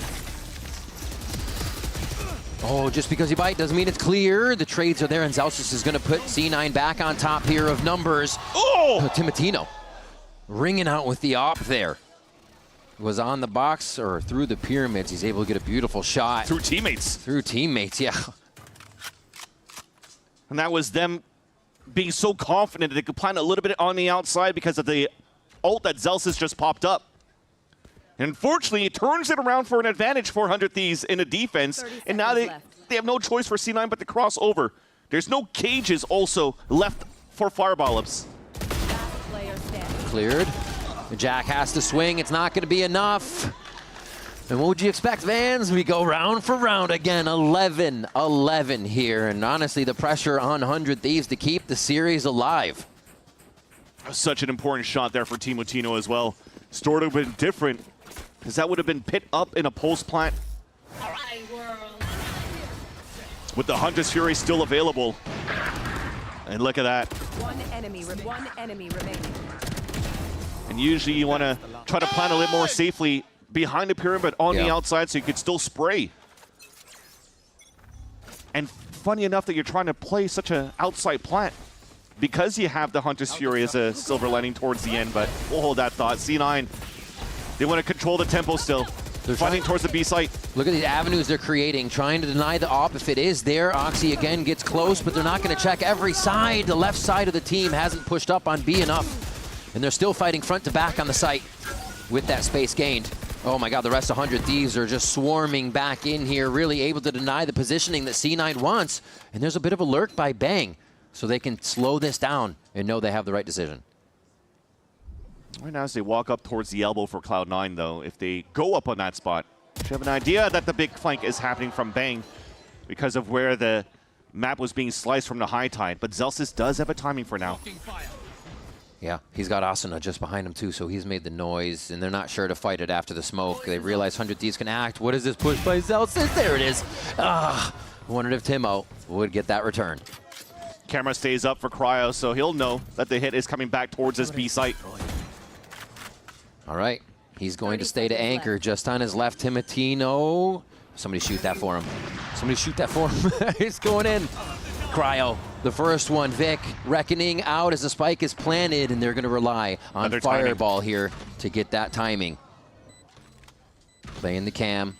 Just letting Vic know if he even needs to be ready for somebody. That's one, and the second. And now he peels back. Cam is perfect. Oh, he gets the tag too on a jumping Timotino for Vic to clean the round up.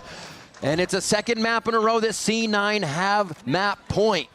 Do we go to OT again, though? The double lurk, insane by both Zelsis and Fireball Ups, getting tremendous value. I think the first one being Zelsis to take down the bottom mid push of Asuna is huge. But following in the end, the camera, you're almost seeing through the minimap, he already had timing no matter what against Bang. But with the camera, he sees the util being thrown across the stage, so he's like, or across his camera, he's like, I know I have this timing now. And guarantees now the backstab. But this time, shooting players in the back, he connects them beautifully. And C9 is now at series point, looking for the biggest upset of this stage against the top team of Omega Group, being 100 Thieves. There's a direct reason behind it, that coaching change, the team just revamping and the look they're bringing to the stage. And to stop 100 Thieves at the strongest we have seen this org in their Valorant lifetime. Look at the guns and the util from the side of 100 Thieves with this round number 24 as well. No drone, no big util, no big guns, half shields, no armor for Vora. They don't have anything right now to have the strongest of holds, so they have to count now on their communication and the crossfires. First contact going right after what happens after. It's a flash from Asuna to try to get mid control, mid information in the first place. Now they could turn it up and spread out on the extremities. Crow has a big job up ahead. Slowly in. They're still walking it. This is so calm by Cloud9, and they just need to follow each other up to make it happen. Oxy's gonna open up a 2! The light at the end of the tunnel gets ever so brighter for Cloud9 here as the rest of the 100 Thieves members are all within range trying to do something behind the wall. It's going to come down to the Cove game. It always does in the backside of A. And Oxy enters and couldn't even see through it. He just goes in for the prediction shot. Overdrive is there. Starts to clean up the last few members. They get a bit of a ping on the neural theft. And C9 poised to take down 100 Thieves in 2 maps. They waited out, the spike ticking faster. It's only up to Vora here, and he's gonna have to IGL his life away for that one, but it's Cloud9 taking down 100 Thieves. And a flawless as well for the last round of regulation of Breeze, toppling down 100 Thieves on their strongest map. And again, given a big upset here, and potentially not making it confirmed for 100 Thieves to guarantee the playoffs either, so denying that dream.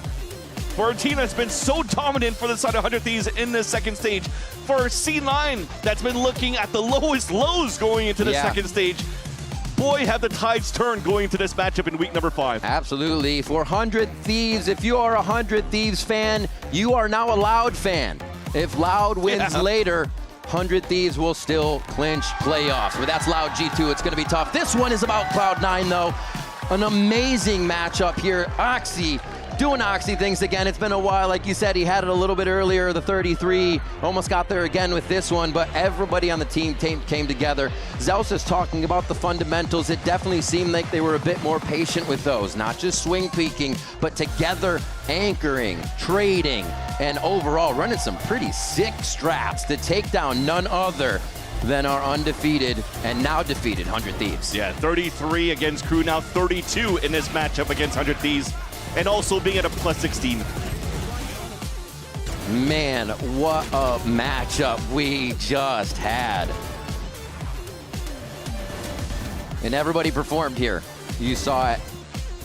Jack came out.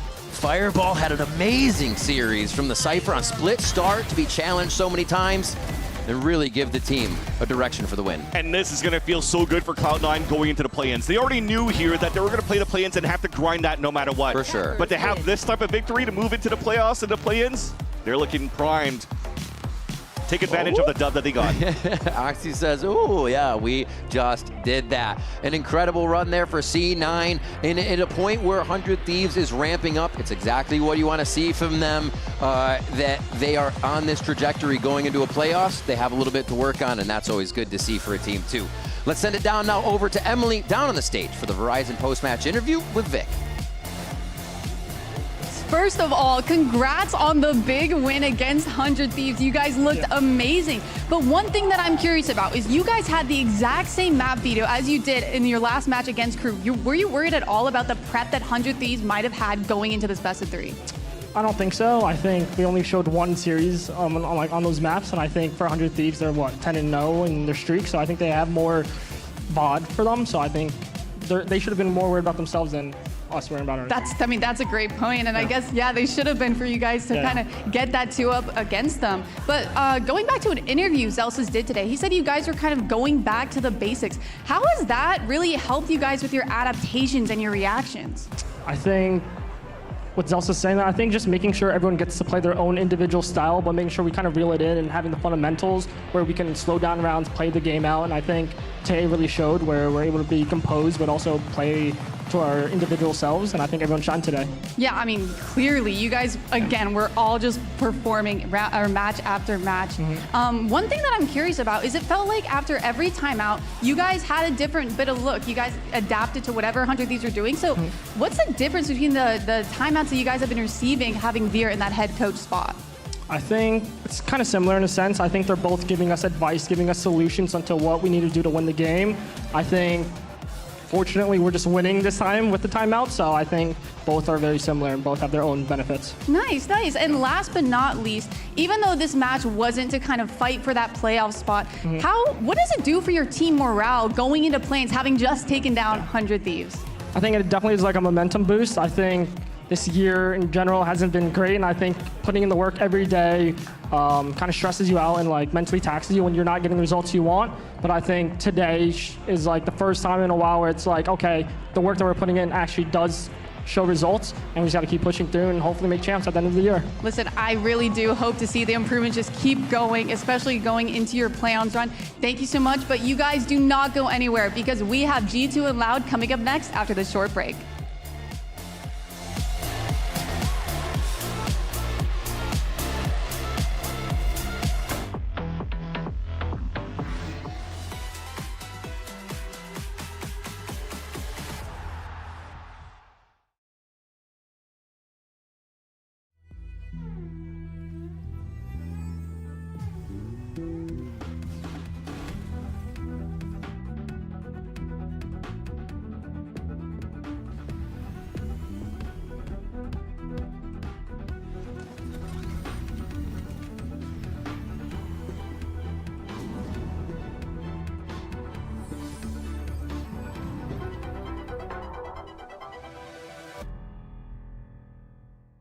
The human body was built to move, not trapped at a desk in one singular posture for 12 hours a day.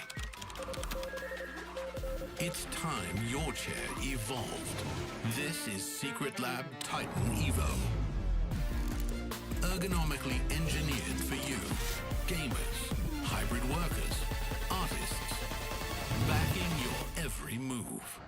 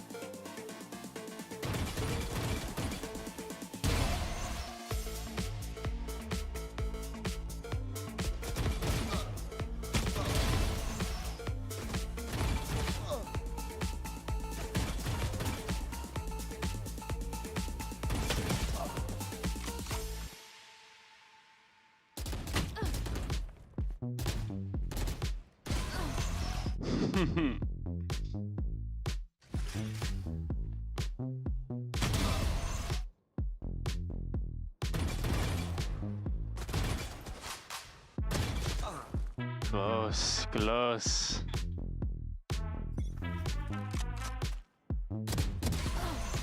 Oh, GG, GG.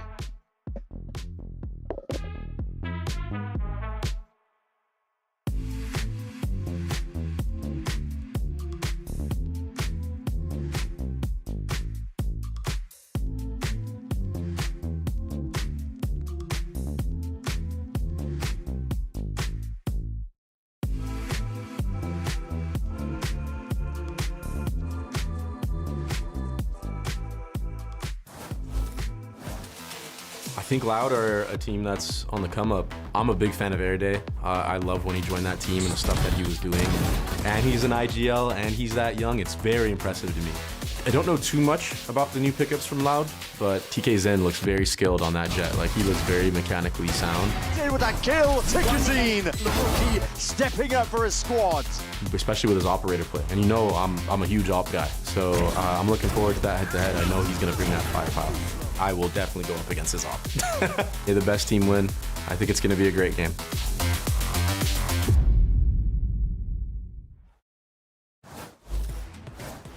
Welcome back to VCT Americas and our second match on this Friday. It's G2 Esports taking on Loud. So we're here back on the desk with Ender and Dryad. And we just got to witness an incredible upset.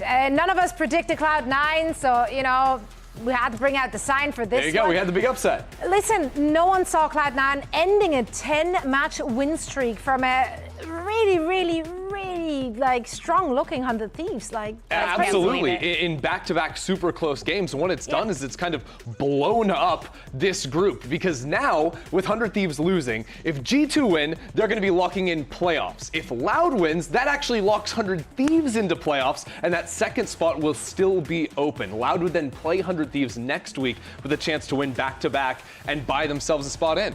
Yeah, man, so much to play for on our last week. You love to see it. I am here for it. Now, let's talk about the odds for both of these teams, right? Because G2, they can lock up their playoff spot with a win today.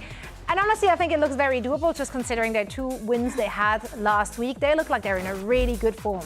We did think that about last match, that it was, But anyways, for G2, something that you know is that they are very reliable when it comes to winning these matches. When it comes to winning the matches that matter the most, they're definitely getting them here in Americas. And they look really good. Going from that week 1 where they were playing, again, with Baby on the duelist to what they're doing now, which is just a comfort for them, is what they have to do to win. Yeah, and even with Baby Bay on Duelist, that was a really tight series versus 100 Thieves. And I think that, again, coming off of a very close series versus Sentinels with them playing on their comfort roles, it sets us up for a G2 that now, I think with 100 Thieves losing, I'm favoring them as top dogs in this group.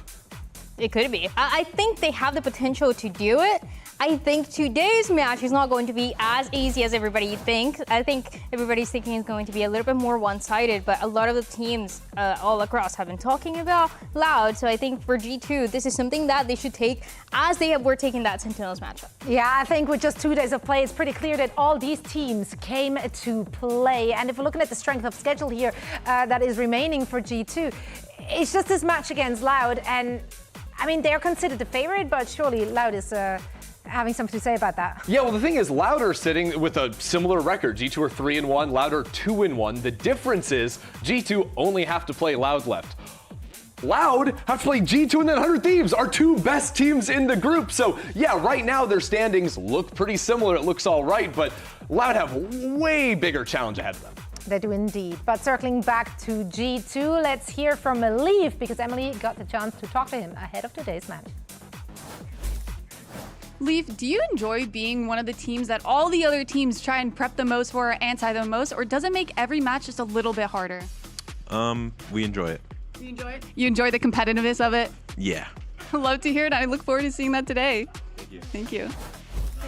Some deep strategic insight here from Leaf, who's, after dabbling with Phoenix, or on Phoenix rather for a little bit, he's back on Viper. We love to see that. It's so much better. It is so It's so much better. Let's just look, G2, I think they're probably the most meta immune team in the league, and a lot of it is due to the fact that they have players that are just so good on evergreen agents like the Viper. And I think by putting Leaf back into that camp where he can work the map on his own time, he can be a stronger individual side anchor and be less of like a playmaker on the Phoenix. He's a guy that you don't need any resources to send his way to make him succeed, and he looks at home on the pick. He just makes it happen by himself with no need for the rest of the team to be paying attention to send that support, and I think that's what makes him such a great player and has been making him such a great player, because when you talk about the other guy that could play a similar role, that would be Baby Bay. He is a guy that can anchor sides with Vice, that can get those kills with the operator as well with the chamber, but he can't quite get those timings and those lyrics the way that Leaf does. Yeah, Leaf is always able to find those gaps, and I think that a large way of how G2 play the game as a whole is they're not as like nitty gritty in like coming up with like crazy exits and things, details that like a team like 100 Thieves would be very focused on. They are experts at playing the map, and it's because they have fantastic lurk players like Dre on the chamber and like Leaf on the Viper.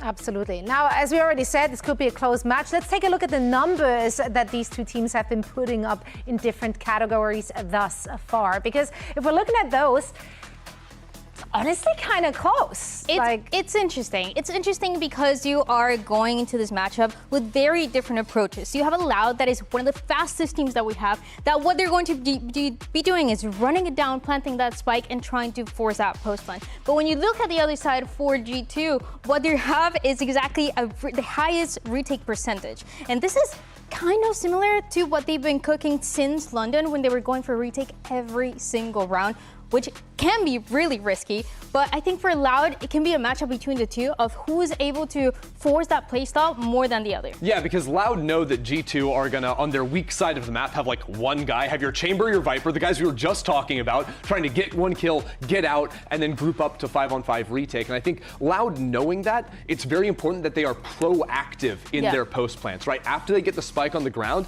they can't just give up that space for G2 to come back in. They need to hold forward angles and find moments to fight up into G2 before G2 themselves are initiating that retake. It's what they were doing and what G2 has been doing in a map like Breeze, for example, where you see how the read for the other teams is, okay, we're going to plant the spike, we're going to get all that space towards Orange, for example. But G2, they're always there. They're always ready for the fight. They're always ready for the floods as well. So that's where it gets the most challenging. I think that is going to be very scary for Loud, but also as long as they're playing the fast, Tiki's in, run it down, get those kills, they could get the win. I mean, as much hopium and copium we have for Loud, it's not going to be easy for them. Their final two matches are tough, but if they win, they could skip the play-ins, and I'm sure that's on their radar right now. I mean, for sure. This team would love to get as far as they could possibly go. Kind of a breakout team here with a lot of fresh talent to join the roster. And Erde, I think, as well, trying to find the right moments to call around teams. But I do think that this is the biggest challenge they've faced since coming into the league. This is them trying to call against the best IGL we have in VALORANT, some of the best raw talent as well in the server too. They're going to need to be firing on all cylinders here to make an impact. It's such a contrast between VALORANT on one side, who has so much experience, who has lifted so many Americas trophies, and Erde, who is that guy that we saw just at the end of stage 1, and this is the first stage where he's playing from beginning to end. But that's something that Erde talks about. It doesn't matter the experience that he has, and you know, his teammates, his old teammates in Lev Academy can say that when they were lifting that Masters trophy as well. Experience sometimes doesn't matter as much as long as you're putting that work in. As long as you bring that X factor as well, because I think it's really hard to break a team with as clear a system as G2. But if you have an X factor, you have that element to come to the server, and all of a sudden your duelist is just flying, breaking timings, finding cracks in the defense. All of a sudden that structure, if you find an opening, it can fall apart if the pieces are working. Yeah, absolutely. And Erde, I think he came into this league with a bang and made an impact right away. And I want to hear from him as he had a chat with Emily ahead of today's match. Erde, you guys are currently 2-1 in groups. Like, you guys have found success, but do you still feel like you might be getting overlooked by your opponents? No, I think no one is underestimating us right now. I think the only people underestimating us right now, it's me and like me and my mind. I think I underestimated myself a lot, and like what is this team capable of. So I think no one is underestimating us. Everyone knows what we're capable of. We have a lot of talent, a young team. So I think we're coming with like new limits and new barriers to conquer. Listen, I love to hear that. You're an insane player, an insane leader, and I can't wait to see that in the server today. Thank you so much. Erda versus the imposter syndrome. My money's on him, though, honestly. Like he's been winning off stage. Exactly, that's right. We've got a rookie IGL going up against VALORANT and 2 killer chambers going head-to-head today as well. This is going to be one to watch out for. Yeah, this is the wildest matchup ever, right? You have Luke Show, who has been completely frying. Like, this guy is the #1 prospect on Loud, and it's not even remotely close. He is an absolute terror in the server. You do not want to be facing off against him either at round start when that chamber op is in his hands or deep rounds when the clutch comes online. But at the same time, I think Baby Bay has been stepping up in a big way, Dan. He has been. Since that last stage, I think we started talking about him a lot on the Vice. The way that he was anchoring the sides, the way that also he was playing with the rest of the team, setting them up. I think that's something that Baby Bay has been able to learn throughout this year in general, but then they go back to, hey, we know what you're good at. We know what you're best at. And that is that chamber, that operator that he's able to play once again. Yeah, I think the difference between these two players is that Baby Bay has his breakout maps. For Luke Show, every map is a breakout map. Like, genuinely, it's like, the last time he got less than 20 kills, checks watch, I don't know if it's ever happened. Like, this guy's just nuts. Yeah, I want to be him when I'm growing up. Well, don't you say anything here. Don't you go there. Let's take a look at Pretz.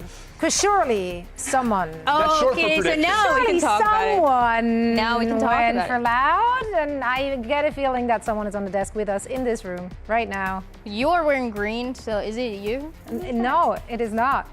I think Loud can definitely win this matchup. I think that confidence that we heard from the beginning to what they're doing now, it's something that they need to start showing those results. And I don't know, me and Emily are going to be right, I think. I don't know. After you voted 100 Thieves in the first game, I just can't trust you anymore. What are you talking about? You also did. After I don't trust myself either. That's why I said you have to have more faith in your own predictions, because quite frankly, you low-key called the Cloud9 victory, but you didn't commit. You didn't take it all the way in the right there. The Loud guys before the match, they were getting ready and they were saying, I think Cloud9 is going, not even I think, Cloud9 is going to win. And I'm like, you guys are crazy. I know, but you also talked to the Loud guys prior and they said maybe. So that's not as confidence-inducing about their own victory. But they were about Cloud9. You know, you can't be 100% that you're going to win the matchup. The thing is, you have to fight for it. I never trust a player when they say they think they're going to win, right? I got to trust my gut, and my gut says G2 always beat Loud. So I got to follow it. Got to go with the numbers, right? And let's take a look as the teams are getting ready, and we're about to dive into the map selection for this one as well to find out where these lovely teams are taking us for this one. He's sending out. He's in the zone, locking in. I mean, is someone going to wake him up before the game starts? He doesn't need to. He can do it in his sleep. That's how easy it's going to be. Wow. Split and Summit are out of the mix. Sad. Would have liked to see Summit here, but yeah, all right. Sunset and Lotus are the picks here. Sunset, of course, a map that honestly suits both of these teams very well. Yeah, I mean, honestly, though, I would be happy to be Loud coming away with this map select. I think they got 2 of the small maps with Haven and Sunset being in the pool. And I think that generally where G2 find the most success is on maps like Lotus. You know, they pick that, no surprise there. It's these larger maps where they're able to work the map a little bit more, play the macro, and beat defenders on timings, right? Maps where the rotate time is going to be longer. I think it's much easier on a small map like Sunset or Haven to quickly rotate as Loud and find favorable fights. Especially because they have been working with this composition across a variety of different maps. So this is one where they feel really comfortable. It's very unique as well, so that's something that G2 is going to have to adapt to as you get to see a little bit more of that. And that composition that I'm talking about is exactly what you're looking at. Is Erde on this stage, and it's mainly on the attack side actually. The way that they're playing this post plans, the way that they're all lining up, going for the Avengers wall. It's things that are very unique that G2 has to be ready for. It's really hard to break the Sage wall on retakes. G2, the best retake team in our league, but against Loud and being able to create new angles to hide behind the Sage wall, just really changing how your approach comes in on the retake. It's very hard to beat that. G2 running the Sage themselves are going to be very well aware of a lot of those changes, but in practice, it's a little bit hard to actually implement and break the post plant holds versus that pick. Both of the teams were playing this matchup against Cloud9, so it feels like that's where we can base the current results and what can happen. But I think once again, both of them have very different strengths, and it's going to be about who's going to control the pace right at the beginning. Let's see if G2 can lock their spot with this victory. Our teams are locked in, and we've got Uber and Wyatt on the mic for this one. Thank you very much, Zowie. Yeah, Loud are one victory away from turning a promising prospect in this roster rebuild into a true contender. Whereas G2 are one victory away from turning this comfort they've returned to into conviction. Today, one of those cases gets much harder to refute. There's a ton on the line for both these teams, with the prospect of playoffs looming large. VALORANT just recently, last week, spoke in an interview with Entree, mentioned that Josh, their coach, came to them and just straight up said, gave them what he called the harsh truth, which is that you're not better than these teams on mirror comps. They have to go away from that double duelist, and VALORANT says himself, yeah, we don't have Dambi and X-Ross, we don't have Sato and Spike. We have to win in different ways. They have to get the players in the comfort roles. The meta, it's not tailored for them, and they want to create their own. That's why we see Baby Bay on the Chamber, for instance, where he can pick up that AWP and be at his absolute best. And this return to something familiar for G2 has garnered them 3 wins in a row. For VALORANT, that is 3 wins against top IGLs. Zelsis, Sada, John QT, all having fallen. That are really true to here in that B side. Obviously, a couple of Sage Walls dueling. That's a great pick from VALORANT. Lucho was the lurk. With how effective we've seen G2 on these B-side retakes, you've got to favor them now that they have the man advantage by 2 even. That is clinical stuff from Leaf. Peers in, gets a pick, heals back up, and we're back to work. Double flash here, Paranoia off that guiding light. Tickerstein tucked in the corner, but Trent knows just how to dig him out. He's going to have his second flash, and Darker is completely dazzled. That's what Star Power is going to do. Trent has been stunning on this map. His Sky here is fantastic. G2, we're already getting an early taste of it, but their retakes on B, specifically the way that they're able to work together out of Boba, flood back in with those synced up flashes, we have seen it be so effective. It's why they're currently sitting at 2-0, undefeated on Sunset in this stage. I think that regimented quality team play, quality fundamentals that you expect from the G2 team are really peak here.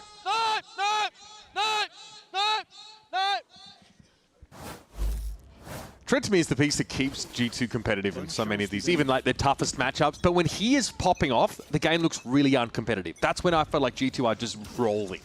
So keep an eye on him. He's dangerous. And also a little weird, but that's okay.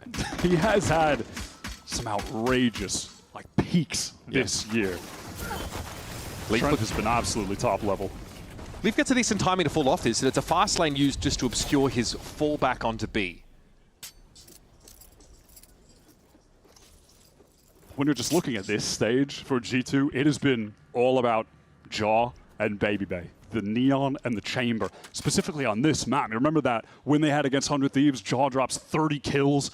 Baby Bay is just constantly finding picks with really good lurk timings, opping. And then on the other hand, you look at Loud, exact same story. It's about the Neon, it's about their Chamber. The new addition of Tickerstein coming up from the Crew Academy, he has been excellent. Speaking of the devil, I mean, Lucho, since debuting last year's Stage 2, has been consistently one of the best players in the league. I think the Chamber matchup is going to be a really fun one to highlight. Our desk did it as well to some degree, but we can go even deeper because, I mean, Baby Bay dropped 30 on Lotus against Crew, right? That regulation 30 bomb. He's first. He's 10-4, first kill, first death against Sentinels. And for me, what's so funny about his story is that, you know, Baby Bay's comeback, that whole idea, it stopped becoming heartwarming and like novel the moment we realized G2 were actually depending on this guy, like actually leaning on this guy as a central pillar. He has been undoubtedly one of the most consistent players on the team this year. You could just say he was the best, and I honestly wouldn't blink, which is at some insane. moments, definitely, when he was playing the Vice full time, and now they're trying to get him in that zone on the Chamber. Great damage on the Lucho. That's going to force him away, and G2 wants to punish. Come on, man. Just Lucho things. Joel pushing up there. Despite that stun, Lucho able to get the better of him, and now Trent realizes his hands are about to get mighty full. my good luck. Is that pre-nerf? is that pre-nerf Neon? His movement was crazy. Yeah. Nice little spike impression there. This leaves Leaf on his own. This was the bonus for G2, and it did feature a couple of stingers. Honestly, I like the idea from both the teams in the situation that we saw. G2 having that trap set in B main. Baby gets the damage off. Jaw tries to punish, but Luxo is just going to be good for outrageous kills with outrageous consistency. But it's in addition to that, that Loud, now finding out where G2 are, they press into that split into the B side so quickly. Wall off the stairs, get in there, and they just have those G2 players completely pinched.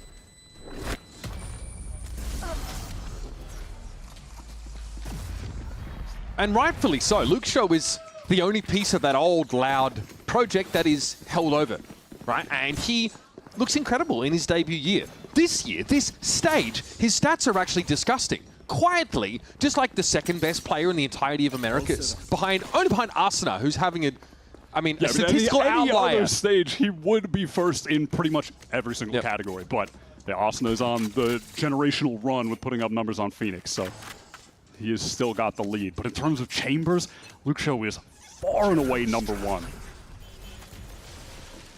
He's putting up some 185 average damage per round. There's Baby Bay, as soon as he gets that op online.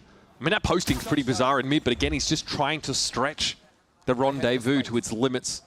One of the biggest win conditions that G2 have in their arsenal this year was bringing in a really high-tier consistent opper. And I want to see how many rounds he does go mid like that, because the last time I saw G2, he was much more A-main focused with that chamber contact setup. Jaw lucky to be alive there. Another for Baby Bay in mid. Luxo. Oh, surely we've seen some caboose. I'm certain of it. Little bit of junk? No. That's isn't there either. Are G2 going to have the awareness? This re-clear should not take overly long. Crazy. Luxo is calling back the rest of the team now. They're going to get into this B site for free. And you really do just have to keep your eyes on Loud's chamber pushed up in that boba position.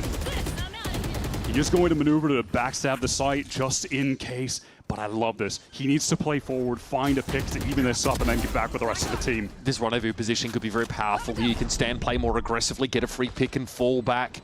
Luxo, though, concerned about being pinched, but no one is checking towards Boba. Baby Bay eventually gets his revenge, but it's traded out easily by Tikazine.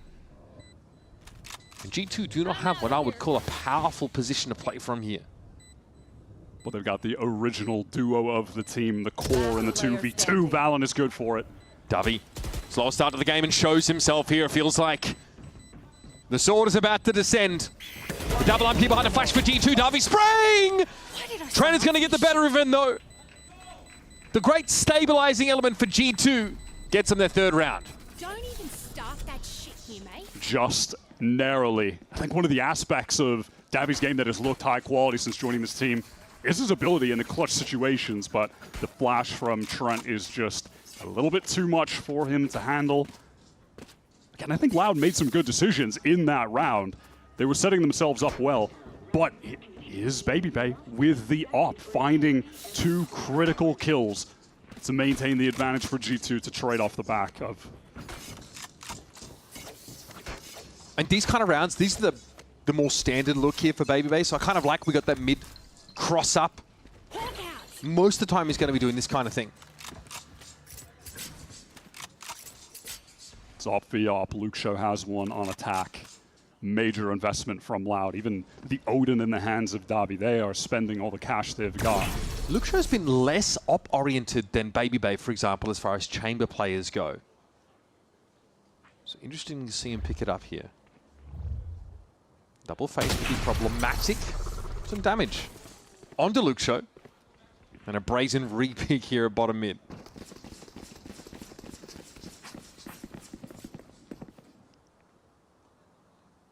There is still a Sage Wall here over towards this B side of the map, so whichever way you slice it, Loud are going to have to make some noise to get onto this site. And VALORANT is in position. You can get some stall util here as well from the defenders. Look at this G2. They are aware that Loud are just waiting for the wall to drop to go in off this execute. Counter paranoia is great from Valen.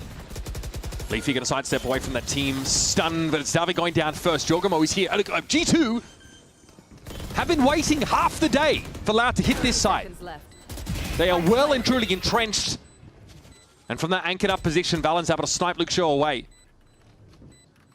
Erda's not getting a free kill like this. Trent is being very passive on that line. Slowly, G2 are going to scale up this side control now. Jaw might attract some attention, but Erda's had to give himself up. That position now noted, and it's all too easy for G2 to capitalize. They have the read earlier in the round to get the rotation headed towards that B side, expecting that the hit would come in when the wall expires. They're right. And because of that, they fully maintain that backside control. You know, the wall from Erde, yeah, it provides some safety going up on stairs so they can get the plant down, but with no control of that backside, it just feels like an inevitability that G2 are going to win out that post plant. Super disciplined inside B, allowing Jorgamo just to be the pinball, bouncing around. Knocking those Loud players out. And Odin here for leave. Yep, just steals that away from Loud. All right. We have a Loud timeout right now, for those that are wondering. And again, a chance to double back here to, I guess, some of the core ideas they bring into this game. These two teams, really similar styles on this map. And we know that Loud, they have the shooters, right? These guys can absolutely shoot. Luke Shaw is #2 in the entirety of Americas for ACS, ADR, KPR, obviously, you know, just behind Arsenal, of everyone, not just Chamber players. The question is this going to be enough to unseat G2 when they've like kind of gone back to things that just feel natural to them? They've decided they're no longer trying to be a team that they're not. There are a lot of cool parallels between these two teams, both in the players that have been most critical for their success in this stage, but also in that neither of them ever play the double duelist. Two of the teams to just completely ignore the meta for the sake of putting their players on the roles that they feel are best. This is a dangerous map pick, though, for Loud. It has to be said. Now, both teams are 2-0 on it. It makes sense, but you know, you're looking at a G2 that have beat 100 Thieves here. Loud, their win was against, you know, C9 earlier in the season before they hit a nice little peak like they have today, and then versus Crew as well. So, you know, there's a different level in the competition, despite both teams looking good on it. But, man, you're going to take G2 here on a map where they look this good, allow them to get their Lotus pick later. It's a tough pool for them to work through to get a win. Now, Loud call a tech pause out of their timeout, just an audio issue. It should be isolated pretty quickly. Someone I want to talk about who said something in the interview that stuck with me is that Erde sort of said, no one's underestimating us anymore, right? They don't feel underestimated. They don't feel like underdogs here, except for me. And Erde, as someone who came onto the scene on this Loud team and actually had a fantastic stage one, and we were all shocked because this is a very young player. We're talking like, I mean, goodness, I mean, very, very young, just old enough to play, comes in as an IGL. Yeah, I mean, to the extent this guy, Erde was 14 when Valen was already qualifying with the Guard to international tournaments. So, well, there's some perspective for you.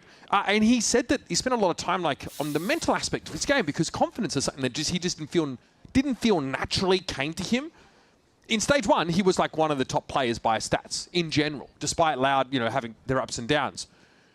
Stage two feels like it's been a little bit harder for Erde to recapture that level. Feels like he's definitely struggled a little bit in, you know, in the numerical sense and still speaks as if he is looking for confidence in himself. We have seen his ceiling, though. And so I do believe that he can absolutely get back there. Hell of a test today, though, where he has to focus so much of his energy just factoring in the IGL head-to-head that he's found himself in. And then beyond that, trying to put up a better performance than he's been able to individually the last few weeks.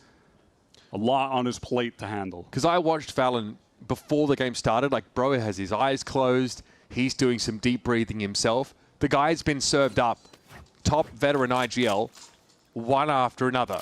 Oh, bookended by the fact that he goes up against Vora at the start of the stage, coming fresh off an international championship and completely outdid him in what was a pretty enjoyable series. But at the start of stage two, we're watching G2 still looking for their identity, losing to a team they haven't lost to for 2 years. And we're thinking, where are we supposed to go from here? How are they going to respond to this? But it's been that signature resilience for G2 that's been on display, especially when they, they do drop the first map of that previous series, like they have to fight back that Sentinels game. Like we see that grit that's got them here. There's a sense that it might have come through the other side. And frankly, if things go wrong for 100 Thieves this weekend, they could still top this group. It's unlikely, but it's still possible. Yeah, some significant playoff implications either way that this game goes. But yeah, you talk about that first game, the loss to 100 Thieves. That was the sticking point for G2, which Valen and Josh have been discussing publicly. That was the moment in which they decided they needed some change. We have seen them try everything throughout this year. The double duelist at the beginning of the year with Waylay and then Baby Bay picking that up and trying to make that work at Santiago, into trying to force the Harbor on every map, then going back to the most vintage comps possible with the Vice all the time, then back to double duelist. They have been struggling to figure out what works for them. But at least according to what Valen has said, he's felt like the past couple weeks of practice, switching to these comfortable roles, allowing Baby Bay to play a ton of chamber, that he feels like this is the identity that they have been hunting for all this time. And hey, if that rings true, maybe they've landed on it at the exact right time, which is on their way to champs and the last global of the partnership era where they can try to lift that elusive trophy. That's why I care about this game, because for me, it's G2 going from recovering to re-established, and this is a great start, obviously, as Loud simply impale themselves upon the bayonets of G2 as they lie in wait. Okay, that's a stand-upper? All right, hot dog. Got to get the energy back up after a little bit of tech pause. But yeah, like, back in the game. For me, like after a game like this, yeah, okay, there's lingering questions about G2's international capacity. But I think here, beating the region's fastest rising challenger is kind of how you prove that returning to your comfort zone also means rediscovering that elite edge. Baby Bay is ready to push down mid. It's already found some important first bloods. That'd be a sick adjustment. Can't quite nail it. Jaws the insert here, though. What can he do with this? Oh, Baby Bay finds it in the flash timing. We hyped the matchup between him and Luke Show. It feels like it's tough to count Baby Bay out when he's got the op.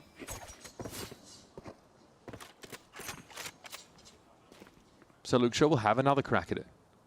In the meantime, Loud are getting activated over towards that A side, the more lightly held side of the map for G2. This means unfettered passage into elbow for Loud.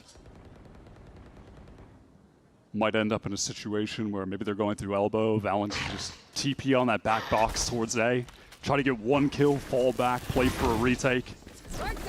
Would love to get some good spam off here. So that's going to be a retake set up here over towards this A side. Yeah, keep your eyes on the minimap, see if there's a TP in from Valen at some point, but Jaw, this was already cleared earlier on. The Trailblazer went straight down tile, so Jaw could just walk up there and find an easy pick. That Haunter's Fury from Dabby. They've been in a lot of post-plant situations, but G2 have been able to win them out. Maybe the ultimate can give them the edge. Okay, Jaw's able to get into the site, though. He's been given a bit of a stay of execution there as Luke Shaw doesn't quite connect a shot, but he's still at large.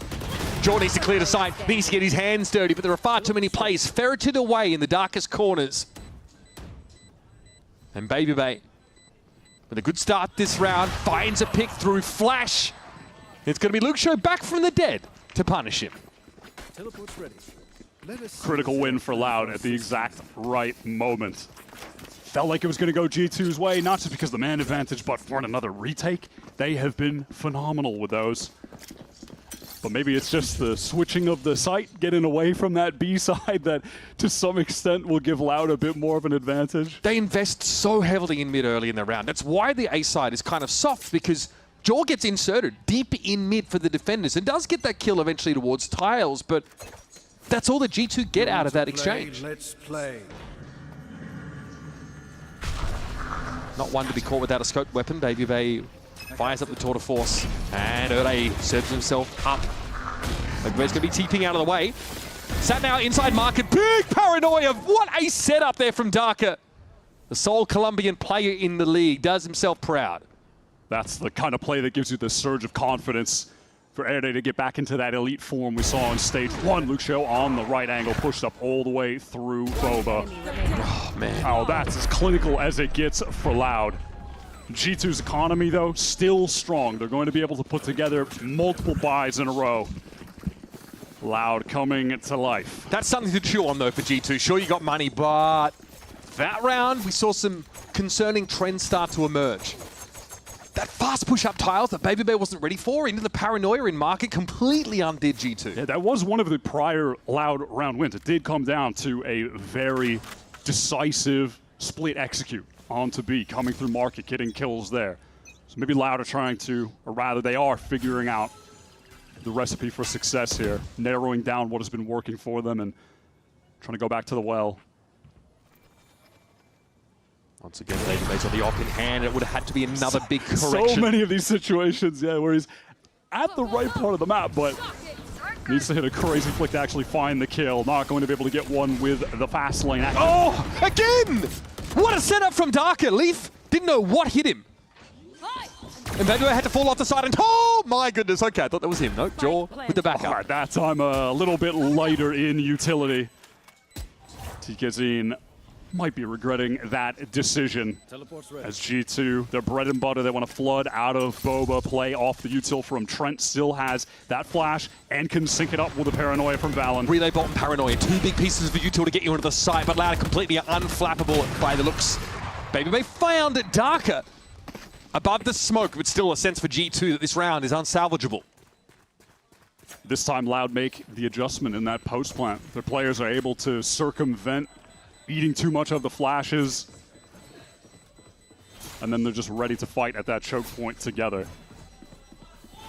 I love the sequencing of Loud's utility to get through that site, the late paranoia, and even though TKZ got a little bit ahead of himself, trying to get some more kills, they're still able to close it out. These first entrances onto these sites have been really big for Loud so far. It's been behind this Omen util. But yeah, you need a timeout at this point because your economy is teetering. Somehow, Baby Bay's been able to have a 4th round in a row here with the op, or an op-like weapon, despite G2 having lost the last 3. That's because they've been conservative, saving at the end of these rounds, right? There's definitely been a sense that they need to keep that weapon in his hands. And like we said at the beginning of the round, it's not like he's choosing the wrong positions to be in. He's had opportunities for the kills, but on the 50-50 angle that he's gone for, it's just been the wrong one a couple times in a row. So he's got to hit some insane flicks. That's kind of the beauty of Chamber. You can post up in spots where there is a wrong answer, so to speak. You can get out with that rendezvous, but yeah, sometimes getting forced off that angle, not being able to find the pick, then being forced out of a site, being forced to retake in with that weapon is very, very challenging. And we've had that timeout from G2. Much of the conversation, of course, about somehow recouping that momentum that G2 built early in this game, because the last few rounds, it's been all about Loud. Loud have had the answers for G2 playing into the retakes as the way to get rounds on defense.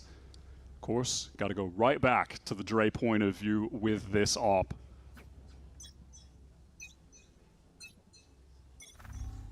He's got some backup. He's actually got a defense side flash. Oh, no way! Erde just shows a little bit of his arm. Again, Jaw is invested in mid, tucked in, and there's the flash to play off of. Interesting timing to find that in there. This early round action, though, very favorable now for G2, despite, again, being very light on the A side with that investment in mid. They're not punished for it this time. We've seen some of the best involvement in this half from Jaw coming with these pushes down mid. Catching picks within them.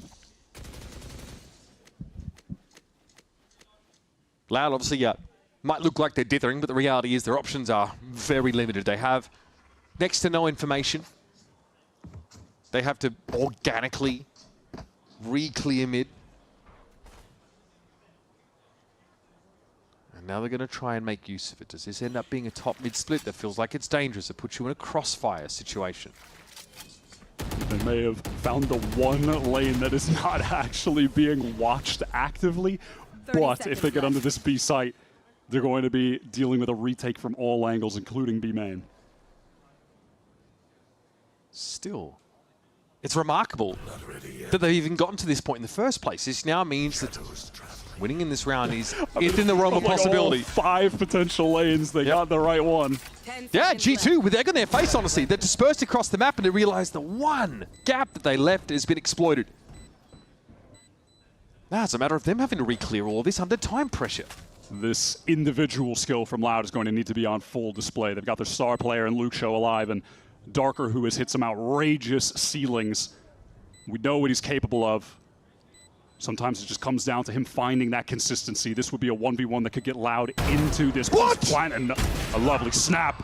That's an insane correction there. Jaw won out in terms of who got the better timing, and still Darker is able to come out on top. That is ridiculous. The headhunter, though, strikes true. It's Dubby down, and it's on Valen. A captain's effort might be required inside the smoke, but Darker gets the better of him. That is a brutal round for G2 to lose. The Red Bull clutch for Loud evens up the game. Finding that one lane on the map to get into the post plant. No way, man, no way. And the 1v1 from Darker against Jaw, finding that kill is critical.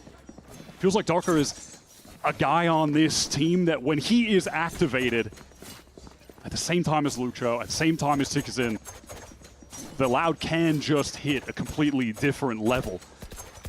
I mean, like I said, the ceilings that we've seen him hit in some of these series have been just insane.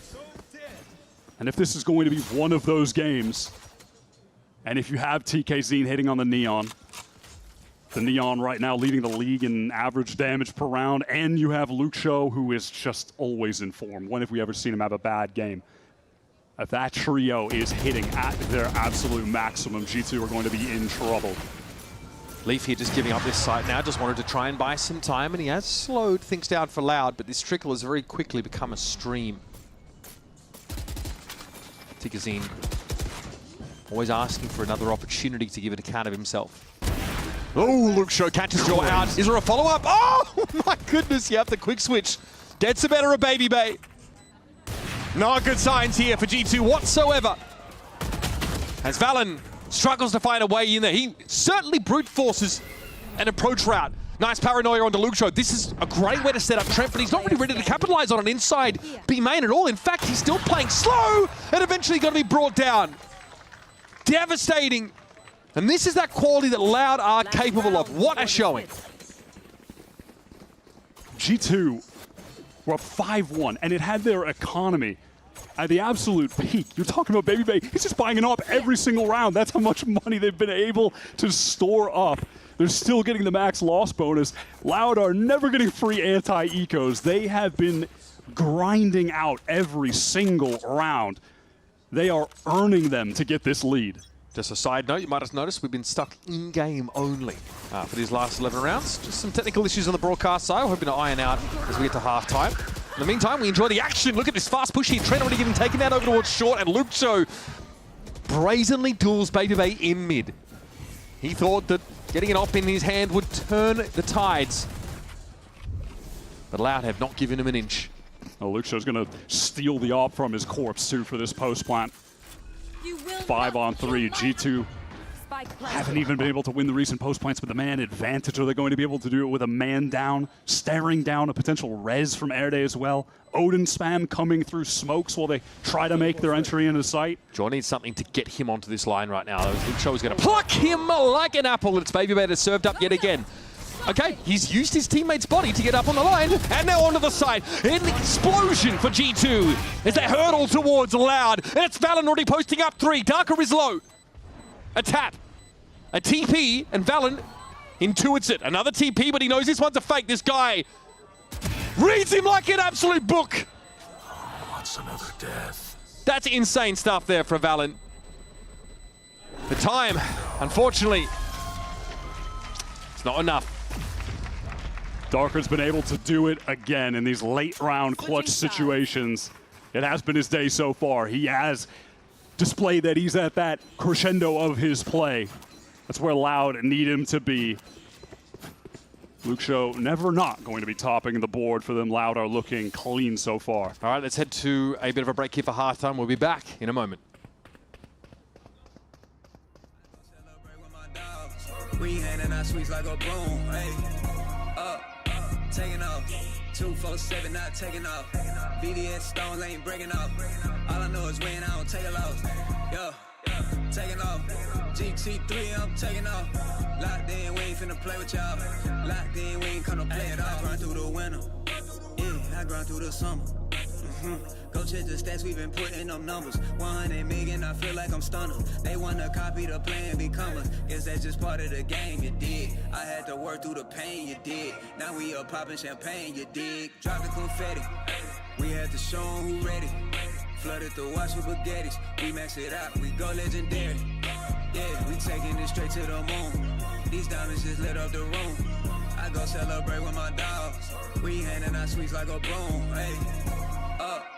Taking off. 247 not taking off. VDS stones ain't breaking off. All I know is win, I don't take a loss. Yo, taking off. GT3, I'm taking off. Locked in, we ain't finna play with y'all. Locked in, we ain't gonna, drop the confetti.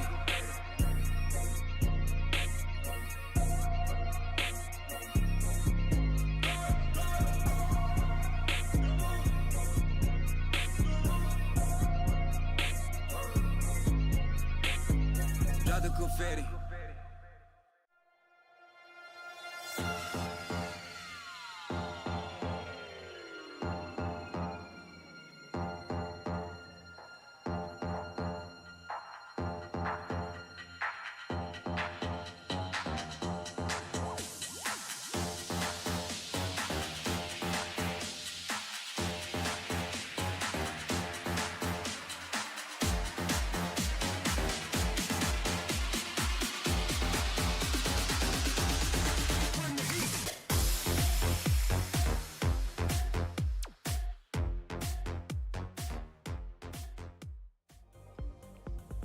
Loud didn't enter stage 2 trying to revive some old identity or go back to what worked for them in the past. They entered trying to build a new identity quickly enough for it to be relevant. And honestly, they're still in with a chance to make a big impact here in the postseason as we look towards champions. They're 2-1. They're taking G2 to task on one of G2's best maps. These are all very good signs. 6-round run on a Sunset that G2 are also 2-0 on. Just the confidence to pick this map straight into them and steal away that lead. Now they just have to get it done on defense. The G2 pistol round win rate is obscene. They're 15-6 right now in this stage. Ode, as if he's almost mindful of this now, going to try and trend back on the side. There's a beautiful little recon there. The light 3 of the D2 players up and loud. Do not care for your stats, your numbers, your statistics, all your fairy tales. That is a huge pistol round to win. Look at the pace on that. Full control of backside, and they are right into frontside. G2 don't have time to set up anything. Every player just dies like grouped up default. They can't even jump up. Like the 2 players dying at jump up. Loud ran them over. Actual freight train. I mean, I'm stunned by how decisive that was. And I think if Loud hadn't just sort of planked last week against Sentinels in that 0-2, we'd already be kind of heralding them as having arrived, right? They would have been 3-0 in this game. I really do think the storylines would have been way different. But there's a reason why Ode is telling us no one dares to underestimate us anymore. Vintage G2 on this round. Ah, yes. The Stinger Force Buy. We have not seen as much of it from them this year as we did in the last. But this became their go-to, the iconic buy. They had everyone trying to jump on it as well. Like, everyone was copying it. It's a double stack here for Loud. Towards this alleyway, and they are going to hold that line. But again, against the weaker weapons of G2, they fold. I think Tigazine really had to find some inroads there, but being brought down, that is not good. Luke Choki is going to try and squeeze himself up on the angle, but the Outlaw's not really a portion for that job at all. And just some of the details here really being left out for Loud. That around they should have converted. You get one of the highest impact heals from a Skye you've ever seen as well. Every single teammate on low HP. Oh my God. Okay. Well, he's certainly given away his presence. For G2, it's a matter of grouping up and trying to overwhelm with these stingers. And this might just be the Air Day bounce back game of this second stage. This is the guy you remember from the first. He turned anti-flash, knows what he could be walking into. He has the right idea. It's almost perfect. It's almost enough. But this is G2 we're talking about after all.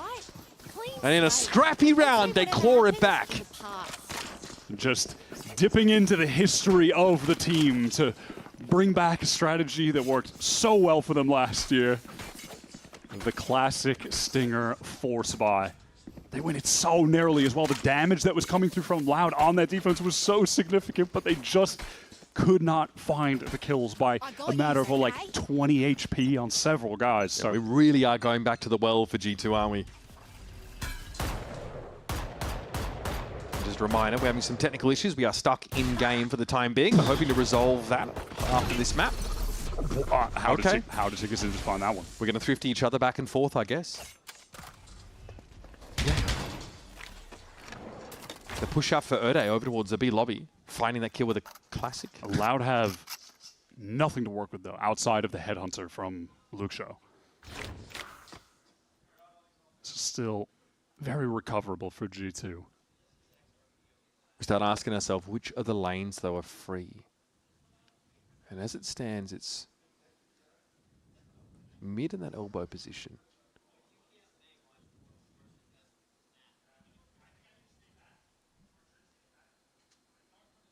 Could hear a pin drop in here. Everyone really just focused up. A lot of jabbering from the G2 side because they're trying to discuss some contingencies, some possibilities, what might befall them as they try and fight a 3v5 on this side. Trailblazer gets all of the valuable backside information. But how do G2 want to set up to win this out with the man disadvantage? The idea of trying to clear and get control of market makes sense, and the timing is really good for G2. Tickets being brought down, but they're not expecting a second player to be there, so that's free for Erde. Davi caught out, though. VALORANT happy enough to get revealed here if there's an opportunity, but Erde finds yet another no as Luke Show with the Headhunter, rather. Baby Bay, it's on him against 3. He's got to pull off the sides, and there's the Headhunter. Loud, get it done. Convert. Another thrifty. And for G2, punishing just as they throw that spicy little stinger mix in. They get shut down. They just give it right back to them with a way worse buy. Can't even call it a buy. They didn't buy it. That classics, man. The Headhunter, you spawned with that. They did not buy a thing. I can't believe TKZ just found, he gets that random kill in A main on Jaw. Maybe just like overstepped in the smoke a little bit. They did the same thing. He pushed up B main. Even on that last kill, Luke Show just knows that Dre is heading the teleport onto the top box. Already has the crosshair for it. Instant headshot. Bro, he is just a different breed. Luke Show is on another level. Hannes Fury here off Brit for Davi. And it's found Baby Bay already. That was the Headhunter carrier. This is G2 with an interesting buy. A get what you can while having enough cash for the next kind of buy. Straight up buy down for next. Looks flashed out though. There's a great opening here. Davi with the Odin deals with Leaf and Node. Should be able to pick up the slack, but Trent is able to put together on a dime a nice little crossfire. Oh, that shot could be perfect. Oh my god, just barely sidesteps that. They don't know VALORANT is here. They don't know he's tucked into the corner, but the fast lane's going to break this up, and VALORANT now doesn't know where to be shooting. Darker still back in Boba. Davi stepped onto the side, and what are we watching? What is this game? And what are these buys, man? Loud get ahead of themselves, and it just creates a chaotic situation, and G2 are able to piece together some good team play, working off of each other on the site. Like in a moment where you have Erde kind of overstepping, gets caught, shot in the side by Trent, who has had jump up, and that begins a situation where the dominoes just fall for Loud. The VALORANT caught in the corner being flashed up multiple times is so ridiculous. No one looking at him. He's chilling. G2 have shown quite often that they're willing to scrap, play a muddy game. But that's Luke Show's op already singing out early in the round. G2 with a bit of pace, but now a moment of hesitancy. Timing here through this market. It's Could be huge, Darby. Okay. Oh, double spot. Yeah, he knows he just needs to get out of there. Players inside are isolated. Oh my god! Snappy shooting there from Luke Show, but going to be brought down by Trent, who quickly tries to close the pincer from the other side. Here's Valor now from B main, and that's the site clear of defenders. This mid lurk for Trent could be everything, and Darker walks straight into it. This trade from TKZ is going to give Loud an opportunity. Darby trying to play off his teammate who needs to emerge from a smoke. This is complicated. Okay, Baby Bay has to reveal himself now. TKZ smoke is about to expire. Baby Bay happy to play here through the shocks because Valen has already done the duty. And again, G2, it is... it's rough and tumble stuff out here on Sunset, but they clawed it back to within a round.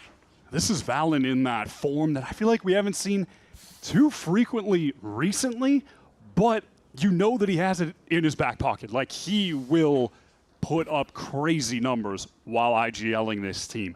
I think back to earlier this year and a lot late last year as well. Like, I mean, especially when Bind was in the pool, he was a monster on that map. But he is always capable of taking over the game individually as well. And it feels like it's the games where the structures really fall apart, where he actually switches from being that mastermind who's like going for these, you know, really elegant mid-round plays to just someone who mechanically steps up and always makes sure he's there at the right time. It's like he becomes more individualistic in some senses when we get these scrappier, muddier games. He gets to post up these big score lines. Almost up to 20 frags. Yeah, he's spoken in the past about when he feels like he's at his best individually, it's when he really feels that he's letting the game come to him and he's not forcing any plays. And look, I could imagine a world where G2 feel like, maybe across the board, him included, do have to force plays, given how things have gone for them globally the last couple months, maybe trying to do too much. But maybe this is a game, a moment where he can kind of just take a step back, ease into it, let the game come to him, and put on a star-level performance. When we talk about these guys being in their comfort zone, I don't think this is a comfortable situation. I don't think Loud are letting them get comfortable. It's another dimension. They're willing to play on this edge of your seat style. So it was going to get pretty deep. We're going to be lit straight away. He actually backs down. Now with the overdrive, Kazim secures that elimination. It's Baby Bay there with a tour de force ringing out. They're going to press Sheik here on towards that short direction. This A side now is looking extremely soft. Just wall off Luke Shaw on the flank. Why not? That's brutal. He is useless in this situation. Yeah, I mean, they have the trademark already over towards the B side, so this is the only way they can really cover that flank possibility, and Leaf is, he's aware. He knows. Spike planted. One player in alley, that's Darker, with the Sheriff. Teleport's ready. And then it's Luke Show. Second best player in Americas by the numbers. Second only to Arsena. Second fiddle to Leaf in this round. We've got an even game.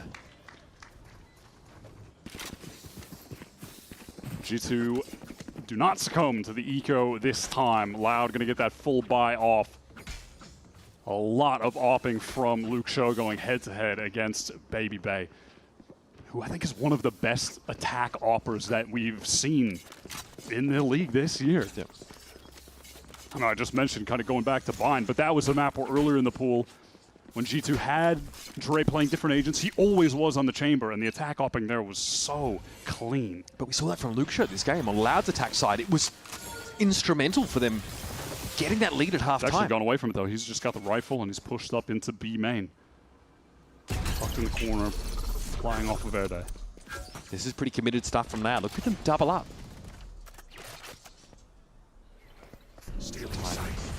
Paranoia now, fast push for Jaw, but Darker's unaffected by the near sight, and that has blown up in G2's face. They traded into that position, at least get the frag, and Leaf knows he needs to reach for more. This needs to be a clean pickup. Darby though swings out, and the Odin does the dirty work for Loud. What went wrong there for G2? Jaw is just fully exposed out in the open, gets caught by Darker. The Paranoia doesn't hit Darker. Yeah, and the Seekers come just a tad late around that corner. Timing's just perhaps a bit off, and it's exploited by Darker tucked. I like that Leaf tried to like accelerate over the wall, catch something to even things up, but Loud were quick to get back into that A site. get Davi some help. That round was worth 2 for G2. Those are the ones you really can't afford to have a gap in your execution. And not just a loss, but like a clean loss. Loud's economy is going to build off the back of that significantly. It's going to be harder to keep them quiet as we get towards the late stage of this map. Jaw, an impromptu split towards the top of the map. The Sage Wall really going to assist with this. It's Luxury fighting Trev, but traded out now. It's getting hot and heavy though, over towards the market side. With a spike loose, it's Jaw's overdrive that clears the Sage. Darker wanted to cross the map with that teleport, but it's cancelled out. Doubled up with Davi, 2 versus 3. Jogamo low on HP, not going to have a heal anytime soon from Leaf. There's no play here for the Odin. Just a double stack, a multi-stack swing off this. Darker falls down and Davi just holds M1 in praise. G2 able to stabilize in a chaotic situation that they created with that B split coming from so many different angles. These early round accelerations though have been pretty impressive for a team that we've known in the past to sit back a little bit and rely on strong mid-rounding and good reads. You can see why Davi picks up the Odin on this map. He's trying to break that wall so quick, but yeah, even still, G2 are able to get that exec off. Jaw's overdrive was critical there. He hasn't been putting up the outrageous numbers on this map that we've seen in the last couple outings, but in a crucial round there, he gets critical kill onto Air Day. Look at this from Zine, not accounting for Valen tucked in that right side corner though. Baby Bay doing what he does best. Hold a line and let the game come to him. Cover going out. Loud might have thrown their economy away now. Important pickup for Luxo to relieve some of the pressure, but that A side is already being scrutinized heavily by the attackers. 3 versus 4. Loud are going to want to find a pick somewhere. They're going to need an opening, but with Davi going down, surely they just save now in the 2 versus 4. Like, you want to see them try to poke and prod at G2 a little bit, see if they can find the opening, but that is tough when you're dealing with the attack op and you're just taking little dry peaks like that.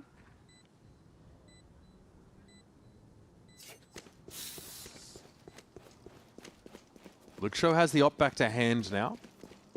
And obviously an investment made here by Loud to try and keep it. G2 let things slip. They could have really run away with this second half, a few rounds back, if they're able to convert with that A main play. But honestly, they've looked very good. Loud are sharpening them up properly. One for Luxo as we exit the round. Back and forth map, and I wouldn't have expected anything else for Sunset, honestly. Both teams have been really strong here. Both 2-0, but that's going to change today. One of these undefeated teams is going to be served up their first loss, and G2 are on the precipice of dealing that to Loud, taking the lead, 11-10. Economy so strong. Again, it has been this whole game. Loud just constantly up against full buys, constantly up against the Baby Bay op. But that last round, that's the one round where Loud throw a variation and try and sneak their Neon up mid and get shut down instantly. That's going to have a real conditioning effect. I've seen Luxo tuck at this box before. Oh, he's not content to stay still. G2 have a trap play. Or will they just walk up on this line? Not be a multi-swing, but Luxo, yeah, I mean, he can't be punished for that. And he finds the attack side oppa too. It's free damage on Ren, collided him. Damage onto him. Okay, an acceleration now for G2. That's a response. They get a Trailblazer into this side. The Waldo is going to waylay them more than just a little bit. Still, Jaw is in the side. What kind of ruckus can he drum up? Yeah, the rest of the team needs to get out there and help him. Oh my god, okay. They just find 2 immediately. That's outrageous. This confident for G2 in those little bursts, for me, has been astounding. Early round, now after a horrible start. Like, Luxo gets like 220 damage off the break, and still, G2 smile at the devil.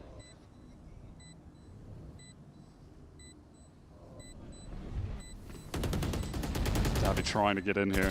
Wall has to be broken first. G2 players all over the site. That's a great first kill. The Odin getting so much damage off. Tough to win from this situation though, Wyatt. No matter what, a 2 versus 4 in a disadvantageous position. Match point. Loud gets sent packing yet again after about as good a start as you can ask for. Luxo has been incredible this game, and it wasn't enough. And though he had been quiet for a long stretch here, Jogamo has come to life on these critical last few rounds. 3-piece there. Had a really good overdrive on a prior round as well when that split onto the B site came in. The impact is finally there for him. G2 get themselves onto match point. This is Loud's map pick. They've been great on it. It's bold still to pick it into G2. Some of the possibilities have already been narrowed down. Sage will over towards B, pretty forward posting for Luxo in mid, looking down into tiles. G2 don't get any early action here on the A side.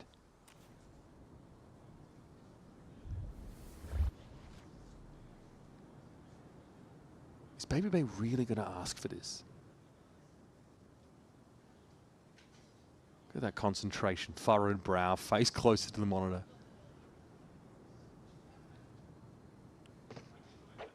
Makes a bit of sound though as he backs off that. Could be quite telling. He's going to try his luck on the short side, but immediately he'll be met with one way. So he's done at A for now, surely. Here to the 1 anchor on this B side. You'd hate for him to go down while he has the res.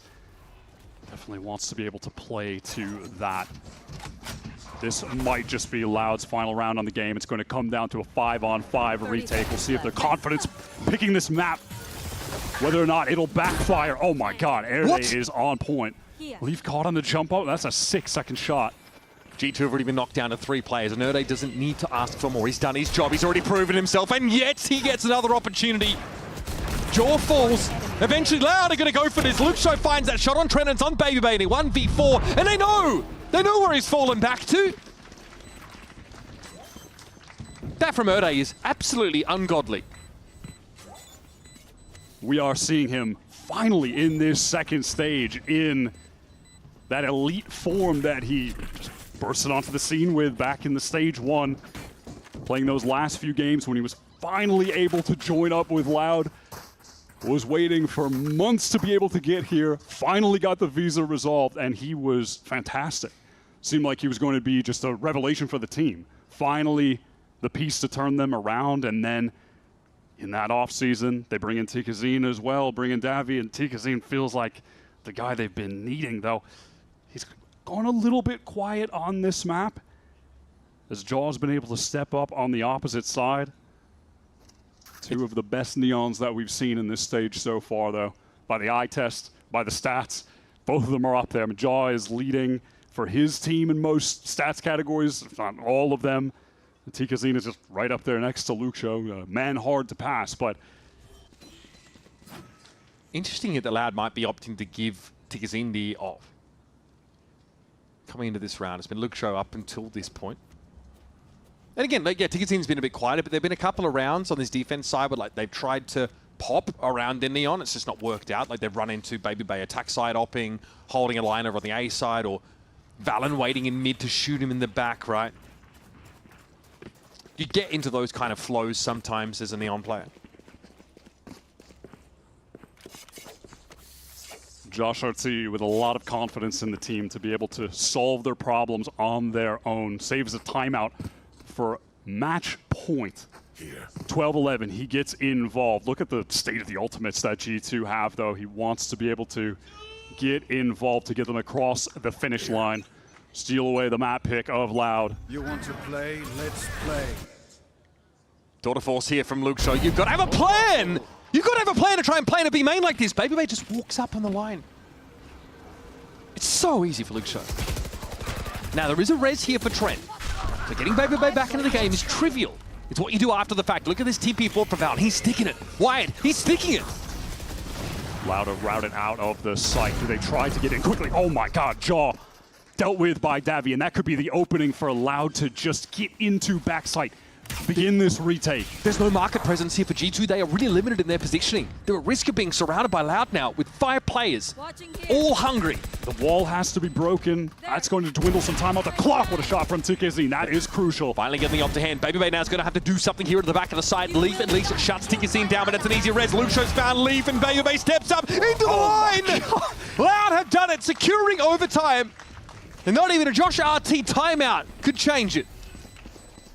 No fight. Luxo is just on a completely different level. It's against G2 that he's doing this, man. Switching sides. 27 kills in regulation. Sarnak said it himself when he himself went up against Loud. He says this team is unrecognizable. This is none of the players that were, a part of that global at Madrid in 2024. Completely different. And maybe that's just as well, because this is the new generation coming out of South America, and Loud, they've got it. They've got what it takes to succeed here.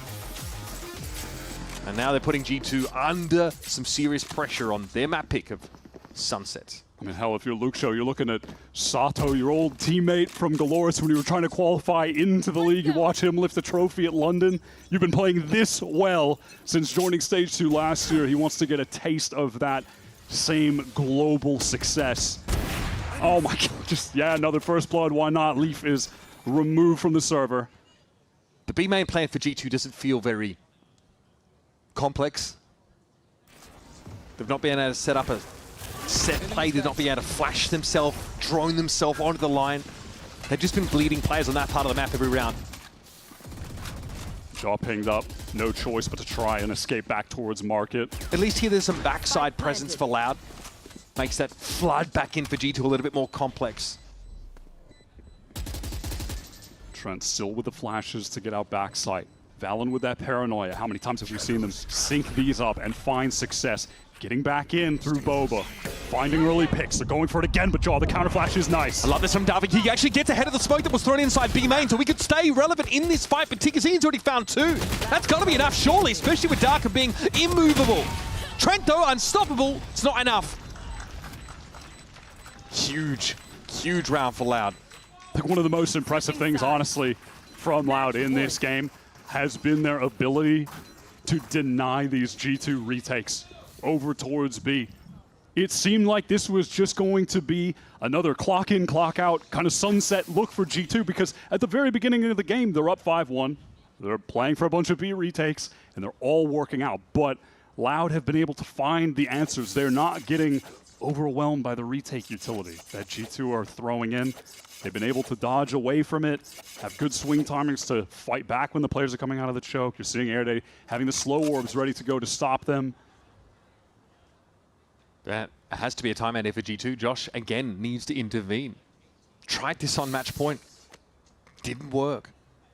Loud seems so impervious here to the different looks that G2 are throwing, and frankly, they're thriving under this pressure. I know you guys haven't got to see much of the players on this match because we're having some technical issues. We're very much just stuck in game for the time being. What I can tell you is Loud are looking like they're having fun. G2, not so much.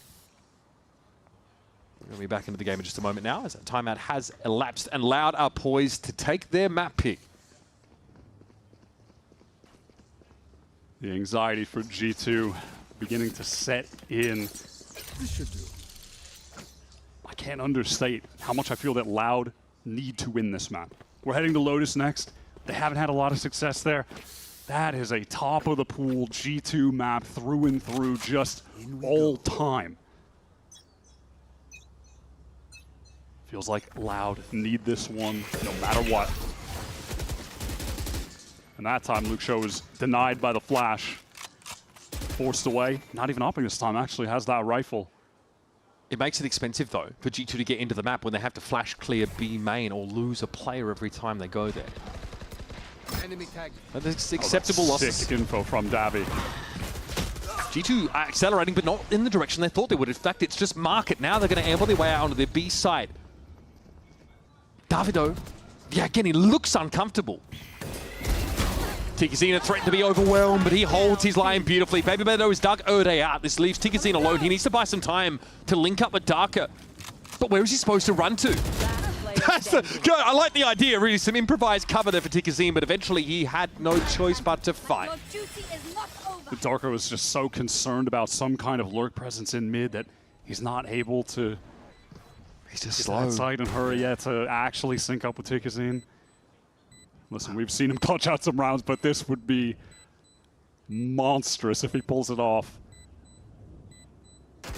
Inching forward, that's a beautiful opener for Darker. Streaky performances, sometimes incredible, sometimes almost absent. Still searching for consistency in a round like this, giving Loud a map win would be massive, but Leaf at point blank will knock him down a peg. Yeah, that's perfect, just waiting with the flash out, second there's the tap. Pop it and swing right onto Darker. 13 all. G2 dismantle that B site. It begins with that stun catch onto Lucho in the corner. Had already teleported like just prior, so he's just caught, exposed. Jaw gets that easy first blood.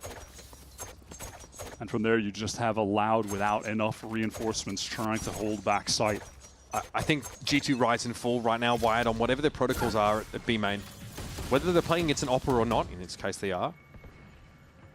Giving Lucho that early lead, that early surge of confidence and player advantage seems pretty unwise.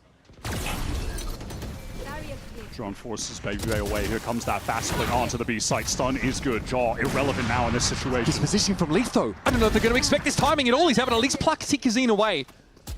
And Jaw's waiting for his chance to break through. He got rid of the... Whoa, what a fight to take!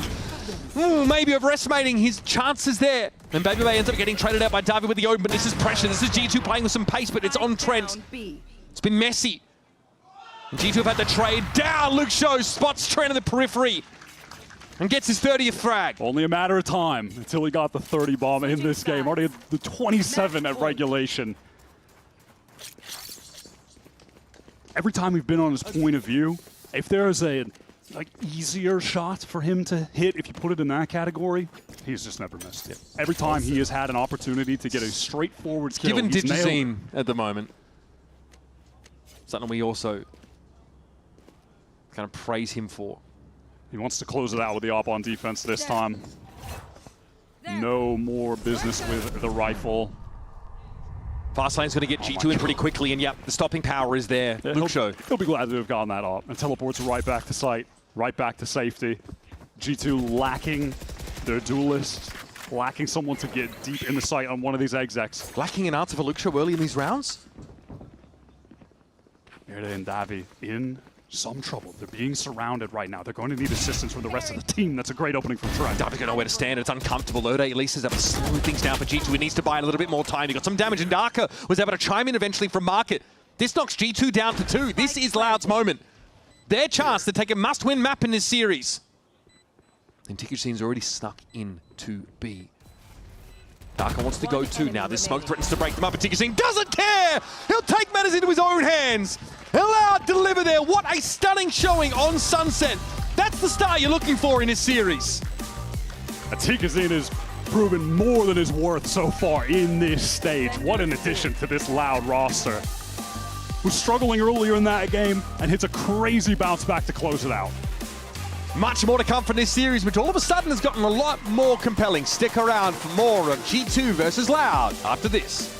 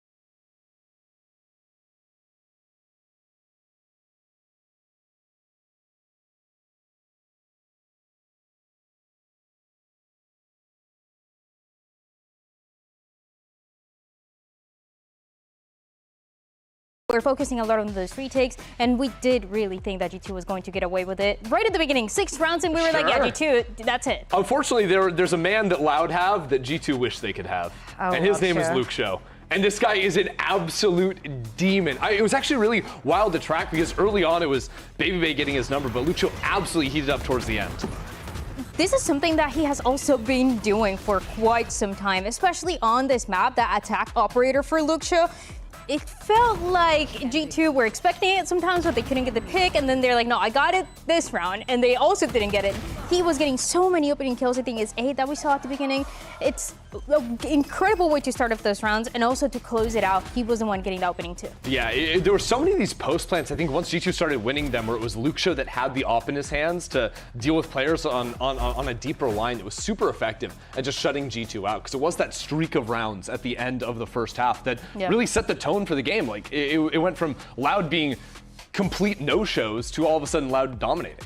How much of that surprised you on the G2 side? Because very often when those op kills came through, it was kind of G2 players looking wherever. Like, I don't know where they were looking at. Like, was that sloppy on their side, honestly, or just Luke Show that good? Towards the end of the second half and even into overtime, I think there were multiple situations where G2 players saw Luke Show first and he was swinging into fights that didn't even favor him. But because G2 don't hit the first bullet, if you miss the first bullet versus Luke Show, it's wraps. It's lights out. He's going to punish you every time. This is not new. I mean, but I think it's crazy that this is not new, especially the way that he's holding B. How many times did we see it? How many times have we seen as well Sage? We also talked about the post plans for Loud, and the way that they were executing and adapting after that start, after those few rounds for G2 was exactly that. So I think I'm a little bit surprised for G2, and especially in the way that they weren't able to close it out. But at the same time, I think this just proves more of how good Loud really are. Yeah, especially because G2, in the second half, they lost Pistol. You just saw them force up Singers to win that round, and then Loud somehow stabilized it. They win with no purchase at all in the third round of the half, just on the back of Luke Show's excellent Headhunter play, only for G2 to come back in the following round and win yet another eco to spin it around. And it was after that moment where G2 won a few rounds in a row that I thought it was going to be over. Like, frankly, I thought that once G2 had stabilized against that initial eco round, it was all theirs. Yeah. But once we got into overtime and Luke Show was just forcing these glass offs, G2 just did not seem like they had any answer to his attack op in control over B main. And you see right there also the 17 first kills, and a lot of it turning out to be what we saw into that attack side for Loud, but also in the defense, how they were being a little bit more proactive and also having some reads on G2 and some of the players for G2 getting caught off guard early into the rounds, into some of the set plays that Loud had. So this was really fun to watch, especially for a map where both kind of understand each other and both are favored into it. But I don't know what's going to happen next. Yeah, it was a really interesting pull and push from these two teams. That they read each other well, and it was a bit of a dance there on the server. But in the end, it was Loud taking that first map, and now, of course, we're heading on to map 2. An opportunity for G2 to bring it back, as they do want to lock their playoff spot today. We'll find out if they can get it done after a short break. Uber and Wyatt will be back on the mics for map 2.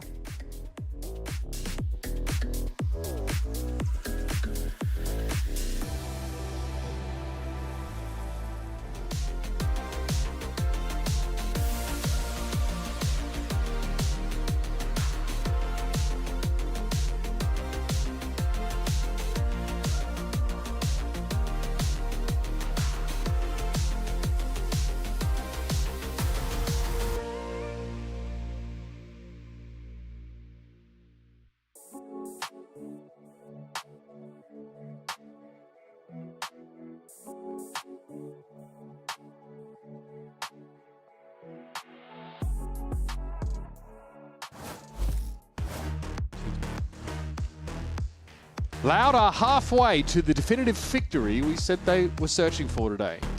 But they've got to do it on G2's terms. We are heading to Lotus. A map that I would not say Loud have been auspicious on, and G2 have looked dominant on this arena this year. Despite it being their pick, that Sunset map was a tall hurdle to leap over for Loud, and they're able to get it done in a narrow OT. Yeah, Lotus, totally different beast. This is G2's go-to map historically. This year, overall, 9-2 on it. Despite ups and downs, they've been consistent here. And just speaking on this stage only, they're 2-0, undefeated on it. Contrasting to a Loud that are 0-2, trying to figure things out here. And to have to do that against G2, that's going to be as tough as it gets. But honestly, we saw Sunset devolve into some really scrappy rounds, forcing up into each other constantly. There was a string of thrifties back and forth. The quality is definitely there for Loud, but as with every new project, we've got to question the depth of the map pool.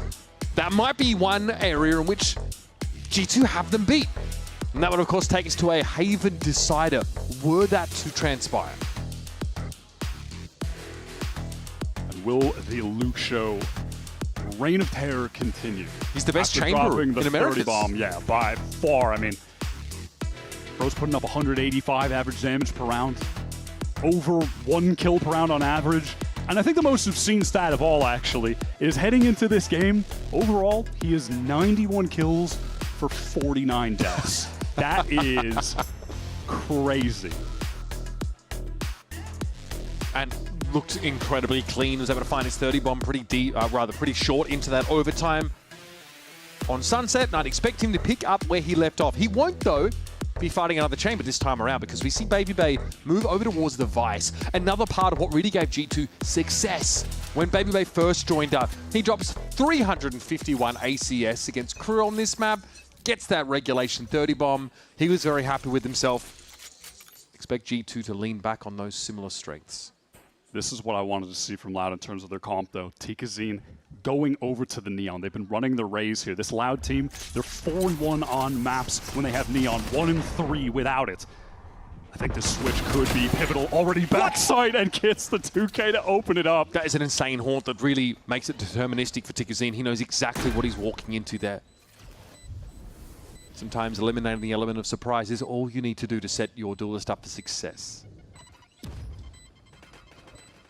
G2's pistols, up until now, have been phenomenal, but Loud has certainly put a dent in that metric.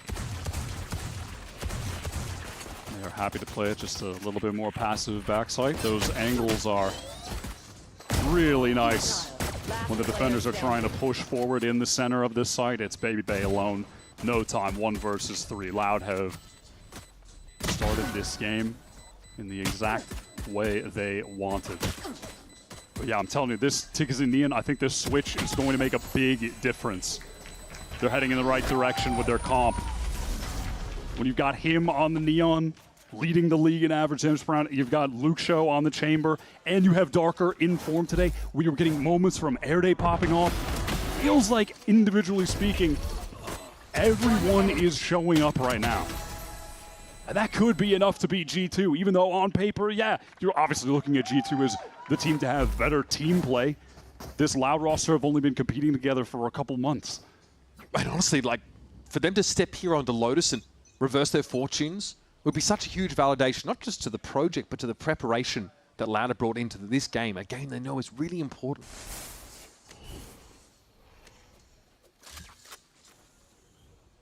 G2 having a later stab at it, but they're going to have a number of players waiting behind their toxic screen. They actually flash themselves through it, but Luke Show, man, he is always waiting. Takes contact with the Marshal. He's more than happy to go back for a little bit more now on that side. Baby Bay tries to set things up with an Arc Rose, but he is very alone and very outnumbered and very outgunned. Yeah, Luke Show can just call to the team there that he spotted 2 players on A. Easy decision to just brute force their way into that C site.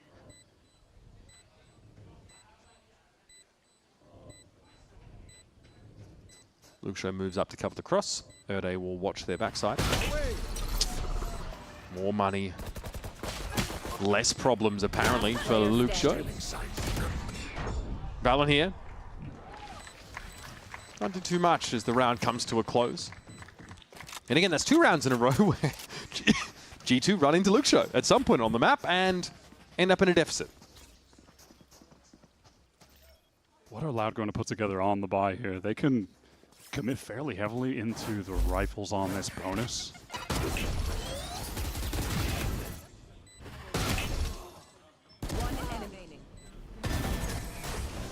Baby Bay opts not to give up that C site. Makes a gambit for a flash play that falls flat. I'll find you. This time Loud are playing to really get out on the safe side. It's a little bit delayed with that haunt. They're certainly forcing the issue a bit there, Wyatt. Yeah. Caught out. I think Jaw heard the TP to Rubble, so was pretty ready to be swung. No smokes to play with for this execute. Loud are going to have to pick up some significant opening kills on a side of the map where G2 are swarming over to assist Jaw. And Jaw just showing us, though, a kind of play that's always quite successful on this map, right? It's just to fall off those positions behind some util, get some damage, play your life. Look over on that C side. Luke Show activates the wall. He just runs right through it. He's getting into that site. He's calling for the team to get over on C. How deep in halls can they get? Because that's going to be an area G2 try and flood for. Luke Show is playing forward with just that headhunter. He could be the critical factor in Loud winning this round, unless he's just caught by Trent. And yeah, he is right out, exposed in the open. Darker is miles away on this lurk. He would have to hit the ridiculous timing to be a major factor in this round. Tigazine can be impactful. Looks like, okay, Paranoid didn't hit, but the flash certainly did. Tigazine tries to get off the line, but it's going to be caught on his way out. Leaf elsewhere, though, did fall, but the numbers are heavily favoring G2, and they're swarming over this seaside. Seizes Knights and it's planted for Davi out here. There is a chance for Loud. Look at Darker on the run. They'll never expect this. Trent shot in the back straight up. Davi now trying to be safe here out towards Mound. Baby Bay knows he needs to dig him out as part of the win condition, but now he's got a solo play back into the side with no time left. It was only Valen who could have even gone onto the site in time. He has to teleport up there. Darker knows exactly where he is, just gets the spam kill. I mean, you are just waiting the whole time to see if Darker is going to be able to find impact. Will he get there in time, at the right time? And he absolutely does. I feel like Davi is always just so reliable in these late round situations as well. Like a supportive player, kind of through and through, I feel, for this team until it is clutch time. He will provide for them. See, Josh was calling a timeout before he even knew the result of the round. He didn't need to see how that was going to end up. And that round all starts with Luke Show getting it to see, tripping the shield wall, but not baiting it out and falling back to Mount. No, he goes straight through and gets set up in halls. This is, okay, it's one thing, right? It's one thing for Loud to win in overtime on Sunset. It's a great map for G2, undefeated on it up until this point. Lotus, though, would be a completely different story. Loud have to beat G2 on their own terms to really cement a victory here, to really make it undeniable. And a bonus round win on the attack side is huge. This is the kind of win of significance that you're looking at Loud as a team that could make a serious run into the playoffs, that they could have a chance at making it to champions. And just to touch on Luke Show here for a second, who we will be, just saying his name 1,000 more times as the series goes on, because he is just an unbelievable player. But right now, it's not even coming down to the kills for him. We're seeing his impact in terms of the space that he's getting, and you could just see that he is guiding his team, calling them from the opposite sides of the maps and getting them into the right positions to take these sites.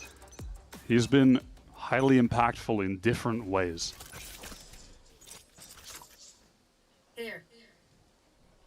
Good call off the rip, though, sees Loud with a very weak A site.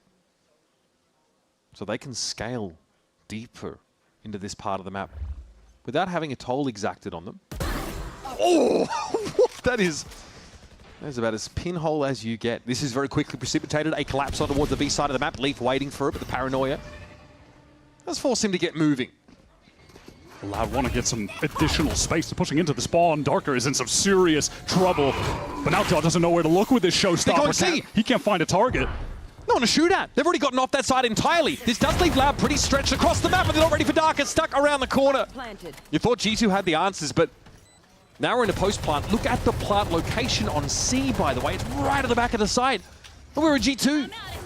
Oh, I mean, Antikazin has already found one kill. He just needs to escape. I mean, I'm going to say, like, Loud have multiple win conditions to play for here. If Davi gets a kill, he'll have a Nightfall. Tigazin can run around with the overdrive.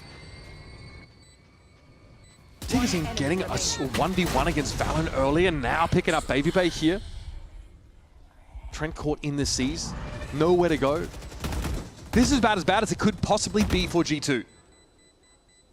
And they've got nothing to say in this round. Loud, so adaptable. Dive on towards B, and then bounce across to the complete other side of the map after Jaw pulls the showstopper. And not just this round, but the prior, we have just seen Loud masterfully working the map, exposing all of the gaps. And on top of that, they're closing out the rounds. This is what you need to see from the attack side of Loud. You want to see them really amass an unassailable total. That's the upside of having this map picked against you.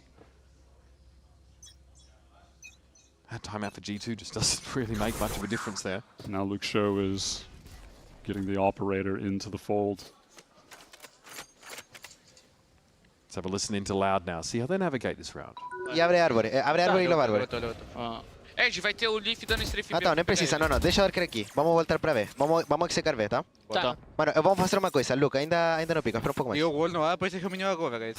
Sim. Sim, é possível. Tá, Dark, você Lucas. Vou no B, quebra. Tem 3 ventão. Tá, entendi. Redomina C? Não, já dominou C ou não? Não. Não. Então, pode aqui e depois voltamos pra. Tá, vou botar em cima. Voltamos pra. Botar em cima. Eu vou ver se eu mato o cara de. Vai ligar? Espera, vamos fazer barulho. Vamos BTK. Já volta, Davi. Vou voltar. Quer fazer um fake? Quebra as coisas. Não. Quebra as coisas. Teleport's ready. B. Haze. Sim, sim. É 1-3-1, guys, tá? A Vice não há com... Ele vai fazer tempo na árvore, tá? Omina, guys. Vai ter spin aqui ou spin aqui, tá? Ele é meu igual. Tem que execar por fora e eu vou sozinho na árvore. Alguém vai ter que a bomba. Ó, porque você descala? Bora. Guys, se é no bomb, põe esse reunião aqui, ok? Tá. Eu faço um WC ou Vango Vax aí, tá? A Secret já fechado. Smoke a igreja. Quando tiverem pronto, digam que eu vou abrir porta. Eu tô pronto. Vai, vou abrir. Vamos olhar esse cara. 2, molhei. Bangaram tá na árvore. Mano, eu vou stunar stairs e a gente vai aqui dar Tem gol. Eu consegui passar, TK. Árvore. Tem gol. Mano, bota. Eu olho, Chico, vai, bomba. Planta. Dá cover, guys, dá cover. Só vai. Dá cover, guys. Planta. Desceu. Planta fechar com o louco. Mano, olha minha costa, Luke. Olha, minha. Céu é Viper. Sky também. Voltar. Os dois céus. Vou abrir pro céu. Dois céus, my bad. Tá reload. Tá, ok. Relaxa agora. Tá de vez botar um backside, cuidado pra fora. Abra no meu, TK, abra no meu. Eu tô mirando a mock, guys. Eu tô mirando a mock. Abre com o TK, tá? Se ele te der strip, Davi. Boa. Backside. Vamos, caralho! Up-bomb, pega o up-bomb. We are watching a real-time evolution of this Loud team. Something that stood out to me throughout listening to all of those comms is just that you were hearing Erda's voice the whole time. How many times have we done a comms listen and the IGL of a team is barely saying anything in a mid-round and someone else doing all of it? That has happened a lot. But Erde was just doing it the entire time, just guiding everything. I do want to point out that Davi is the only European nationality that can actually communicate with the Brazilian in their native language, right? Which is kind of fun. There was a lot of Portuguese being spoken there. Erde's Chilean. But still, these guys able to get on the same page, and now, yeah, G2 should be worked through pretty comfortably here. Nice little paint shell pick up, and Tigazine happy to ratchet up the pace a little bit. G2 over on this A side did not want to give up the free space again. They have been relatively soft-spoken there with the util they're throwing out, the presence that they're showing. They choose to do that on the eco round, and well, up until this point, they'll be happy to have gotten those 2 kills, but Leaf is in some trouble on the run. Cloud is going to obscure the vision of those Loud players. They can't find the pick. Here, you really want to deny any chance for G2 to slow the game down. Leaf was there for it. Yeah, that could have been the moment of the round. But ultimately, Leaf, with just that Sheriff, no real opportunity to get an important kill. Yeah, Baby Bay thought twice about playing that solo flank towards the mountain side wide. He did get a Phantom, but he knows he needs to double up with Trent here, but he's going to have to be quick about it, man. And he's gotten that rifle at the cost of time. Yeah. Honestly, that might not have been an equitable exchange in the end for G2. This is cutting it fine. Damage is irrelevant. It's about round wins at this point. Loud have maxed out money. Trent falls and he's on his own. I mean, contrast that with the timing of Darker turning up. on that late flank through halls on the round that they won. Baby Bay does well here, but again, it just doesn't matter in the end. Putting pressure on the economy of Loud is all well and good, but you are down 0-6. Yeah, You've got yourself a rifle at least, but that's it. They're maxed out except for Luxo, who is opping and has the tour de force. Yeah. So just, it doesn't even matter, right? We are beyond the realm of G2 finding any success with just getting some kills in this round. It's not even a consolation prize. They need something on the board. But I mean, like, Josh Archie needs to keep a timeout for the attack side, surely, right? The difference in Loud's ability to just leap on opportunities, playing this attack side with the Neon versus the Rays in the past, night and day. And Loud, like, bear in mind, Loud are only really halfway through their stage. This is their Super Week, right? They've got to play 2 games. But winning at G2 is huge for their playoff chances. Now with the full buy, G2 opt to continue that early A presence. A lot of noise, a lot of util. And they've got the defensive read that Loud are going to be pivoting into this Seaside exec, and if they do commit to that, they'll be dealing with the Viper and the Vice here. Loud haven't really left themselves with another option here. They have no B main information. They haven't cleared any utility in B. So they're committed to this, and they're going to go in. Tigazine at the 4. They're able to clean Leaf up pretty much straight away. Steel Garden took a while for it to kick in, and before it does, Erde takes a kill on Baby Bay. And by the time G2 can do anything at this side, they're going to have their primaries back. And no one on the minimap, you can see, is even in position to get there to help Valen. Alone versus all of Loud falls. G2 have no option here but to save. This is the map of the 2 going into it where you favor G2 significantly.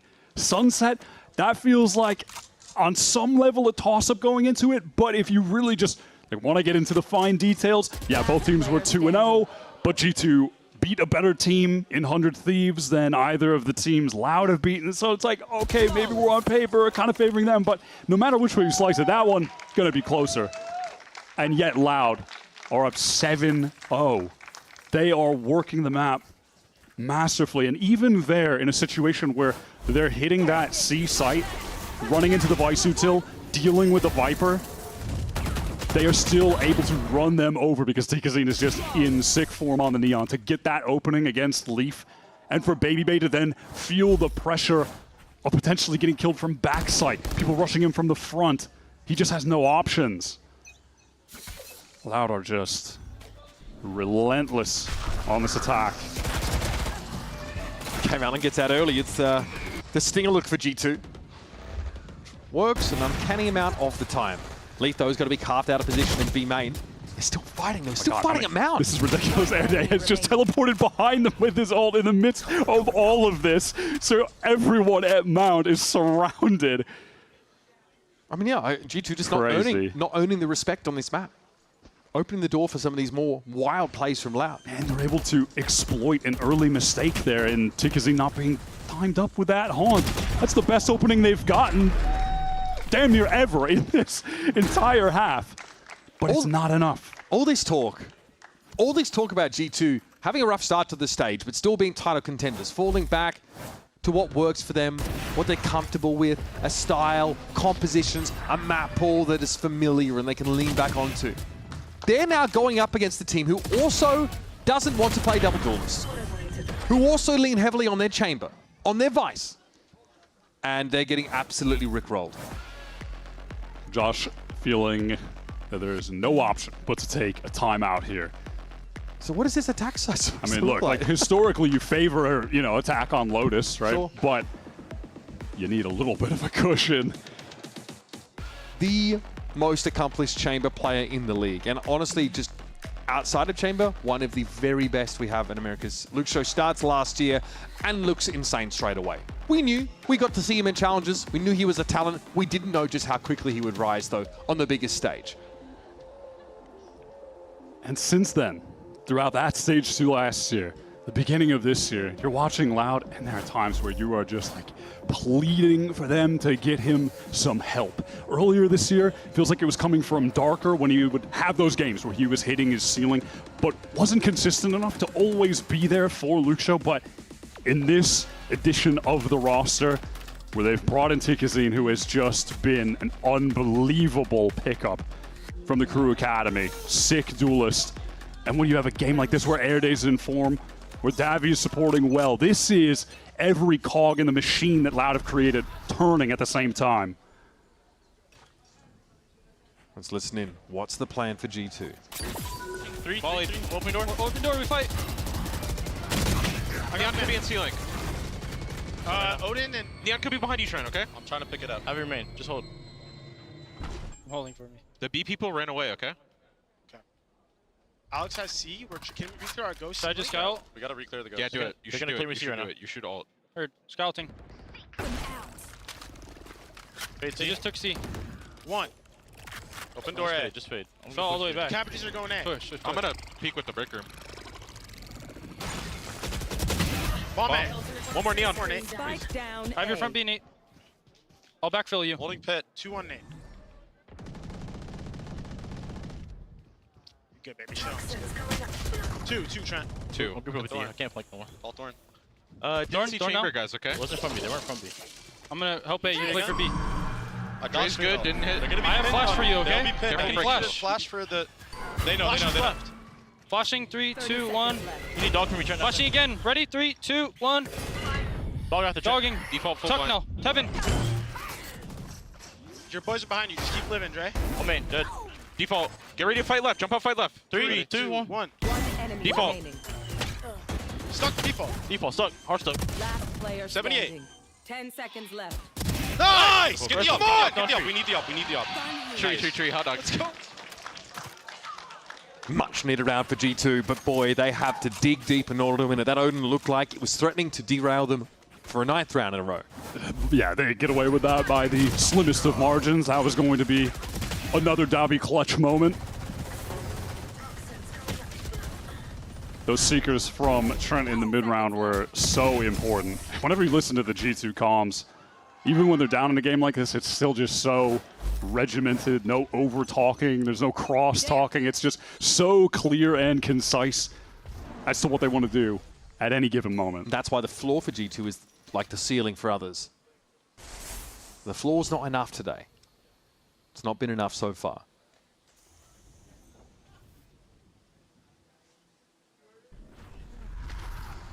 Not so many ways to get free information now for the defenders. They can't call on the Seekers again. Trailblazer clears B main for G2, but they don't know about A. They're about to know. Maybe they always shifting these setups as the rotates coming in, so G2 could try to fight on this site if they want. Loud making their way in. There's a Razorvine inside Baby Door, so just pivoting to B is not an option for Loud. They're kind of committed here, Wyatt. Oh, and PBB is caught in front of that smoke. Oh my god, Tikazine just barely gets away with it. Valen, you have him committed in the pit. He needs some help. Tikazine trying to fall off this line. Can they flash Valen out of this corner? I mean, playing with the Viper's pit is so difficult. How are they going to deal with that? They still have to get around the Odin somehow, working into the pit, just getting spammed down. I mean, there's no presence outside of stairs. That's the problem. Odo's able to find one, but watch out. Tikazine now is going to be in the side, coming up behind them. Dangerous! Valen dealt with him, but still has to play into the pit. Still has to play into this Darker and Luke Show combo that has gotten Loud so much traction, so much mileage. There's a shorty there, by the way. Yep. That'll do you in proper good. That pit in the lay round was just too much for G2 to deal with. It's that catch onto Baby Bay from Tikazine that just gets Loud such a significant advantage. And once they get the pit down after that, I mean, it's as good as done, right? G2, they have to go for it, though, in the 4-on-5. You can't just save in this situation. That would be ridiculous. But they're going for it at such a disadvantage. And because of that, the economy is broken. Quietly, Jorgamo's doing a lot, flooding into that A site. 2 rounds in a row now. He's able to find that first pick, but it's not been enough. And G2, they are right into this A fight. We've seen the tendency on some of these eco rounds to be more active there. And it is going to force Loud over towards C. They're just, I mean, yeah, G2, I mean, they've forced into this completely. With Stingers, it feels like a damn eco. Yeah, I mean, 4 Stingers and this one Baby Bay Hero rifle that is going to come into play. Oh my god! It's disrespected. Tikazine now really bursting with momentum. It just feels done. These guys are on point right now. We have not seen Loud at this level. Still, G2 Stinger by, however, Luke Show is locking it down with that Tour de Force. Leaf removed via Waterfall. Trademark to get you off the line. Valen taking a lot of damage through that smoke. I don't know how they're supposed to come back from this. Jor got knocked down. Decayed briefly. Here's the fight on the side there, but Luke Show and Dark are going to lock it down, and Tigazine just wants a bit more action, I think. Stinger by sent packing. One more round and a half here for G2, who look like they've barely turned up on this map. The last time we've seen a Loud at this level genuinely might be the completely different outfit of Kickoff 2024, when they still had some of the original core that won champions. Since then, this organization that has had so much success in the past, they have not been able to revisit it, but finally, it feels like they've got the pieces together to maybe return to a global for the first time since then. Again, this is the kind of win that is just putting them on the map, installing so much belief that they could really go on a run here in this stage. That big step of promising to proven needs kind of a decisive victory to back it up. This would be it. Uh-oh. It's a G2 Stinger, though. Yeah, Darker is rushed down. That is, of course, going to activate the rest of Loud to get into the C site. And of course, G2 are going to feel the pressure to get value out of these Stingers, to get up on these closer lines, to play faster. Tigazine, though, happy to do that as well. Look at that immense amount of control he's been able to get on the Halls area, and Luke Show just takes the timing. How does he even find the target there? He's swinging into 4 Stinger players and just doesn't have a care in the world. Showstopper is stopped. And Tigazine up on the side here, turns into a bit of a shooting gallery. Luke Show is simply not sharing his toys or kills. How exactly is he even on for this ace? Where did he get all those kills? Was that just the AWP into the instant headhunter? You make your own luck. Luke Show creeping up. It's Valen with the rifle, but has his head turned away. And Luke Show lands the ace. As if north of 30 kills in our first map wasn't enough. He is dominating here as well. 14 and 6. 5 of those coming up in the last. Dominating, but look at the stat lines of everyone else. That is just what stands out. Yeah, Luke Show 14-6 half. Hey, we've seen that before. But we're looking at Tigazine just getting constant first blood, sitting at 13 and 8. Darker, Davi, closing out late rounds that felt unwinnable when you go all the way back to that 2v4 they won, which was a moment that captured so much momentum and put so much hurt on G2 early in the half.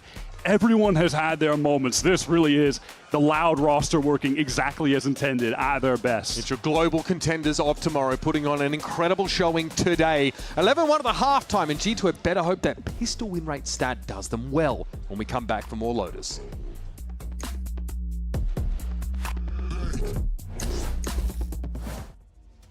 Whenever I use Zowie models, I would say I just feel my element. Demon 1 is good. Without Nyack, the biggest difference was the ghosting. It was a immediate change. If you see something and it's not actually there, you're gonna miss your shot. Black Equalizer and Vibrance, I can react quicker to it, I can shoot better at it. This guy is just spectacular. With Zowie, I can always trust him, that I can just focus on competing. My performance will always be at the top level. Zowie.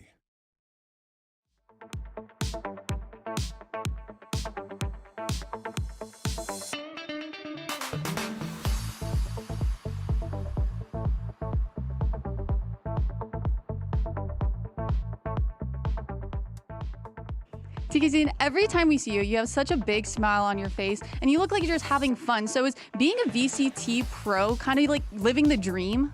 Yeah, I used to think about this since I was a kid. So being here, it's so excited, so funny. So I'm really excited to be here. I don't know how to explain this for you, but I got here with hard work and being better every day. So for me, it's really fun to be here. Listen, we all love having you here. Good luck today.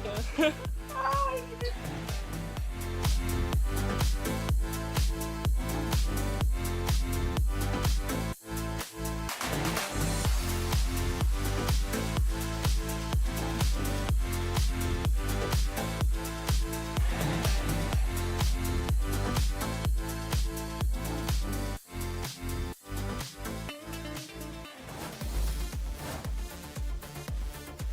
Redefining what it means to come together as a fresh squad.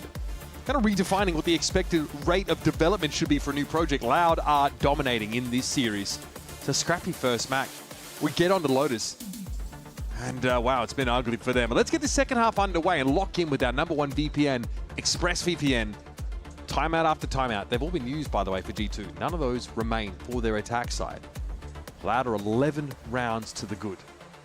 It's just one for G2 against this evolving Loud team, making a statement today.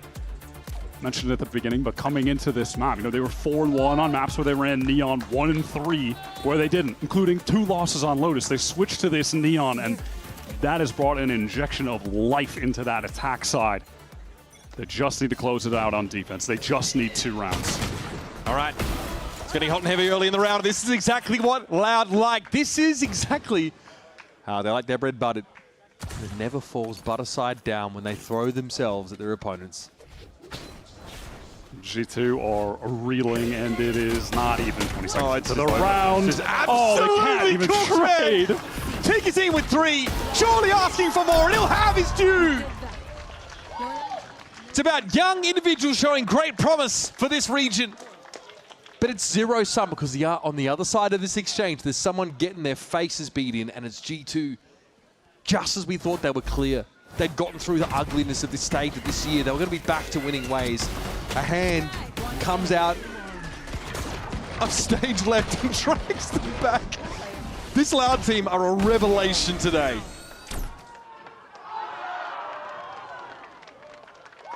And in some ways, it felt like they could always get here. It just took the right formation of players. Like when the beginning foundation is a guy like Luke Show, and they have gotten there. G2 are forced into their vintage Stinger buy. No other options. Big flash on Tigazine, but he's able to get ahead of it and still find a frag. VALORANT trying to push in, put these Stingers to work. He's found Tigazine. 4 players blinded up, but Erda has to fight tooth and nail to get in. He's ready for it though, isn't he? 6 feet under, VALORANT training in a matter of seconds, and Babybay is on his own. No qualifiers, no caveats, no more hoops to jump through. Loud have carved themselves a seat at our America's table, and now they're a true threat heading into the post stage. Highlight reel for every single player on their roster. They all showed up. You look at the damn scoreboard, the whole 5-player team is ahead of everyone on G2. It's ridiculous. And to do that on Lotus, when we're setting it up earlier in the series as that Sunset, that feels like the must-win. That's going to be a tight game, even though it's Loud's pick. Both of them have shown up there, and yeah, that was the case.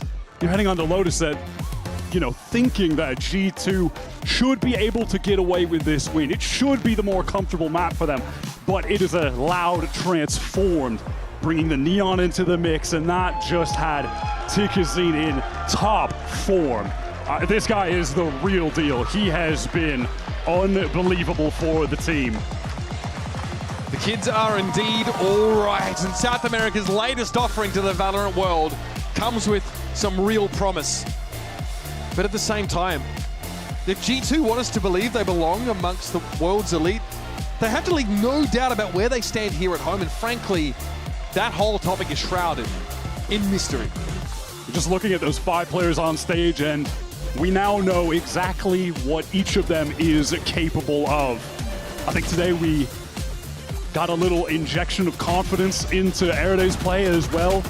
He's been struggling this stage so far, but we saw what he was capable of in his few debut games at the end of stage 1 when he finally was able to join up with the Loud team after waiting for months. And if he bounces back, continues this form that we saw today, that is just another addition of sick firepower that they have. On top of the fact that he is just putting on an IGL masterclass here on Lotus. The way that they were working the map was beautiful. Luxio always finding space and then being able to work back to them when necessary. I think there's so much to be happy about. This is such an ambitious project with a lot of unproven talent. People that we've been waiting a long time to finally see hit the stage. I mean, come on. I mean, listen, when Jogamo won Champions, Tigazine hadn't even played his first official. And he's able to do that against G2 in his debut stage. It's insane stuff. Let's head down to Emily at the stage for our Verizon post-match interview with Darko. Darker, congrats on the hard-earned win. It's so nice seeing all the work you guys have been putting off this stage with the new roster kind of paying off this time around. That's something I wanted to know a bit more about. How is it playing with a lot of younger, newer players versus the more experienced players that you've played with in the past? Felicitaciones por la victoria. Lo que te quería preguntar era acerca de lo que es la diferencia de jugar en contra de los rookies, de los jugadores nuevos, a jugar en contra de o con los jugadores que tienen un poco más de experiencia. La verdad siento que es una experiencia difícil, porque tipo somos jóvenes, nos falta mucha experiencia, todavía no sabemos valorizar las rondas. Ya tenemos muchos problemas que tenemos que fixear y obviamente eso viene con la experiencia, pero a la vez la juventud te da mucha motivación, te da mucha cosa de energía y eso es muy bueno.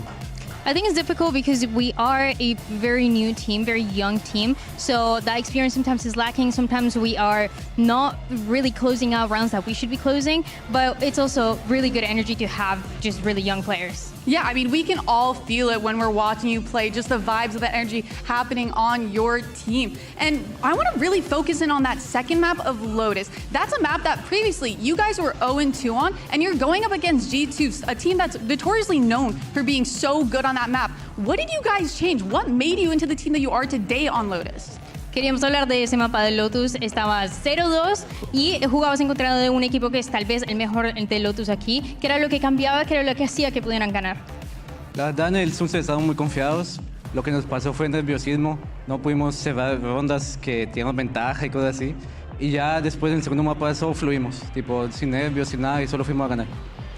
I think in the first map, it was just we were a little bit nervous. We were not able to close out rounds that we thought we were going to win. But going to the second one, it was we're confident playing like ourselves. Yeah, I mean, it looked like you guys were in control that entire time. One thing I wanted to ask you specifically, though, is back in stage 1, you were playing a lot more of the double duelist comps, being that secondary duelist. But now here in stage 2, you're more on the supporter roles. We see a lot of that Omen and characters like that. How's it been for you kind of taking a step back, being a little bit on those less aggressive roles and, you know, still finding a way to get so many kills?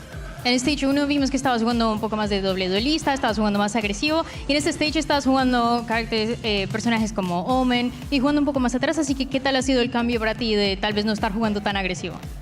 La verdad yo soy el flex, tipo tengo que adaptarme a lo que necesita el equipo. La verdad es una adaptación muy fácil para mí porque tipo yo juego de todo y pues el equipo necesita que yo juegue algo, yo solo juego y ya.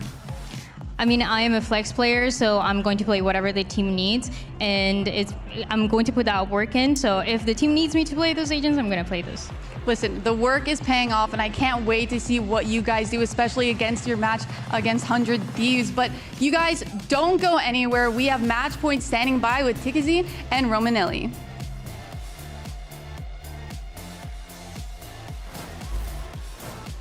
Hello and welcome to Match Point. Zowie here again with Ender, and we have Tikazine and Romanelli here with us. First of all, of course, a huge congratulations. What a victory, what a day. You look happy, you look relieved. Walk us through your emotions right now. Oh my God, I'm so happy. I have no words. I don't know, my feelings now, it's amazing. I don't know, and I have some fun with my friends, and we won. I don't know how to explain that.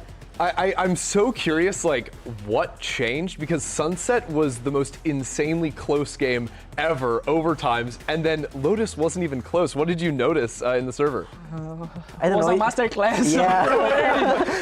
It was kind of, I don't know, I think we get in flow on Lotus. On Sunset, it was okay. I think we got like a few, we were like kind of a little bit nervous. Yeah. But yeah, once we start to be on the flow, nobody can stop us. That was a ravine. That was like literally everything you got. Like this was an incredible performance. Now, unfortunately, your playoffs scenario is very, very complicated because it's not entirely in your own hands, but you still have another match to go on Sunday. How do you feel with that confidence boost after this match? I think it was a really boost confidence, but we don't need to let that confidence like blind us a little bit, you know? We need to keep working, like you said, rest a little bit tonight.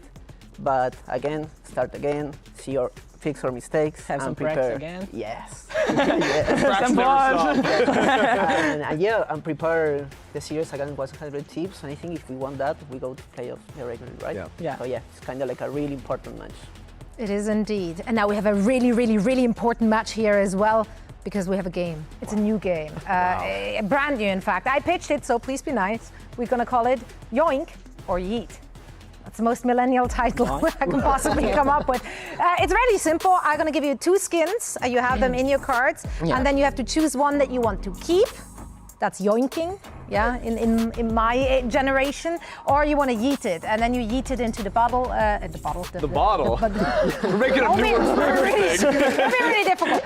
Into the bucket, of course. You can crumble it up. You can try to like shuriken it, or you can like Kobe it. Like anything goes. But we want to have some decisions being made here. Are you guys ready? Yeah. You have all the cards in your hand, so you can get the first 2 cards out. And I'm gonna tell the fine people watching. First up, we have the Genesis Bucky or the Wasteland Bucky.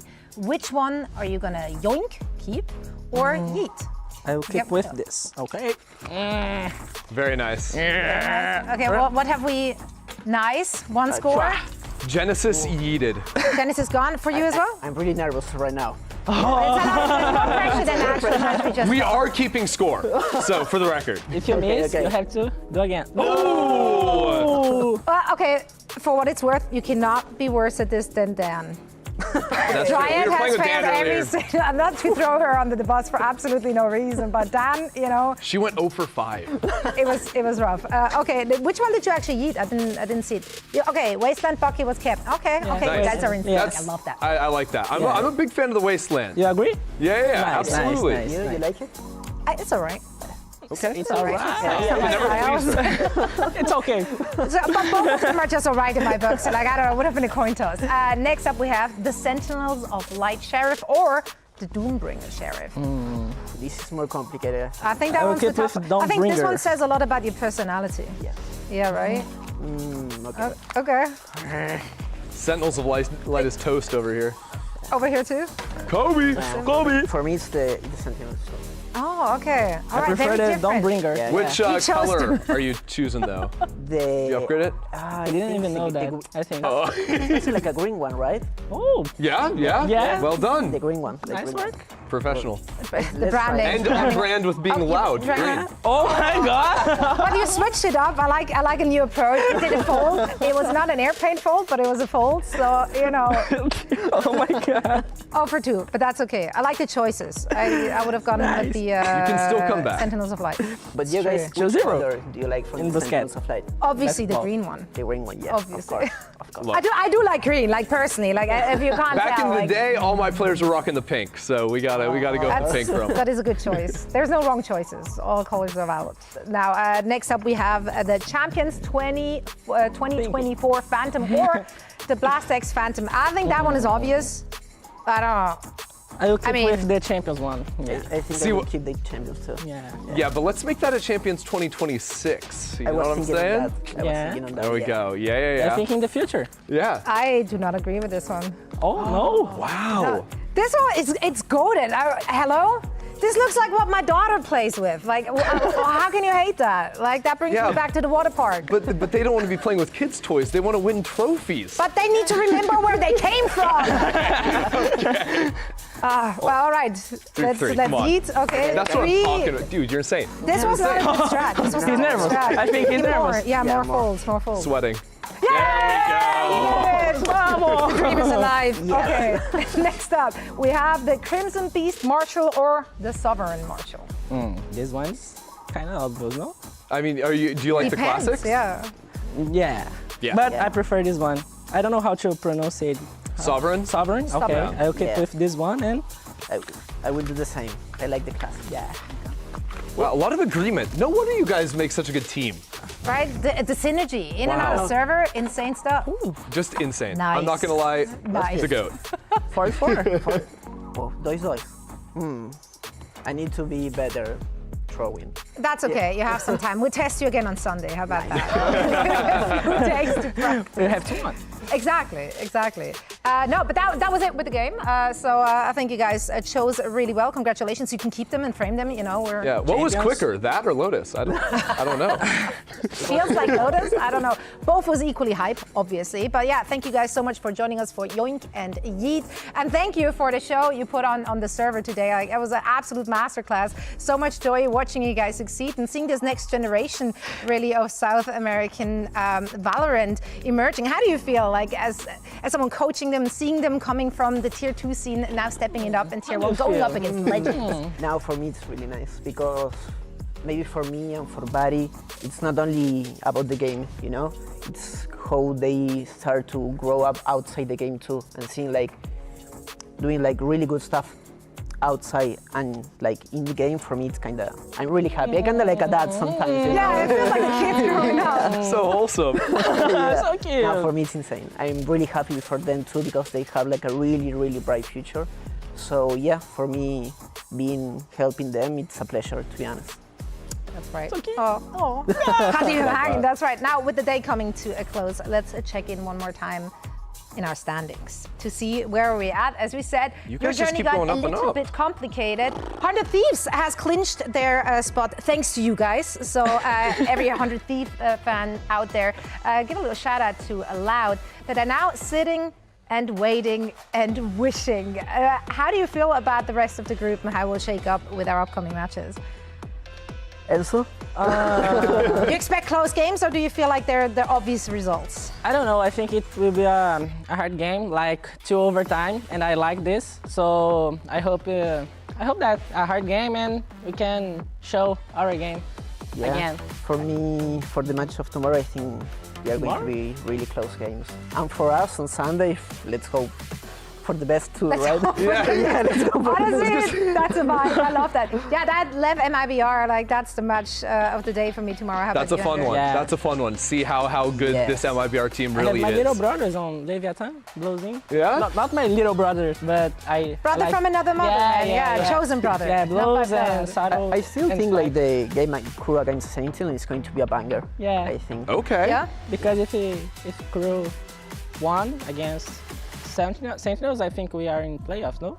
I think it might be the case, but I don't want to dare to run my mouth and do the math here on I think air. we have to cheer for Crew. Yeah. All right, everyone, you heard it here. Cheer for Crew. Let's see what they bring to the table tomorrow. Guys, thank you so much once again for joining us here. And of course, best of luck on Sunday. We're looking forward to it. We have 2 more match days coming here in our regular season, so you don't want to miss it. For now, though, thank you so much for watching. And here is your Samsung OLED Fast Replay.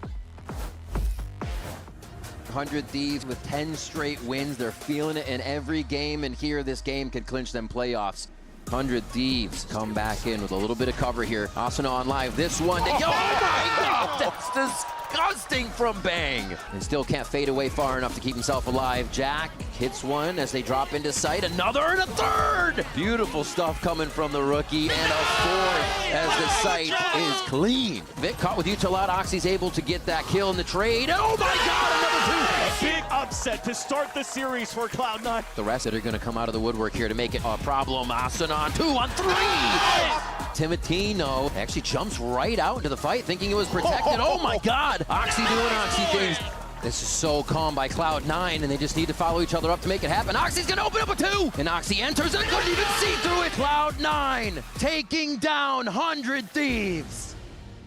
There's a ton on the line for both these teams with the prospect of playoffs looming large. This would be a 1v1 that could get Loud into this. What? The headhunter, though, strikes true. It's Dubby down, and it's on Valen. A captain's effort might be required inside the smoke, but Darkin gets the better of him. Daughter force here from Luke Show. You've got to have a plan. Tikasine down, but it's an easy res. Luke Show's found Leaf, and Bayube steps up into the line. Loud deliver there. What a stunning showing on Sunset. They're still fighting, though. Still fighting at Mount. This is ridiculous. Airday has just teleported behind them with his ult in the midst of all of this. Immense amount of control has been able to get on the halls area, and Luke Show just takes the how does he even find the target there? Showstopper is stopped. And Tikazine up on the side here, turns into a bit of a shooting gallery. Luke Show is simply not sharing his toys or kills. Creeping up, it's Valen with the rifle. Turned away, Luke Show lands the ace. Loud have carved themselves a seat at our America's table, and now they're a true threat heading into the post stage.